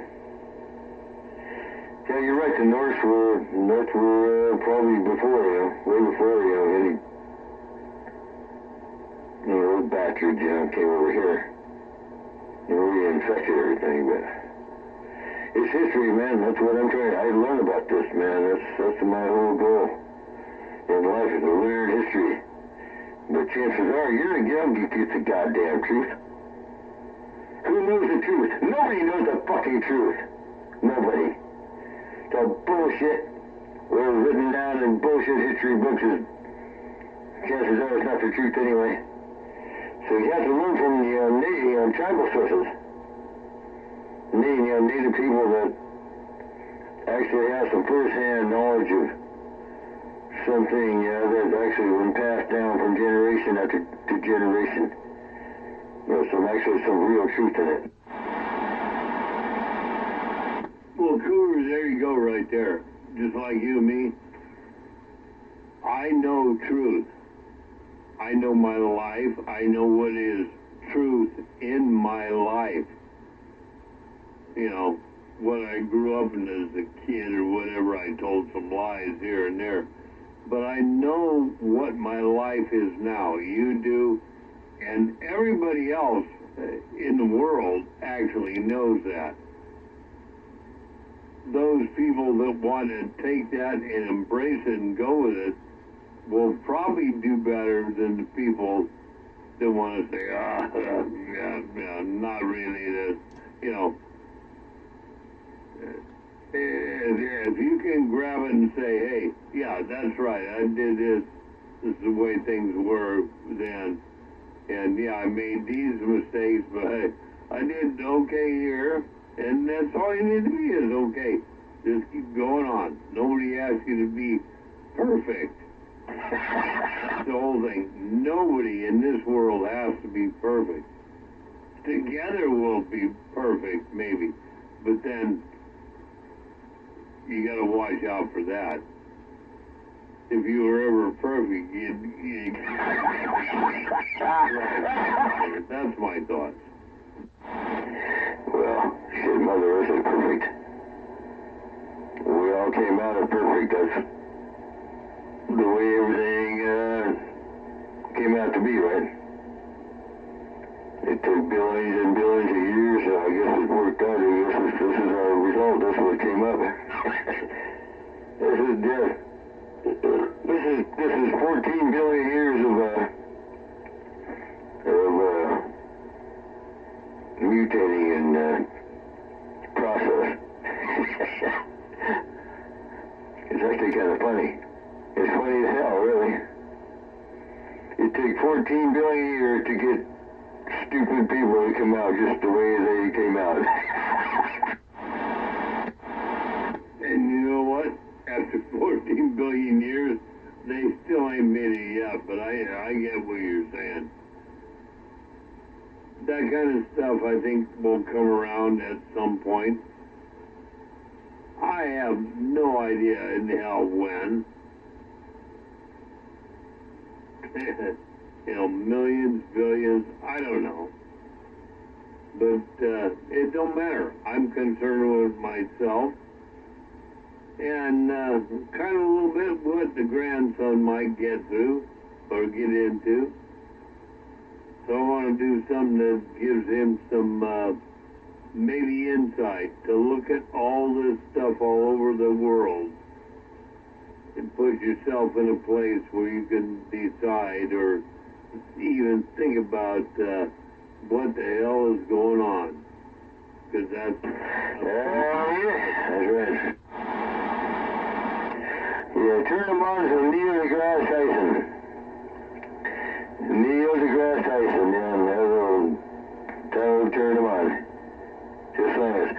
If those guys can't do it, nobody can. Neil deGrasse Tyson. Hell yeah. I don't know those black dudes, man. Those black dudes know how to put hip in science.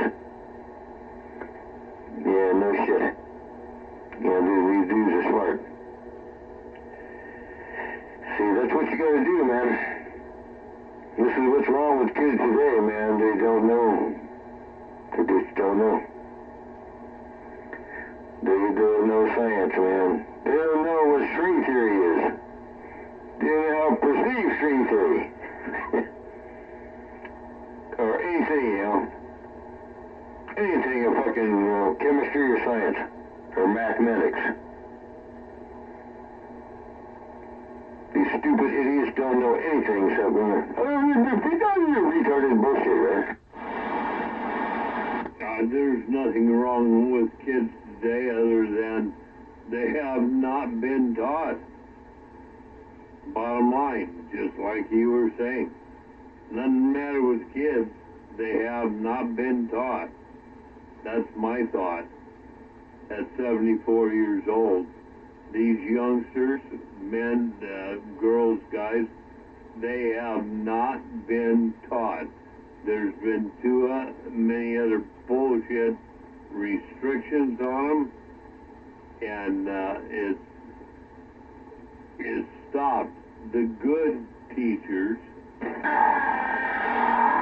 well, the not so good teachers, but it has stopped the good, the great teachers from teaching the children like they should.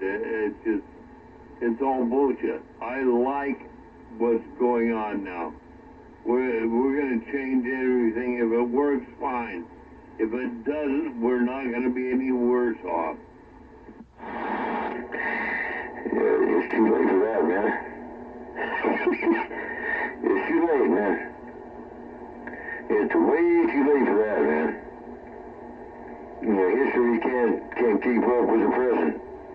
And the present can't look back at history. It's a paradox, man. I guess it's a paradox. Well, history was never meant to keep up with the present. It was to give us something to educate ourselves and look back on so we don't make mistakes. So that's my thought on that. Yeah, it's a paradox, man. It's a paradox because they're just...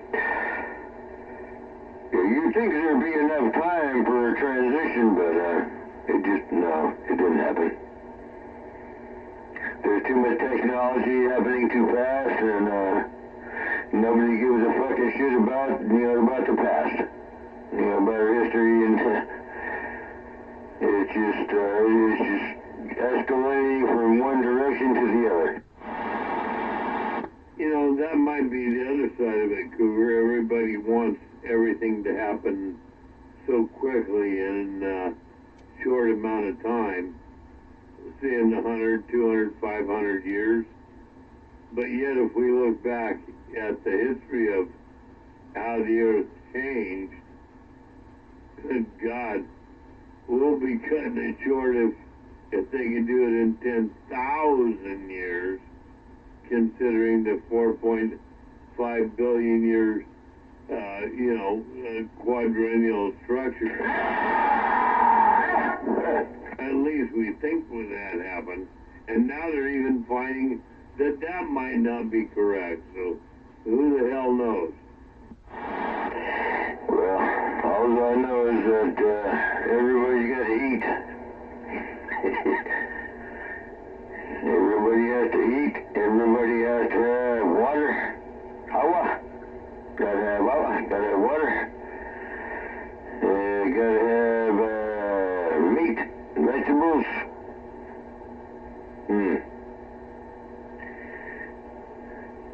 Yeah, bottom line, that's what we're all about.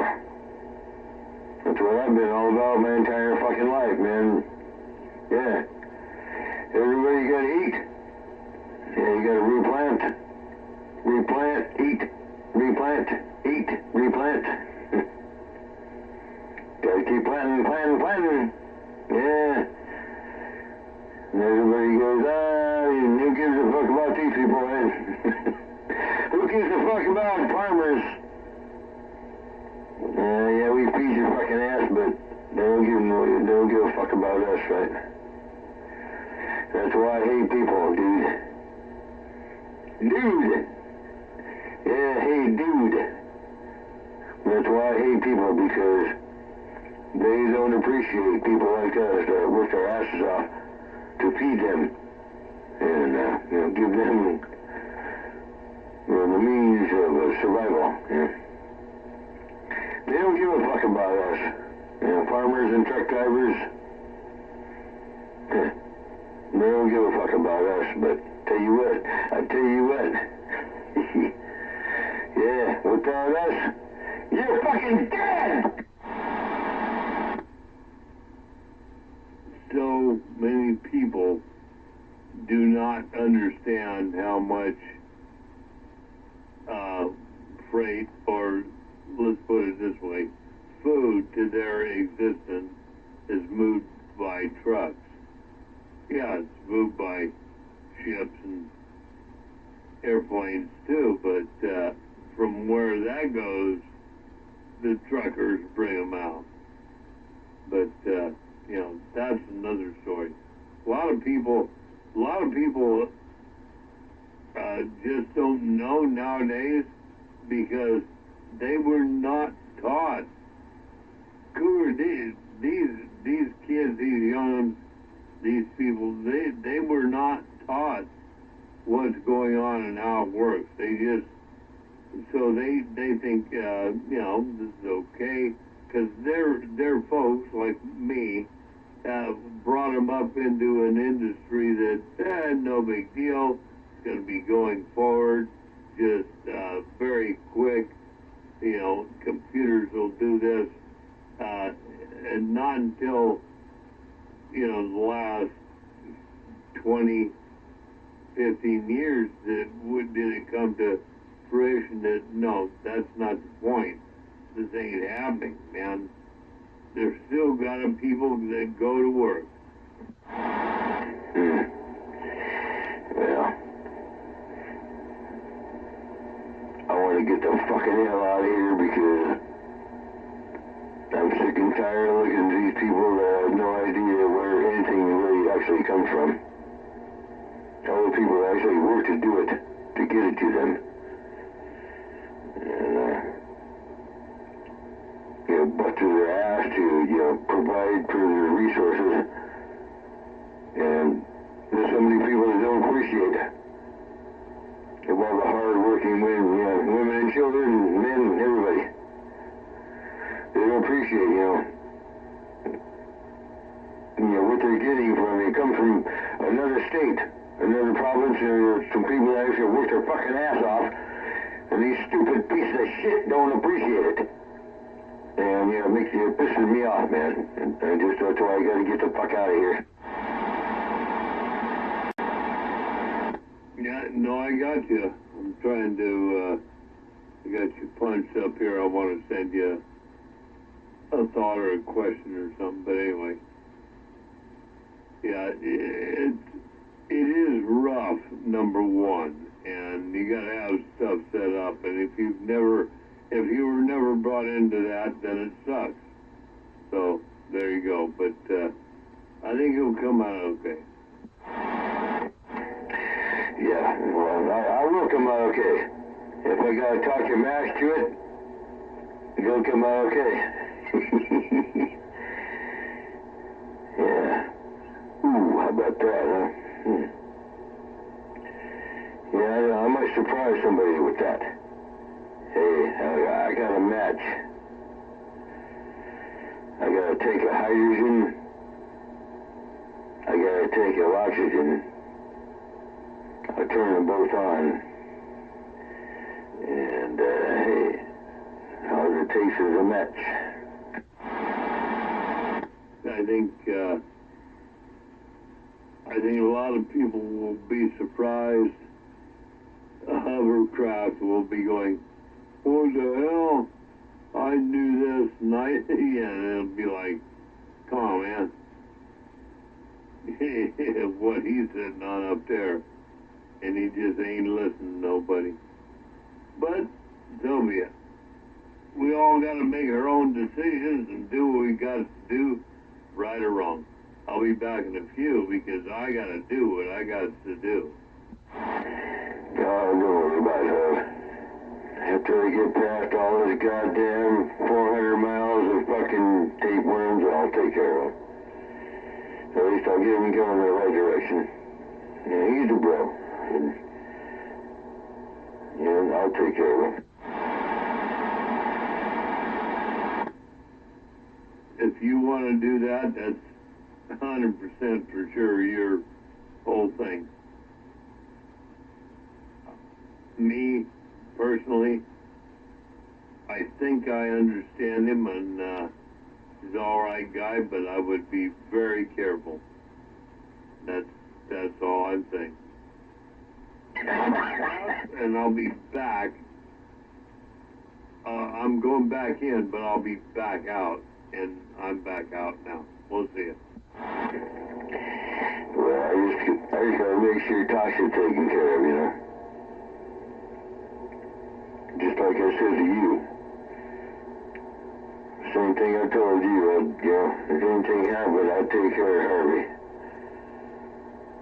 I said the same thing to him. I'd take care of Tasha.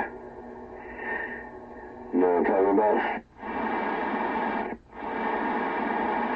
Oh, definitely. And that's one thing I thought about. I still remember it to this day.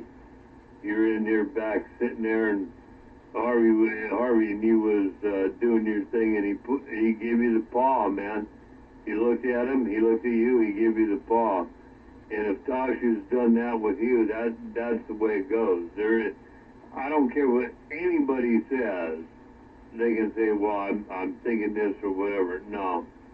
If you know animals, you know dog, and you know, in the case like I'm talking about you and Harv, he'd seen you many times before, but he never gave you the paw. Once he give you the paw, that's it. It's done. He's yours, and vice versa. Yeah, that goes without saying. Yeah, he's with me. Yeah, he's with me.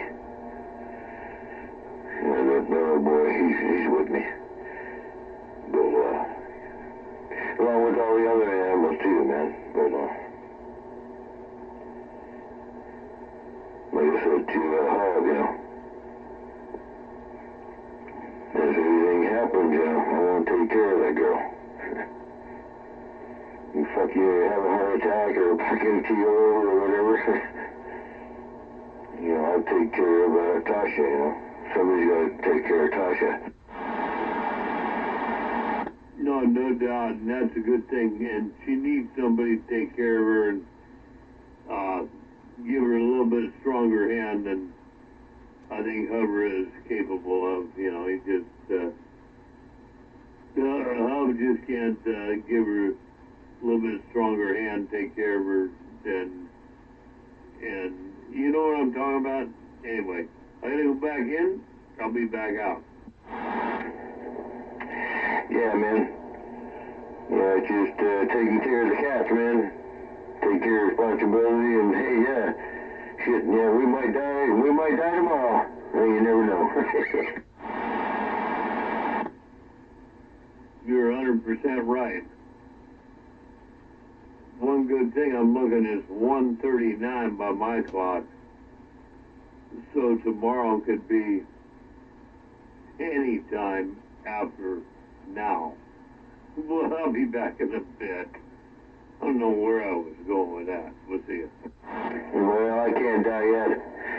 Yeah, I gotta go. I have a meeting with Bank of America. Fucking cock-sucking Bank of America Monday morning, or Monday afternoon, 12 o'clock. Oh, that's when they can fit me in. So I can make a brand new goddamn fucking... Yeah, a new account. Oh. Yeah, that's what it takes to get a fucking new account. You gotta wait 2 weeks. Just to fucking goddamn create a fucking account with the motherfucking bank. Oh, man. What a bunch of bullshit. Anyway. Yeah, this is not where I want to live. Want a suggestion?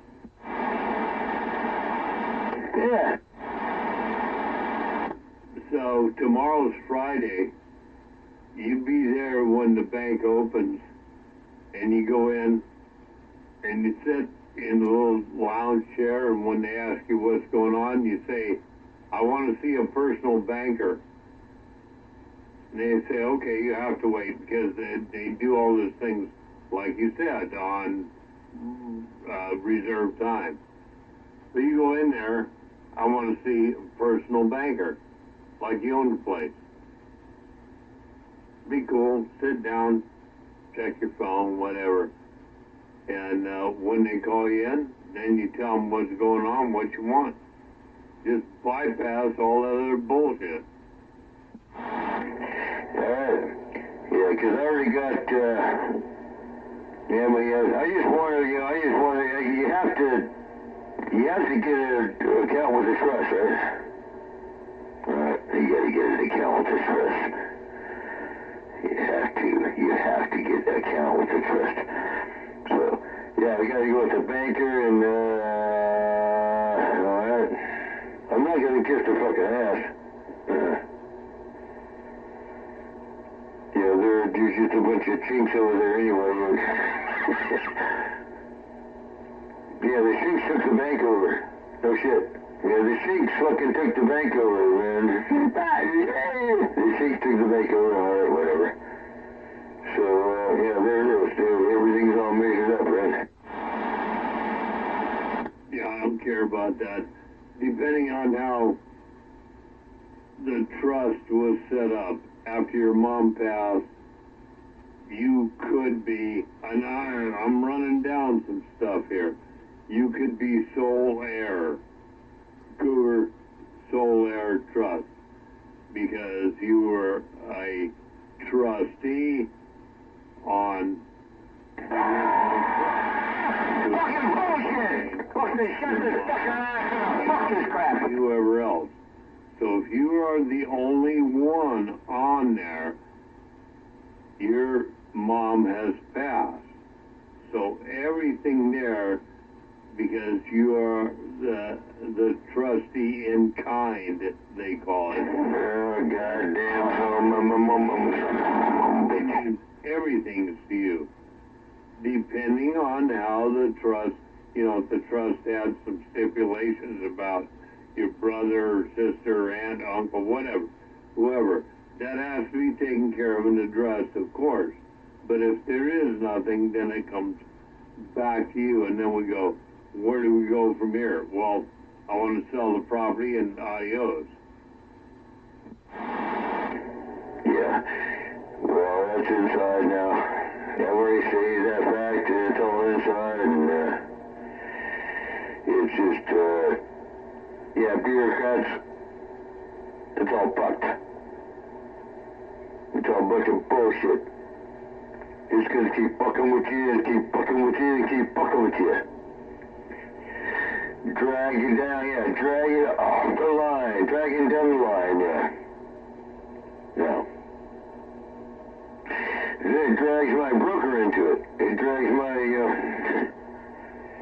it drags all the people that, I'm working with to try to sell this fucking house.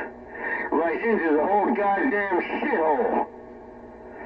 It's a goddamn circular fucking bunch of bullshit. It's circular. It's fucking circular, that's what it is. It's a bunch of circular goddamn bullshit just to take more money, just to stretch it out, take more money from you, fuck you up, fuck you in the ass more and more, and fuck you up and take more money from you.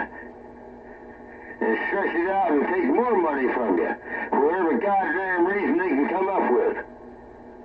Yeah, it is fucking bureaucracy, man. It's bureaucracy. And, yeah, we're not supposed to have to go through this. Oh, yeah, try it, yeah. If you don't like it, you don't think it's true. Okay, get a piece of property and try to sell it. If you got a piece of property, try to fucking sell it. Then you know what the fucking goddamn motherfucking hell I'm going through. Yeah, okay, I'm going to ask you a couple questions here, just try to help me to understand it as well. You don't have to give me figures or anything like that. Have you been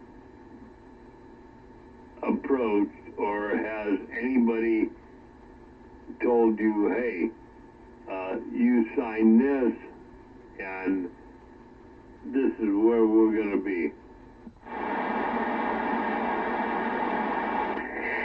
No, it's about the stupid bureaucracies. The stupid bureaucracies are going to find any goddamn fucking thing they can possibly find wrong, they can throw in the middle of it. Just because they can. Just because they can. Ooh, oh, then here comes the amendment. The amendment! It's about the fucking amendment. Ooh. Oh. They're gonna throw a goddamn great big ball of fucking shit. Because they can't understand the amendment. Oh shit. It's already goddamn don't throw it at me again. The amendment has already been done.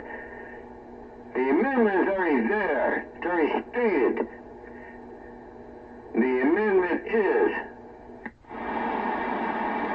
Okay, I'm going to try and run this by you one more time. Forget amendments and stuff like that. Originally what I saw, and I won't say, was X amount of dollars. And after they did the walkthrough, I'm going to guess they offered something different. And that difference was contingent upon you did this, you did that. Then they come back when that was all done, and now we're looking for a final, and they're saying this, this, and this, and you're saying yes, no, or okay. Either way, you have the right, and you have the place, since it's your property, to say, hey, okay, you know, that's fine, I'm done. I did this, I did that. If it's not up here, whatever you want, that's fine. Give me an offer, and let's cut a deal right now. And if they can't do that, they're just jacking around, trying to bleed you, right? Put some hurt on you, and hard, some hard time, so you'll cave. Don't cave. In fact, come back and say, hey, you can't do this for somebody, for me, at this time. I got one or two other people I can talk to, and I'm pretty sure they'll get it through in 30 days. Because 30 days is what it's going to take for everything to go through, right? Shit, 30 days, my ass. Shit, most of the people, they don't give you their names. They won't even tell you who they are. Everybody involved, they won't tell you who they are. And that's my endeavor.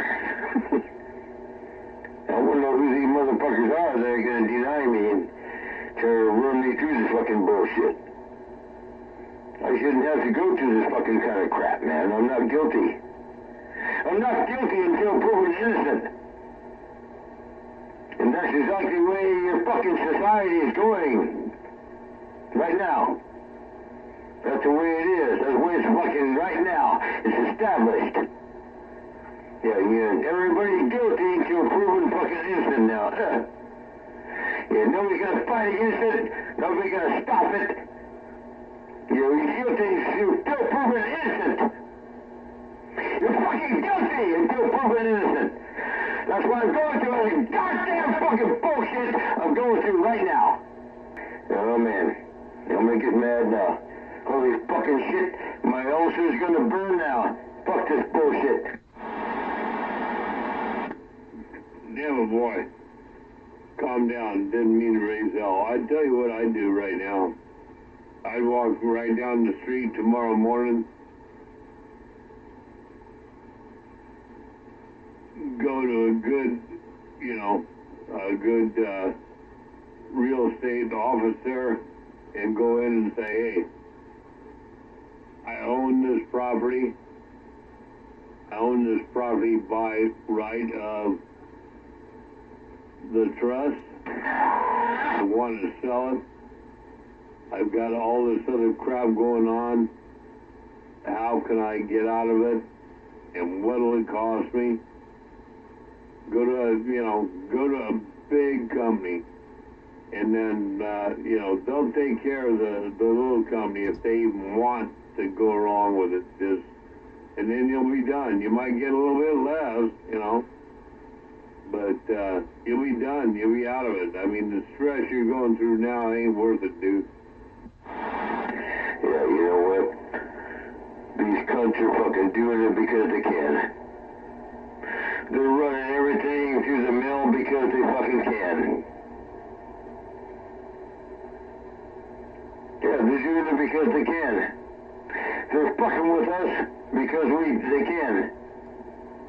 That's the only reason they're doing it, because they fucking can. They're paid to do it.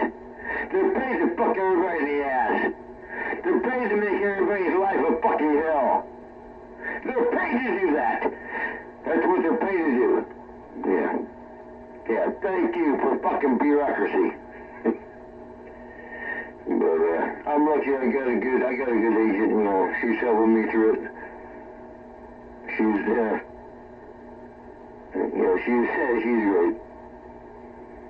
She's a great lady. She's been working with this agency for 40 years, man.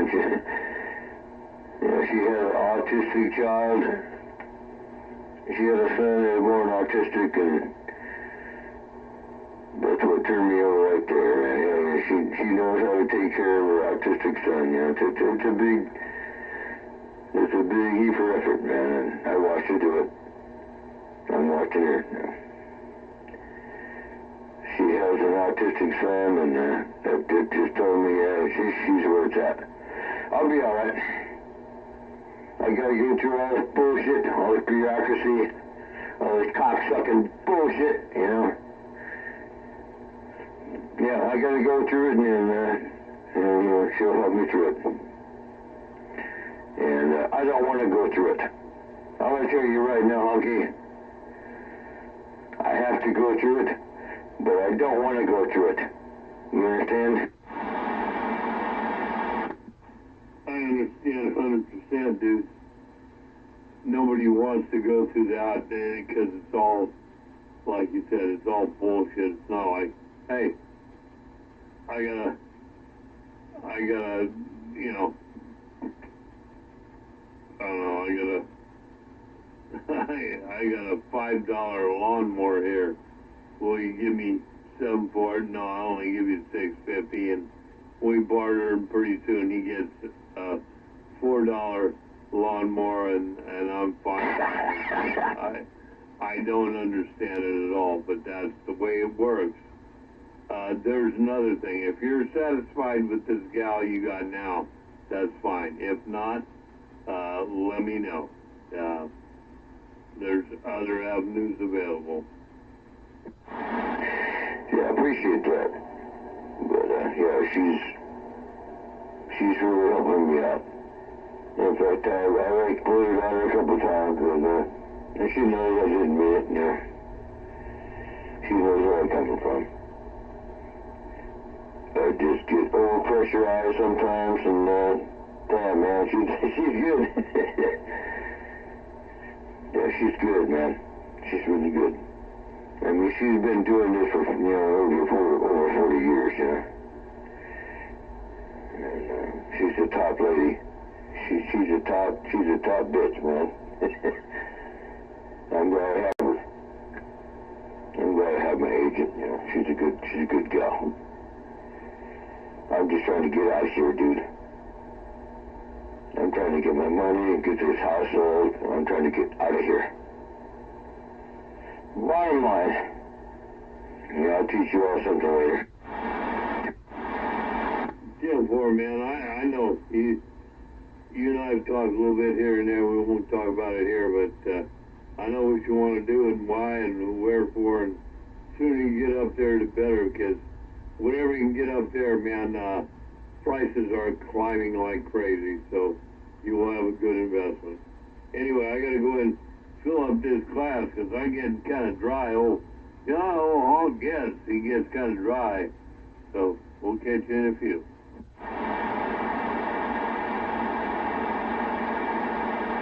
Yeah, Roger.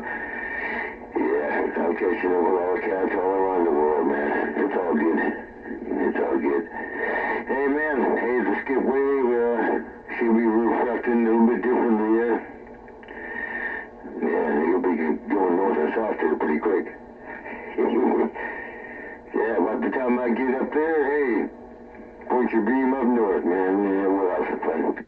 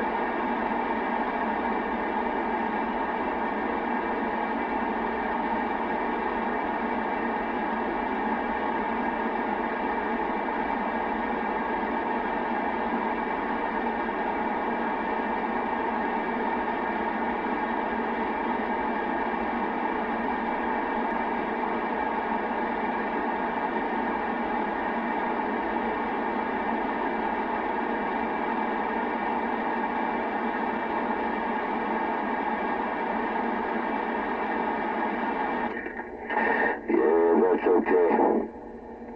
That's okay. That's good, but I'm hated, man. I'm the most hated son of a bitch on the West Coast. It's just yeah, by design. Not by choice. It's not by choice. It's by design.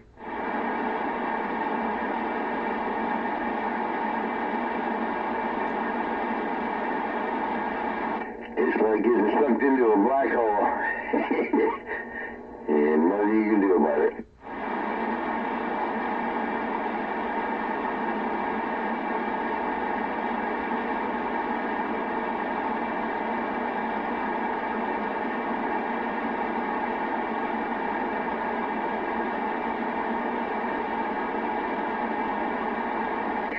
All the information's there, right?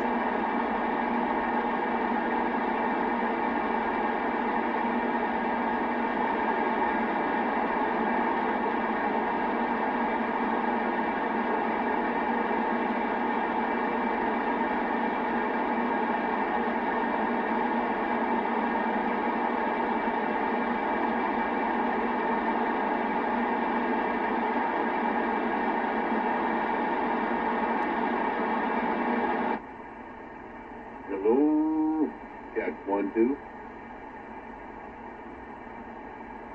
123 watts is good enough for the skinny boy.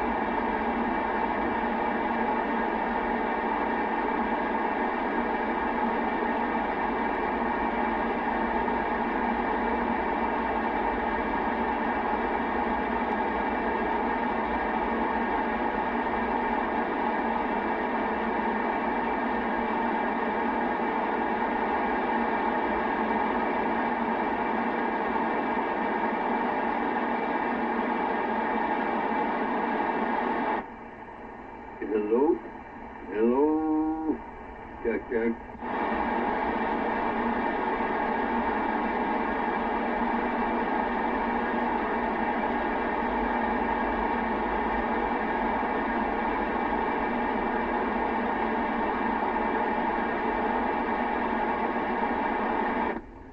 Honky, Frisco Bay. Hello, check.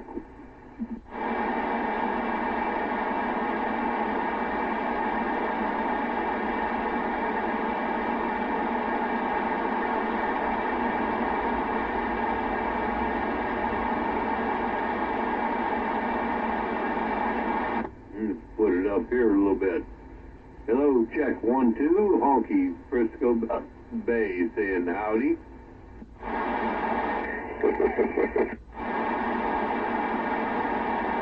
Got it up enough that time somebody could heard me. This is always good.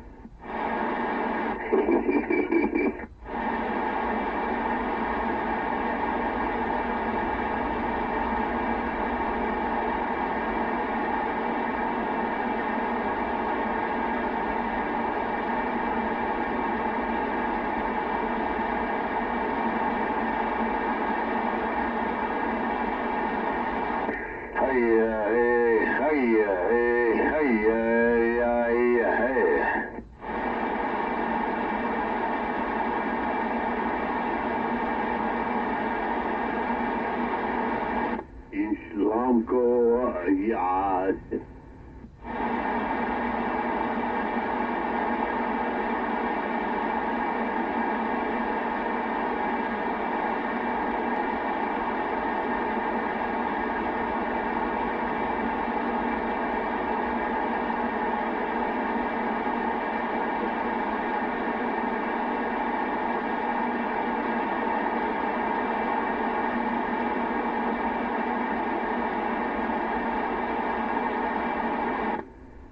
Hello, check, got this thing back online, but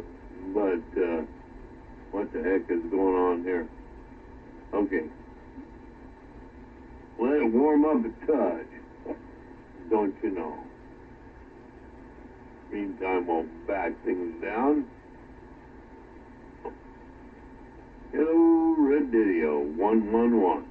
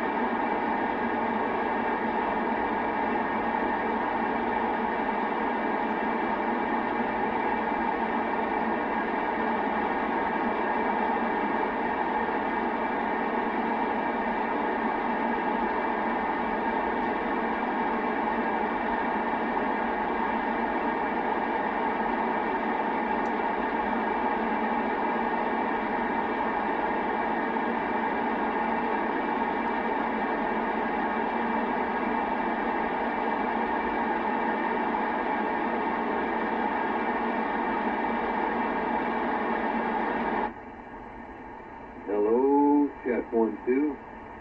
See what happens when we put it on here. Might want to kind of kick it back a touch.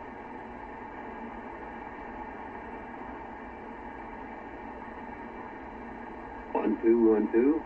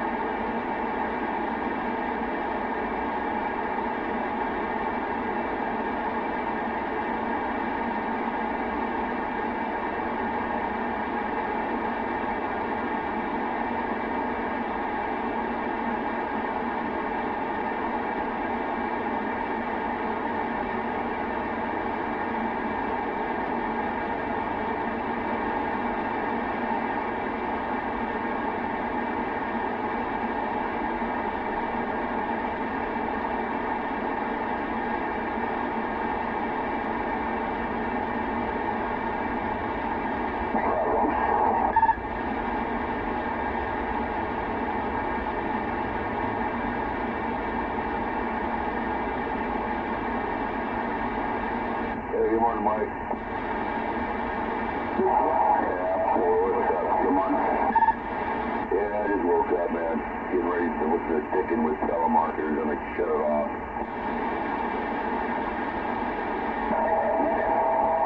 Okie dokie.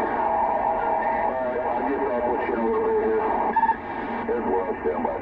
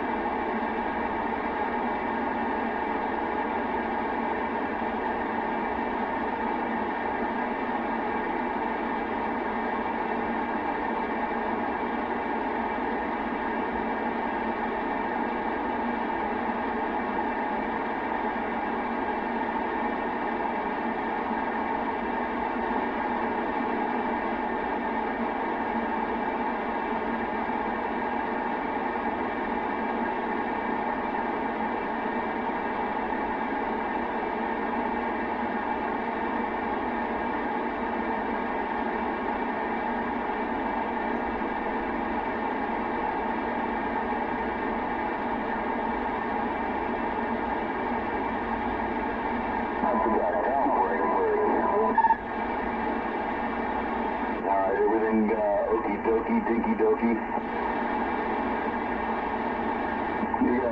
You gotta pump it up a little bit. Is that any better?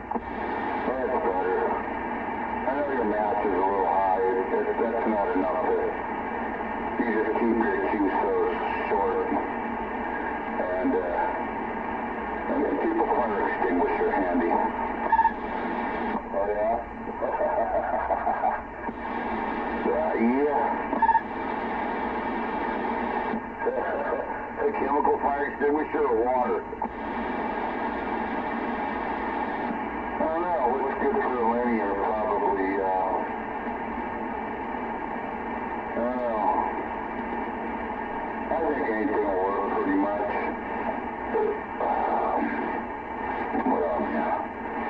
Well, it's Friday. The weekend is here. I might get to test my, test drive my car. Maybe on Saturday. We'll see. If I like it, I might even buy it. Mad Dog might be back in action. Yeah, out comes the antenna on top of the roof. Oh, you know that's coming. Gotta have a better ground plane than the Saturn, so I'll be getting down a little bit better. Yeah, I know the first week I bought my truck, Mike, that first week, not even 5 days went by, I had it installed, man, the Wilson installed. I said, that's it. I'm getting a CB antenna put right on there, and I did. Flat match. Yeah, I had this, I had a Toyota 4x4 before this car, and it had a roll bar, and on top of the roll bar it had a fitting for an antenna. So, I put my 9-foot antenna on top of that thing. Holy shit. I mean, you talk about, forget trying to go through a drive-thru. Did you have a steel whip out there? Yeah, stainless steel with the spring. But, I never could get the match really good on that for some reason. You know why? Because you probably didn't have the right length of coax to begin with. That's why. If you can't match up a whip, it boils down to your coax cable, and also the fitting down by your antenna too could have shorted out. Not guaranteed, but I'm pretty set on it. And I hate fucking sunroofs. I will not ever buy another car with a sunroof.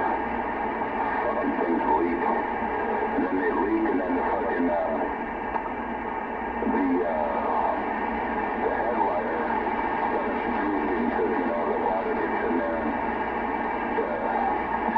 Yeah, I would never get a sunroof for my car. No way. Like you say, they leak. I don't know what it is, but they can't, for some reason, they just can't design a sunroof that doesn't fuck up.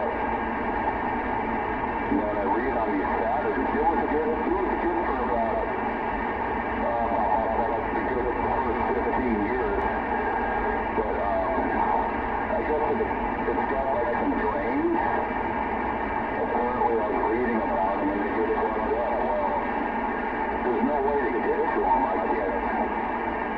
couldn't find them. I couldn't, snake them out, you know what I mean? Because probably a bunch of leaves got in there.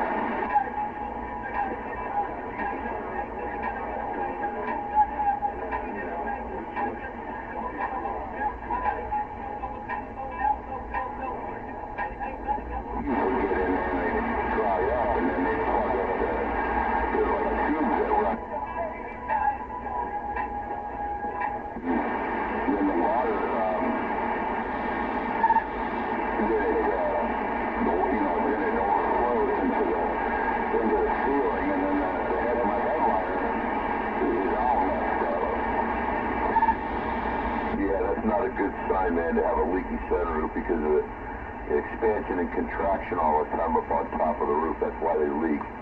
You got to use a good type of a sealant. And what I used to use, though, when we did solar, was this stuff called Rotosil. That was the best stuff to ever seal anything up, Mike. No, you're not listening to me. It's got nothing to do with the sealant. It's, on each corner, okay, on each, it's like a rectangle, on either four corners. Each corner has a drain and a tube. So the front tube goes down, the pillars, next to the windshield. And then they drain, they're supposed to drain out from the front fenders. And then the rear tube comes down. And then they go in, they bypass the trunk. And then they're supposed to drain. And they get plugged up with debris. So then the trunk started filling up with water. And it wasn't, first I thought it was like the trunk seal. God, the trunk was fine.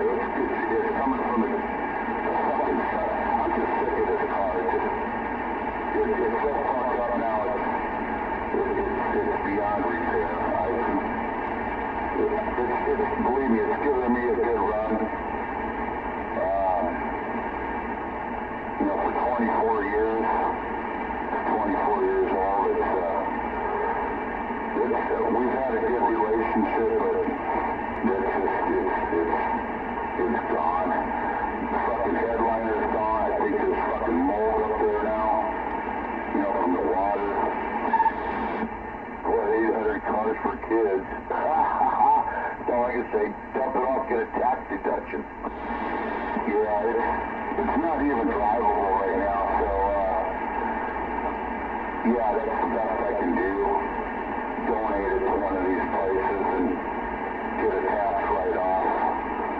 I don't care. It was in a minor accident, so they're fucking, anyway, it's done. It's fucking cooked. Time to move on to another yellow car. Yeah, you owe it to yourself, Mike, to get another car, regardless of whether it's new or used. It should be time for me to get another car, too, but the damn thing runs so good. That's just it. I need a new upholstery on the inside, and my headliner's starting to droop down a little bit, and yeah, but it runs so damn good, though. That's just it, man. I can't get rid of it yet. Well, there's no reason to. If my car was running decent, I'd keep it, even with the headliner fucked up and the sunroof fucked up. But, I can't, it's got this electrical problem I can't figure out. It won't charge. I've tried to put a couple different brand new alternators in there, it still won't charge it. I've tried a whole bunch of things. So I've just given up. And then the water pump is leaking. It's leaking. It's not just, a little bit. It's a lot of it. If I were to drive it for 10 minutes, I'd have to put in about 2 quarts of water. That's how bad it is. So water pump's fucked up. It won't charge.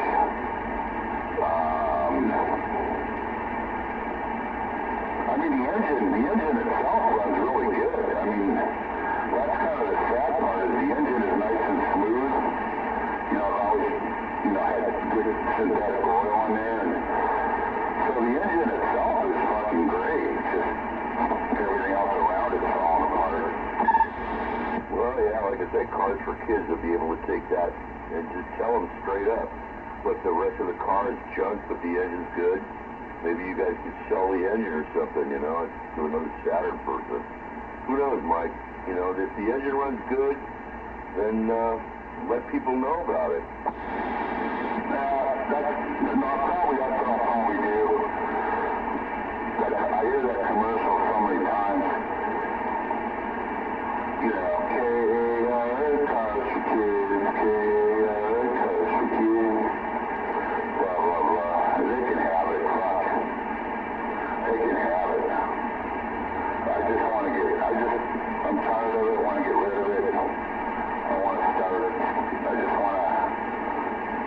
you know, I just want to start over.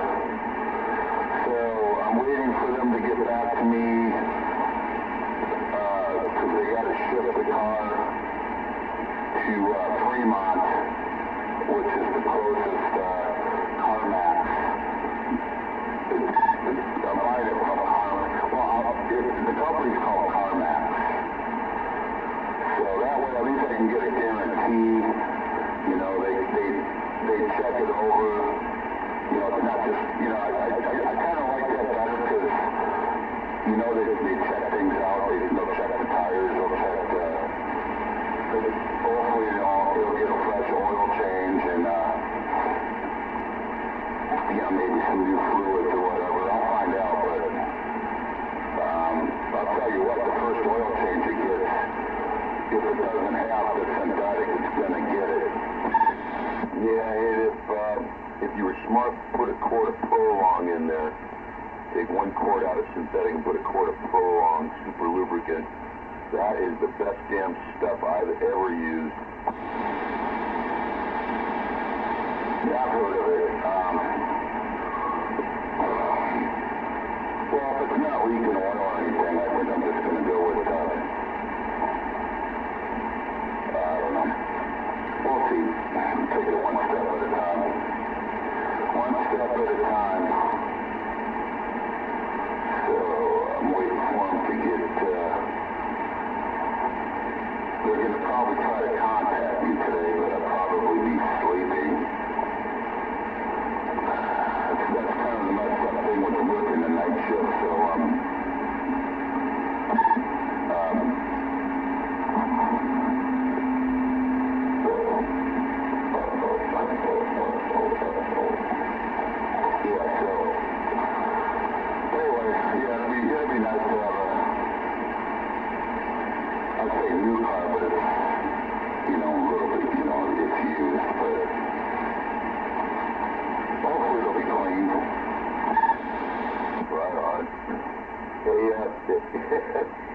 Mike, you got to put on the thing on the internet there on that Ralph Williams car commercial.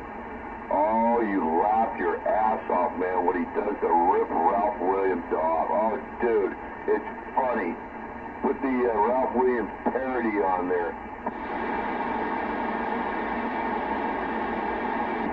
Is that the guy from the 70s? Yeah, late 60s, actually. Take a fucking car like this is one of the things he says. Yeah, I've seen that. That's pretty funny, yeah. Yeah, I know what you're talking about. That's hilarious. Yeah, they don't make commercials like that anymore. Yeah, take a fucking car like this.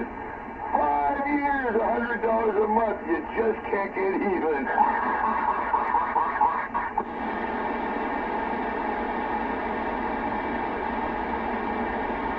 That poor German Shepherd on the hood of the car, man. Can you just imagine how scratched up that hood of the car was? Oh, fuck. That might be up there on the wanted list, you know, for car thieves. Yeah, no kidding.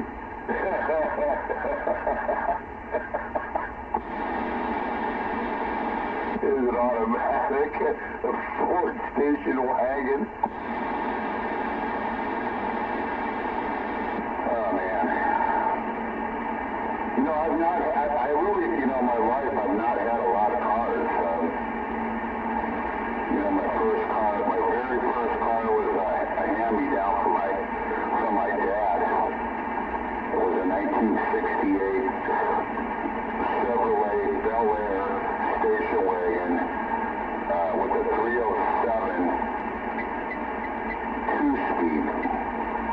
Fucking two-speed transmission, or as they call it, a power glide, or, you know, we call it a power slide. You had drive, and you had low. That was it. I mean, that car was fucking, that car, man, my dad, I remember we went on vacation one time, and we were going over, I don't know if you ever heard of the Bighorns at the mountain range. Fucking things started overheating. It's in the summertime, so we had to put the fucking heater on full blast.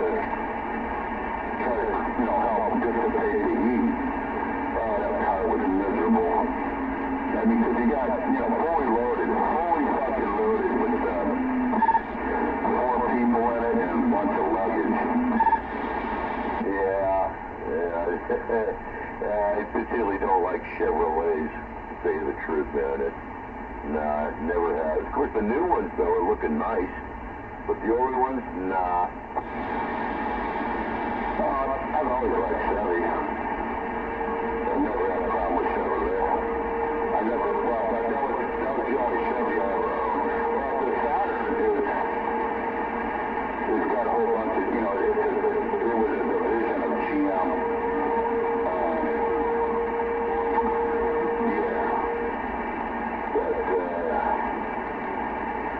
Ain't nothing wrong with Chevy, man.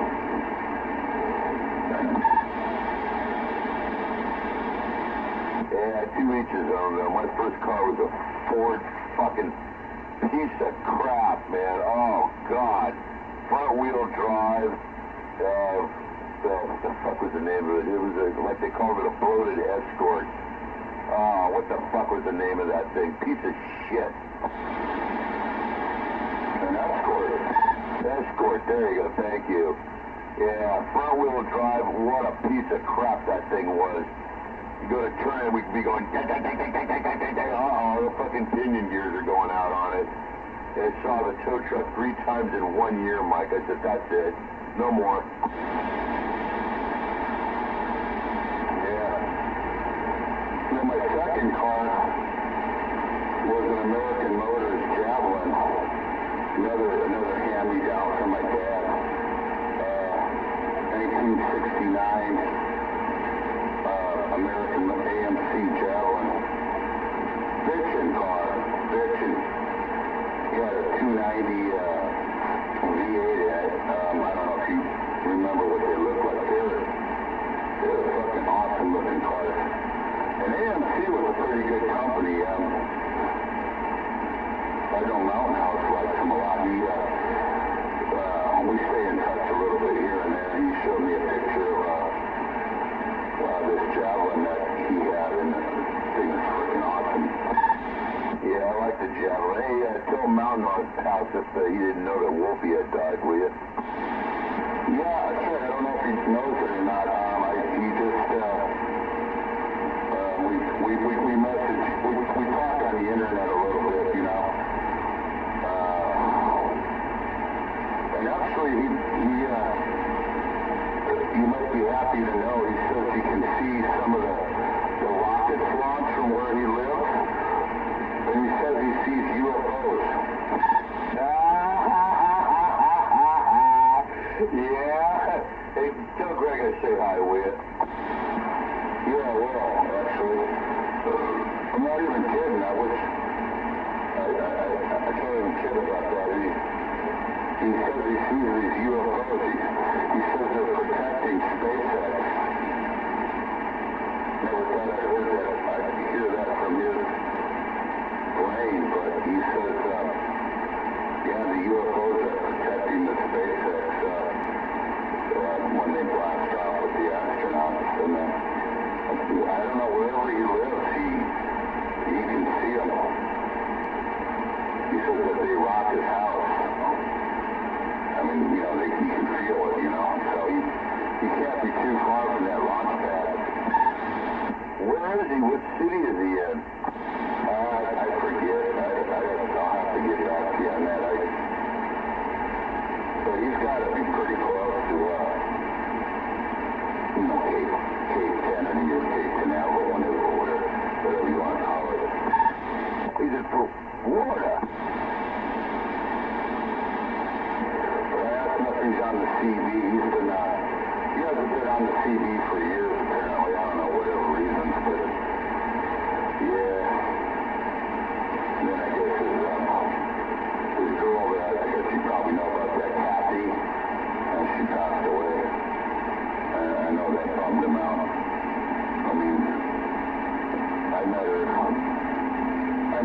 and she was a nice gal. Excuse me, I'm choking right now.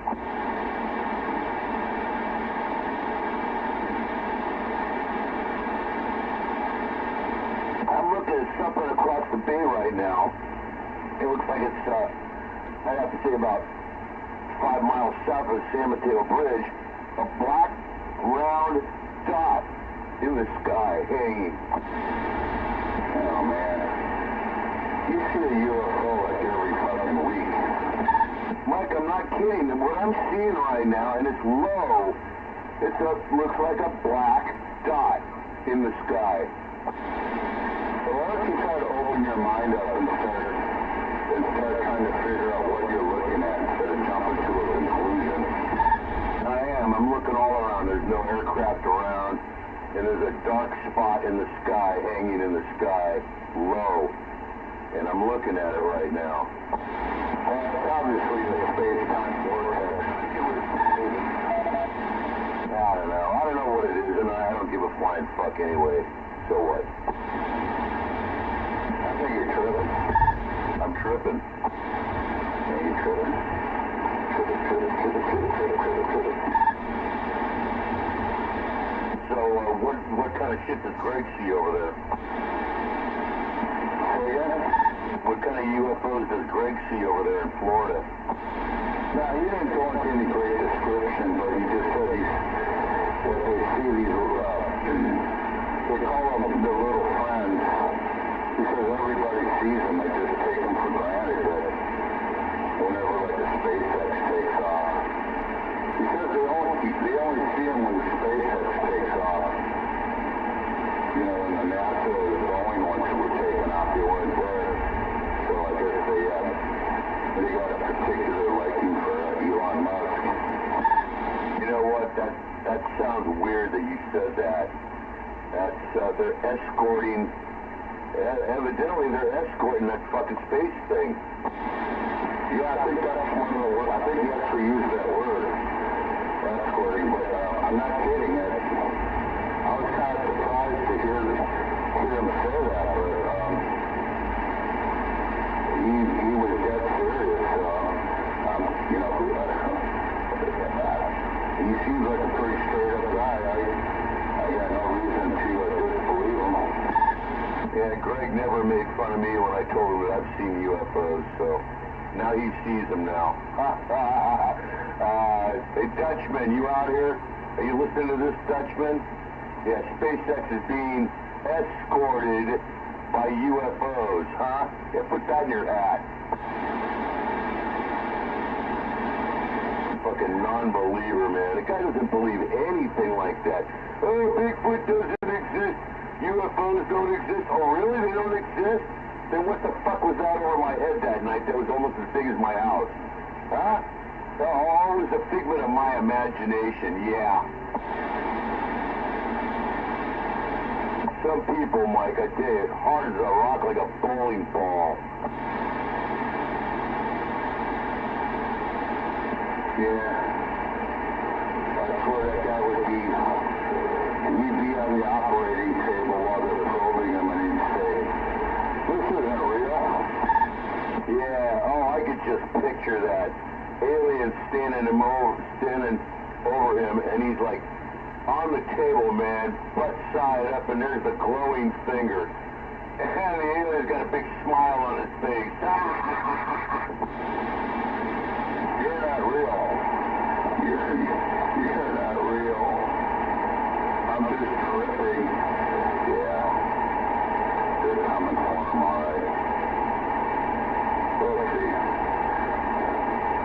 I just wish they would land on the White House, man, and shake hands with Trump, and can you imagine, you know, an alien landing on the White House in the Rose Garden, and they come out, and then Trump comes out, and they shake hands, they hug each other. I mean, the world would just go into some kind of weird shock. Well, look this up on your computer. Look up UFO lands at Holloman Air Force Base. Look that up, Mike. That will blow your mind. This was years ago that this happened, by the way. And one of our presidents, Dwight D. Eisenhower, actually sat down with an alien species. Oh yeah, it was documented. This has been kept from the public for many, many years. Dwight D. Eisenhower, our old president, actually had a discussion with an extraterrestrial. Now, I am saying this because I've read the articles, I saw some of the pictures that they declassified supposedly, and it's real. It looks fucking real to me, dude. Jeez. I mean, I think we can handle it. You people have been watching all these sci-fi movies for decades now. I think we're pretty much prepared for an alien invasion. And I'm sure it's going to be peaceful. I mean, if they want to take over, they would have done so, years ago. And even if they are a little bit hostile, I don't blame them, but I don't blame them one bit. I really don't even care. I'm old. Fuck, I'm ready to go. I'm ready to go. Take me home, Lord. Take me home. Take me home, sweet Jesus. Mike, have you seen Alien Interview Part 1, 2, 3, and 4? Oh my God. Look at that sometime. The last one blew my mind, where they opened up the doors, the hangars of Area 51, and the fucking flying saucer flew out. Holy shit. No, can't see it. I've seen that. There's so much fake stuff. It's hard. I love the fact that, we have all this, computer-generated CGI and artificial intelligence, and all that's great, but now it's almost impossible to tell, reality from fake. I mean, now they can fake somebody, their voice, everything. They can fake, Trump, giving a speech. It's just,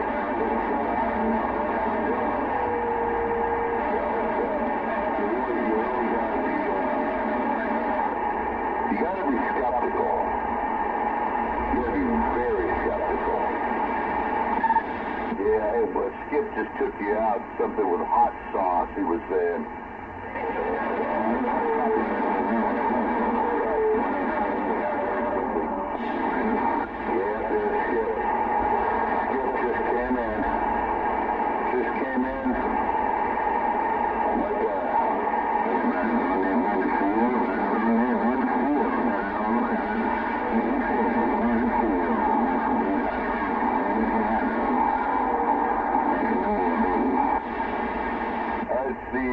The black people, man, from down south, I believe, that are wiping you out. Well, I wish they'd go to Channel 6 where they belong.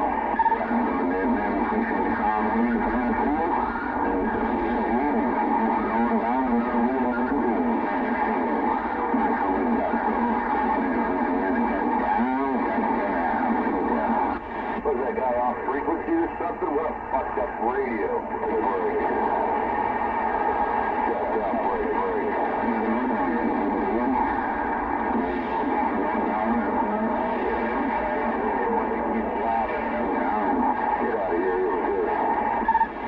Porch monkey.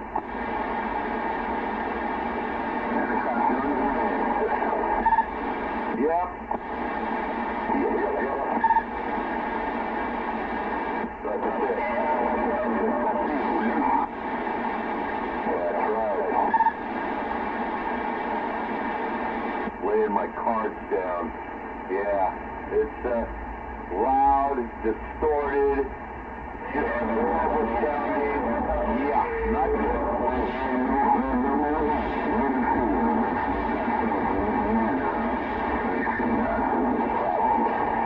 Sounds like he's about 10 kcs off and you can't understand what he's saying.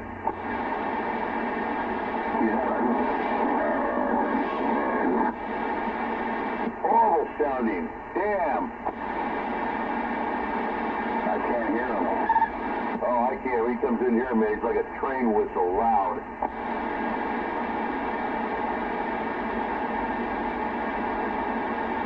What a monster.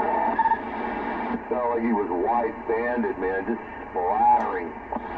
1137. 1137 coming at you now. I'm 1137. Yeah, well, at least 1137's got a good sounding radio. Yeah, unfortunately. Now. I hate that motherfucker. Yeah, well, there's some people on the radio we just don't get tailored to our way of thinking. I don't know. That's the way it goes. Yeah, we can't handle it. He's gonna get a piece of me. Stand up on top of a mountain with your new used car and just blare into him. Turn the heat on. Yeah.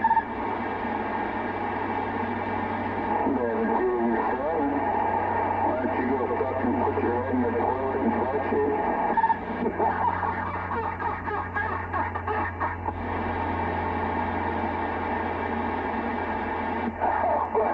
That's funny. You yourself, we call it swirly, because it makes your hair kind of swirl a little bit. Gotta have that drawl on there. Like, hey, Andy, where's Hubert? Oh, yeah. Oh, Maryberry RFD. It's a wonderful show. At least it was wholesome compared to this shit nowadays. You know what I mean? I mean, it was kind of corny, but it was good, clean, wholesome American entertainment compared to the garbage, the fucking garbage they got on TV now. It's just filth. You know, everything's about sex and fucking, you gotta admit it was a different time. You know, all those things like, you know, you had, goddamn, you had Bewitched, you had I Dream of Jeannie, you had Gilligan's Island, I mean, you had, Green Acres, you had all these cool shows, Lost in Space, Star Trek, the original Batman. These were wholesome, good, clean, wholesome shows that the whole family could watch. Oh, you just brought me back a whole bunch of memories since I was a kid, Mike. Naming off all those shows I used to watch. Thank you for the beautiful, sweet memories, man, that I had. Oh yeah, I mean, that's how we did it. You only had about 4 channels to watch. But yeah, it was wholesome, man. Wholesome. I'll keep going back. You had the Green Hornet. Oh, damn. I like Lost in Space. I always loved Lost in Space. I know, it looks corny now, but when I was a kid watching it, I was like, it seemed like, serious and cold. It's funny, I watch like reruns now and they're like, they almost look comical, but and the original Star Trek, oh yeah. Fuck you, all the new Star Trek, they all suck. If it wasn't William Shatner, they suck. Yeah, I agree, man. The original Star Trek was cool. But I like the one with Jerry Ryan in it, as 7 of 9. Oh my God! I fell in love with her the first time I looked at her on the TV and went, now she is a babe. Jerry Ryan, who played 7 of 9 on Voyager. Oh my God, she was hot in that fucking skin-tight type of an outfit. She had 3 titties. 3 titties? Oh no, Jerry Ryan was like Miss something of, oh my God, she's a hot looking lady, that blonde, beautiful face. Oh man, what a body that wouldn't quit. No idea who you're talking about. Look, Yeah, but wasn't she an alien of some sort? A-N, Jerry Ryan used to work on Star Trek. Oh, fuck. Well, I feel bad about William Shatner and his whole business that collapsed. Well, what happened to Shatner? He had a business and the whole thing collapsed. He lost a lot of money. What kind of business was it? He was making women's underwear. Apparently the label Shatner Panties wasn't a hit. Oh, I remember that, yeah! Shatner Panties, yeah! I remember that. They took that out because of the word. What the fuck are you guys talking about? Yeah, his business, it went bad, man. He was doing women's underwear, and the label was Shatner Panties. Shatner was on there, and it oh my God. Something else. You know, like women shitting their pants. Oh, Lord have mercy. No, it's shatting. Let's see. Shatting. We gotta shift gears here. I don't know what the fuck you're talking about. No joke, Mike. No joke.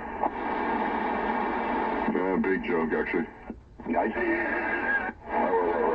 Alright, we gotta shift gears. Shifting gears to something else. What else?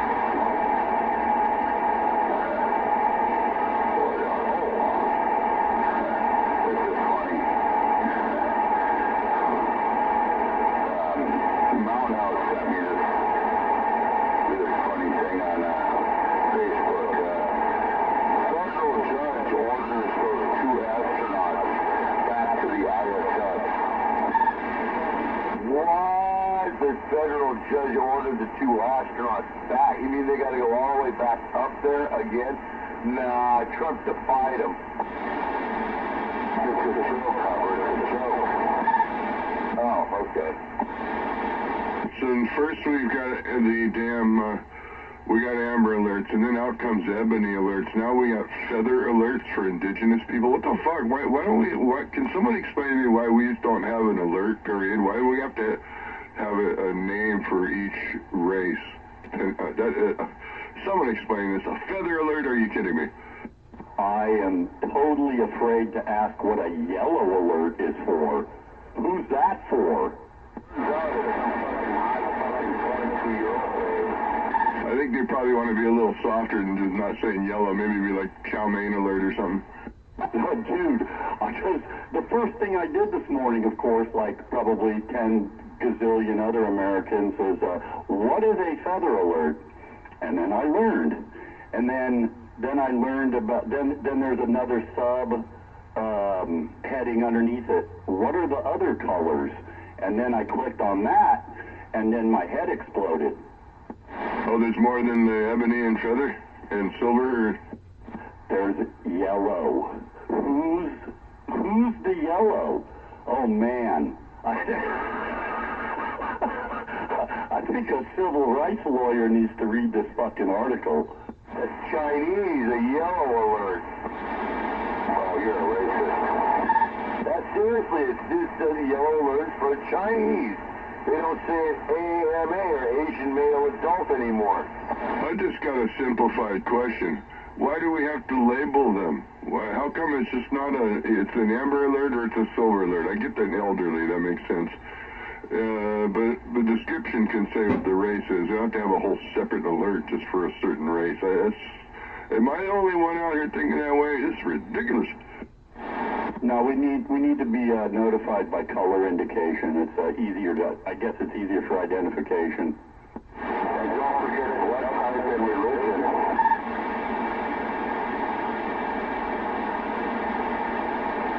I'm laughing. Good morning, everybody, man. Hey, good morning, brother. Yeah, I'm laughing and tripping all at the same time. Yeah, just scratching my head. There's no hair there, it's just head. Yeah. Man. Yeah, let's racially divide ourselves even further. Yeah, I'm scratching my receding hairline also. Thanks.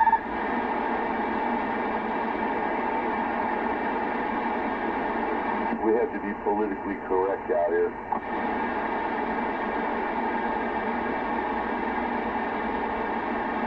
You know what? Oh, it just came to me. You know what? There's one that's missing. There needs to be a rainbow alert. Guess who that's for? I can only guess. Forever. What? No, I said for hover, no.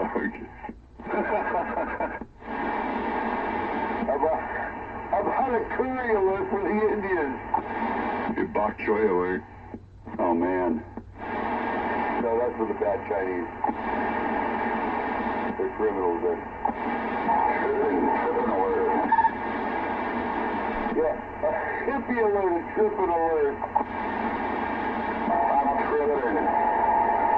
So every time I touch a trip, they put out a tripping alert. Hey, this just reminds me of making a cartoon like this with all the different races lined up in a row, and underneath them is the alert. We've reached insanity. Yeah. There won't be a Caucasian. There won't be a color for the blancos. That'll be eliminated, like usual. As expected. Yeah, I'll say wide alert. Oh, no, that's racist. Yep.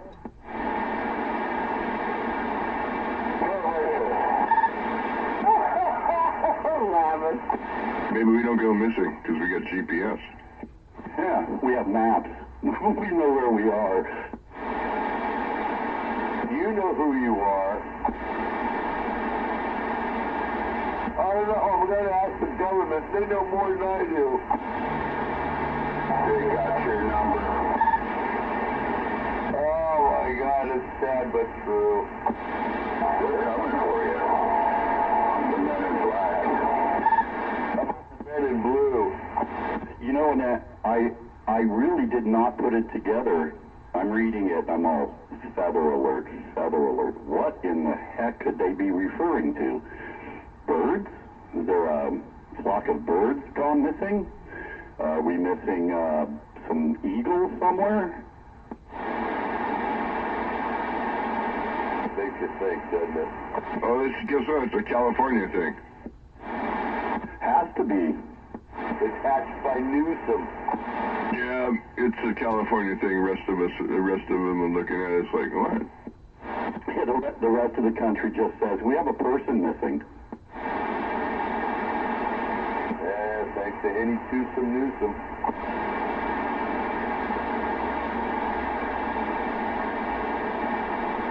People aren't the same out here.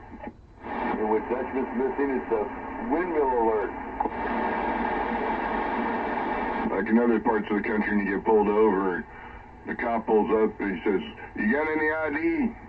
And the driver says, ID about what?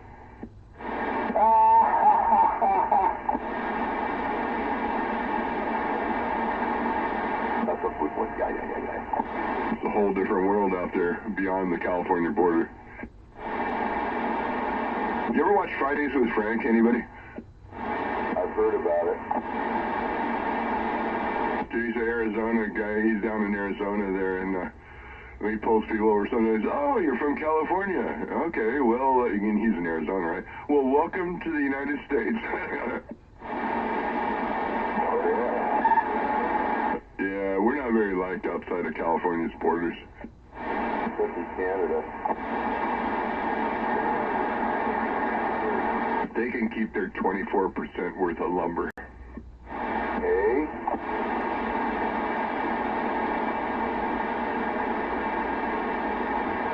So what about that Molson beer?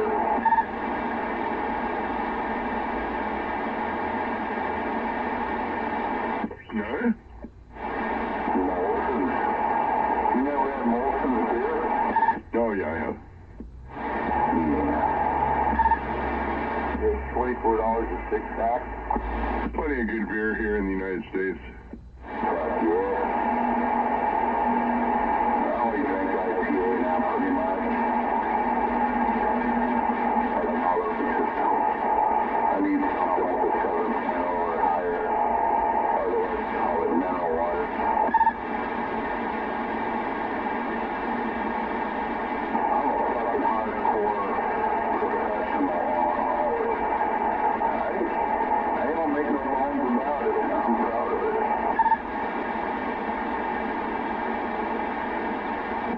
goes dead. When you worked long to perfect the trade, it's worth bragging. Again, I know what kind of supplements to take to keep my liver functioning all these years, which is, it's not just about drinking, it's about the, taking supplements and dietary, and what to eat, how to eat properly to support your habit. It's complicated, and, people, most alcoholics don't take their disease serious, but I do, so I know how to balance it. Pills, pills, pills. I mean, like there's a wrong way and a right way to hug the porcelain throne, I don't throw up that much. It's probably about once every 3 or 4 months that I do a little even. So it's pretty rare, but sometimes you gotta purge. Sometimes you just gotta, you overdo it a little bit. A couple of shots too many. But I like this stuff. I don't know if you ever Rumplements. You ever heard of Rumplements? It's like 100 proof schnapps. Put that in hot chocolate, man. Are you familiar? Hell yeah. Are you kidding? Rumplemints? Yeah. I would put, we'd take that camping. Put Rumplemints in hot chocolate. Oh. My establishment, I know the owner pretty well, and he gets the Rumplements, and I think I'm the only one that drinks it. It's refrigerated, so it's good stuff, man.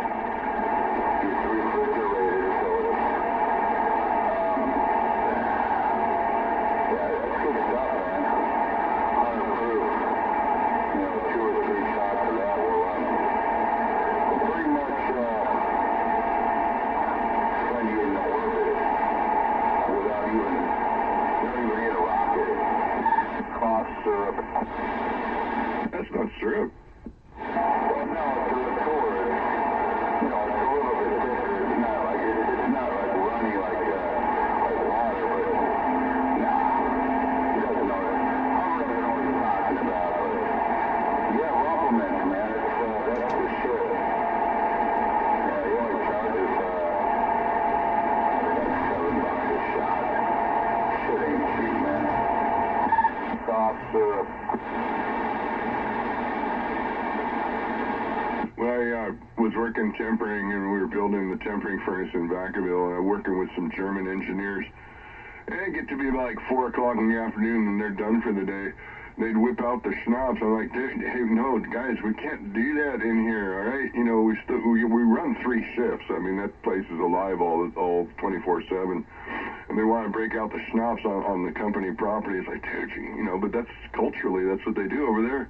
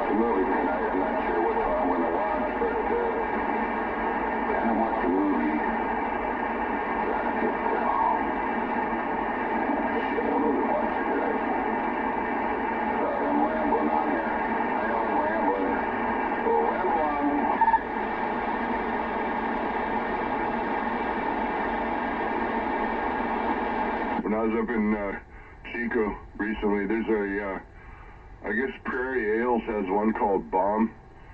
It was 13%.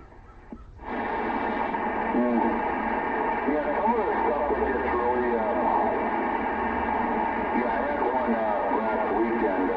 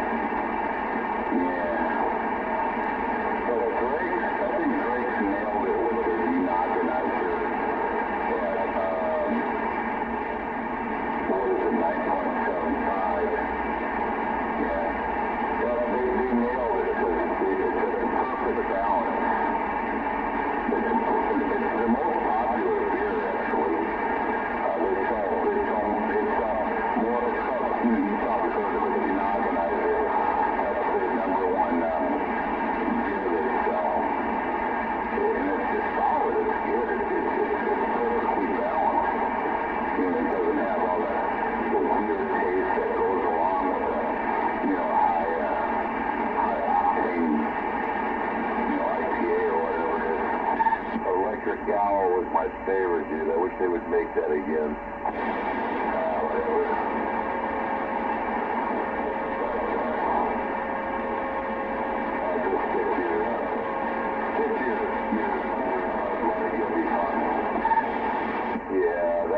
That was one of the best beers I've ever had in my entire history of my life, man. It was so good and so dangerously drinkable.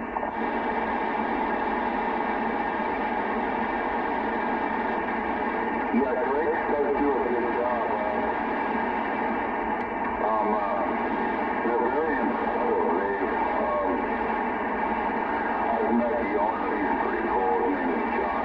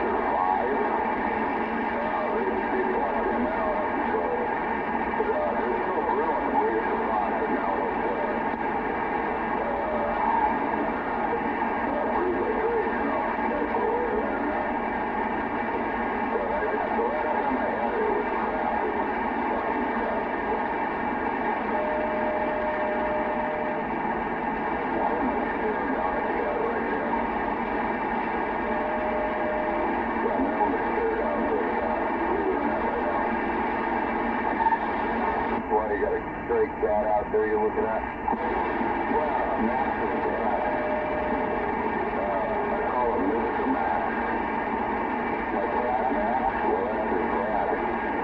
And he's a stray, he's a big guy. He is a beautiful cat.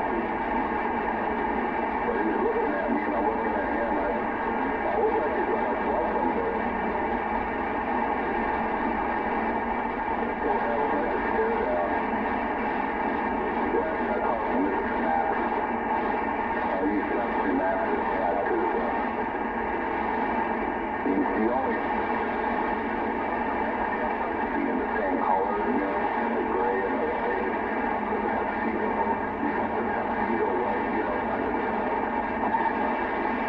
believe it or not, Mike, my sister's cat that they used to have, it was an orange tabby, was named Mr. Max. Yeah, I'm looking at Max's dad. Mr. Max. You can tell he looks old. He looks tired, you know. I wish I could, you know, he won't, Well, I feed him. I keep these guys fed. You know, this is no joke. I spend over $200 a month.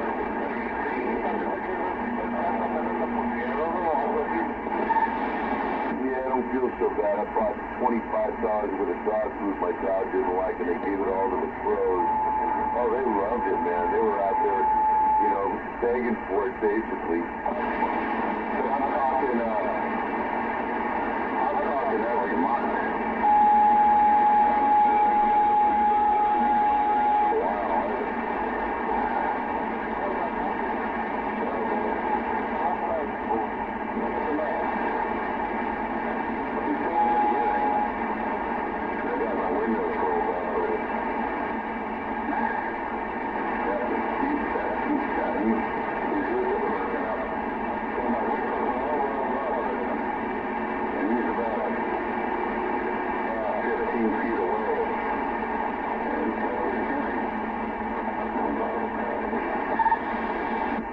He's probably looking at you and smells your scent and stuff and says, hey, you've got my kid inside. Oh yeah, cats are smart, man. They've got good sense of smell and direction. Don't put it past them, man. If your cat got your dad, that's his dad out there that you're looking at probably. You got a kid inside. What? Wait a minute. Mad Dog's pregnant? Yeah. Oh, that's what I think.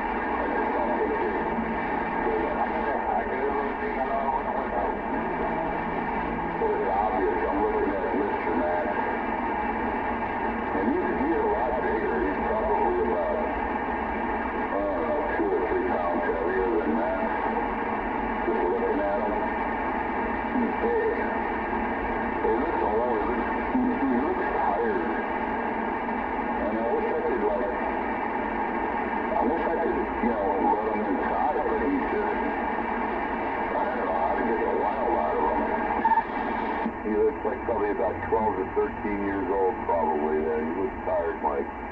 Yeah. Oh well. Say au revoir to him. I keep him fed, so I give him clean water every day. I put clean water in the I got 2 bowls of water I keep out on the front. It's unbelievable how much water they drink. But I give them good quality filtered water. I give them good quality food, so you're living pretty comfortable. I know it's a little bit miserable during the winter time.